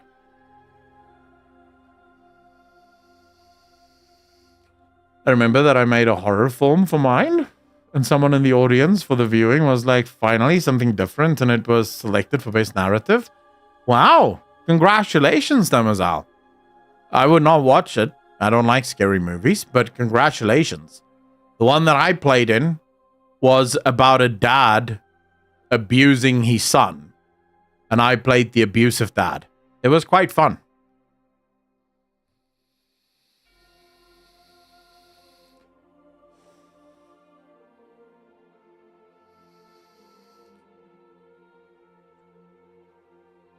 Massey, I want to play Civilization 6 with some of the mods because there's some pretty cool mods, but I don't want to buy the DLCs because one of the DLCs introduces global warming, and every single comment on it says this is the worst DLC in the world.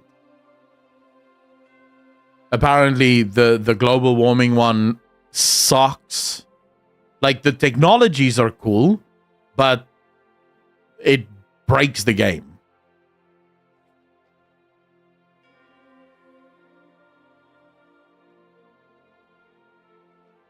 Yeah, that's a good thing. I like the same. I like doing new things.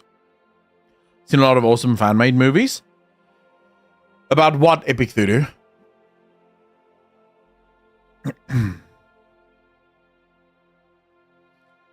Truth Gaming, how you doing, brother?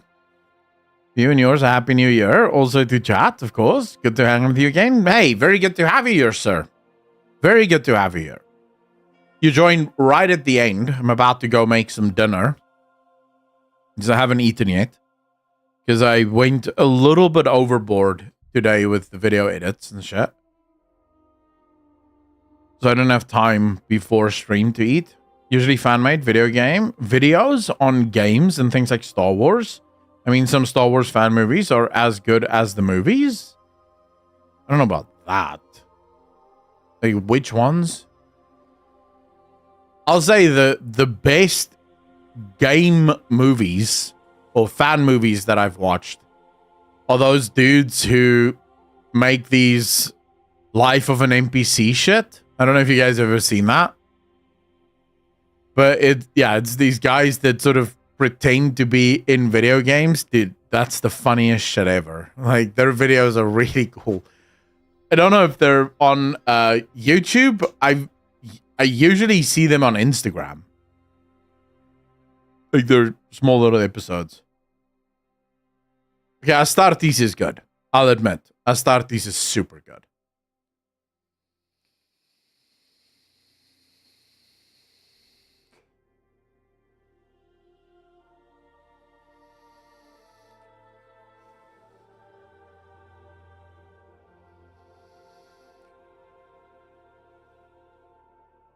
I just wish we got more Astartes. Like, that was... Although we did get a little bit more with Secret Level. Is it called Secret Level? What's the prime one? It's called Secret Level, right?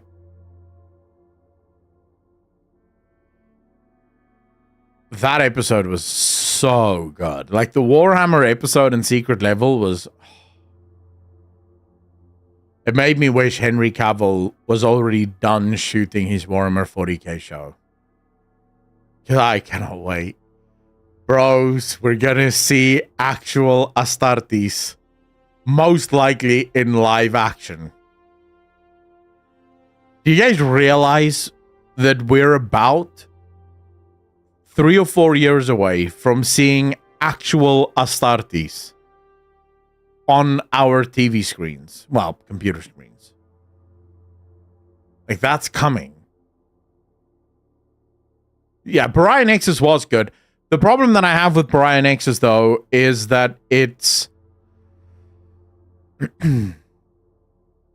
it's a little bit too disjointed for me. It felt like a collection of game cinematics squished together to make an episode. Where I was kind of hoping for something a little bit more flowing. It really felt like they had these super cool moments that they wanted to show off, but then spent no time on the connective tissue of the moments. Which oftentimes I get, right? That's what you want to do. But oftentimes those connective tissue makes the moment so much more powerful.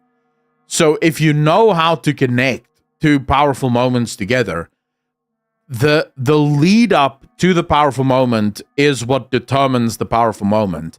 If you just go from powerful moment to powerful moment to powerful moment, what ends up happening is there's sort of like a dopamine crash that happens with the audience, where They don't, because you're not letting them down easy.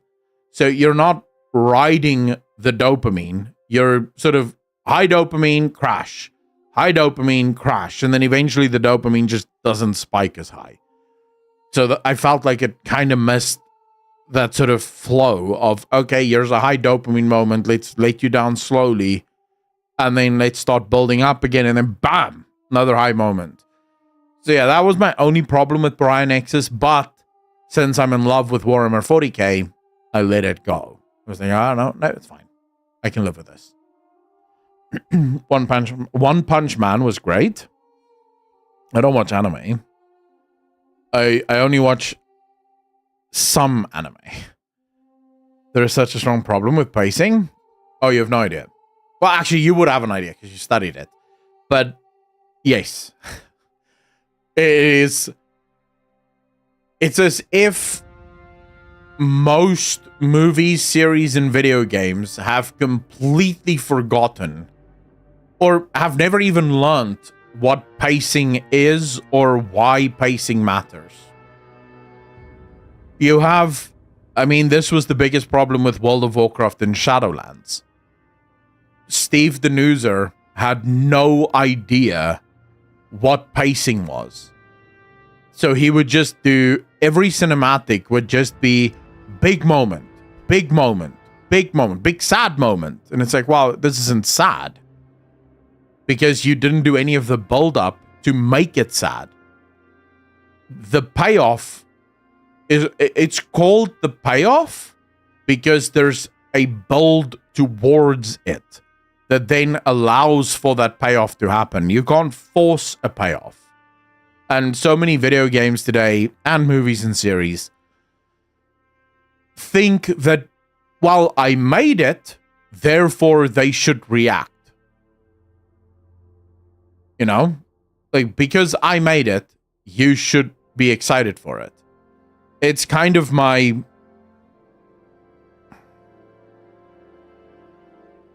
it's my problem with a lot of game developers, of course, present company excluded. But my problem with a lot of game developers is they believe that because they make games, they can demand respect. It's like, no, that's not how it works. You get respect when you've earned it. You don't get respect just because you exist. It's not how this works. You can get common decency, sure. I have no problem being decent towards you, but I'm not going to respect you because you exist. If you want to be respected, do something respectful or respectable. For example, if Hideo Kojima demands my respect, yes, sir. Absolutely. You have earned my respect. You are a pillar within the gaming community. You have made some of the greatest games that we have ever played. You get to demand whatever the hell you want. But when Tom, Dick, and Harry, that is the, brand new interns working at Ubisoft, says you will respect me because I made Star Wars Outlaws. I say, oh, not really. I mean, you've not proven yourself as shit. I am allowed to badmouth your game. That's just how it works. Yoshi P is also brilliant. Of the same mind, I find that line of thought to be based in a sense of narcissism so true. Old Blizzard I valued, but New Blizzard is trash. I don't think everyone at New Blizzard, because I do know that there's a lot of developers at New Blizzard that I don't ideologically agree with, but they are good people. Rohit, how you doing, brother? My man, with everything that's happening with Wookiees, remember that you have to remain optimistic. Never let those degens ruin any of your days with their garbage. God bless you all. God bless you too, man. Thank you so much. Did you watch The Awakening? Fan made it, and it's almost a full hour? No. What is it?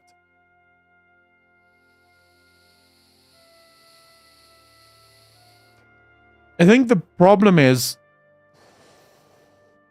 The Awakening. I'll check it out.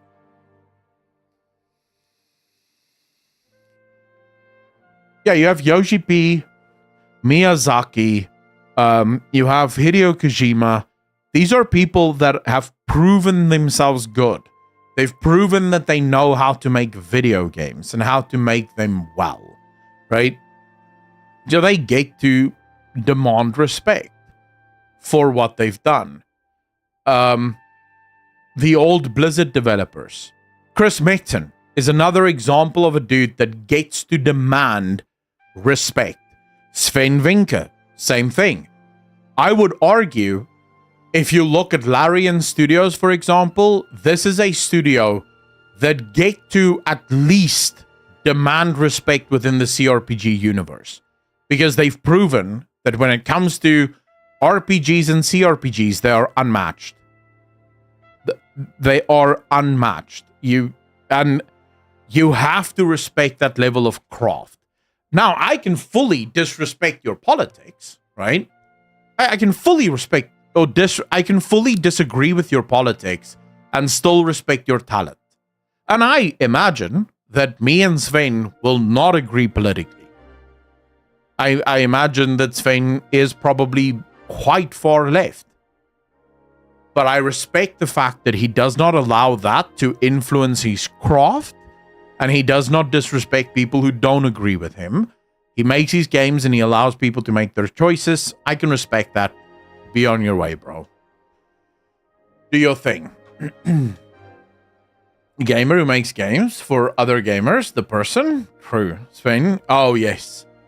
That Game of the Year moment. What was so angry, or what made me so angry, was that I listened to his speech and I realized that 95% of the people that should be listening to that speech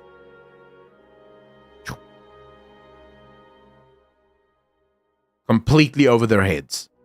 They never even heard it. They listened and they thought, yeah, to all the moments that they thought was important.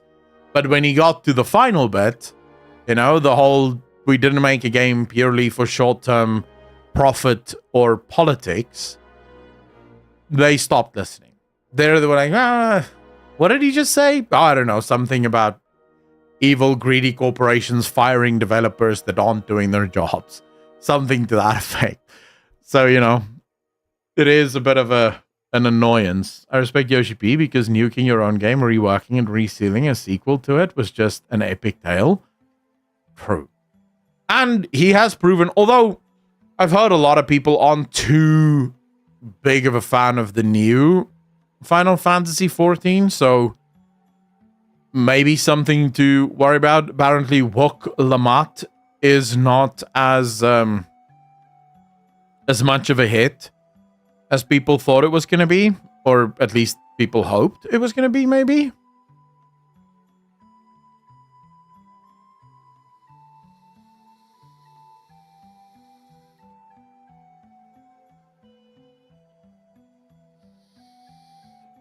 Boys, I have bad news.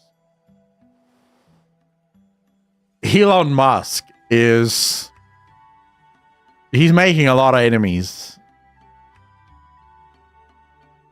I would not be surprised if Twitter gets banned in the EU very shortly, because this seems like the preamble to it.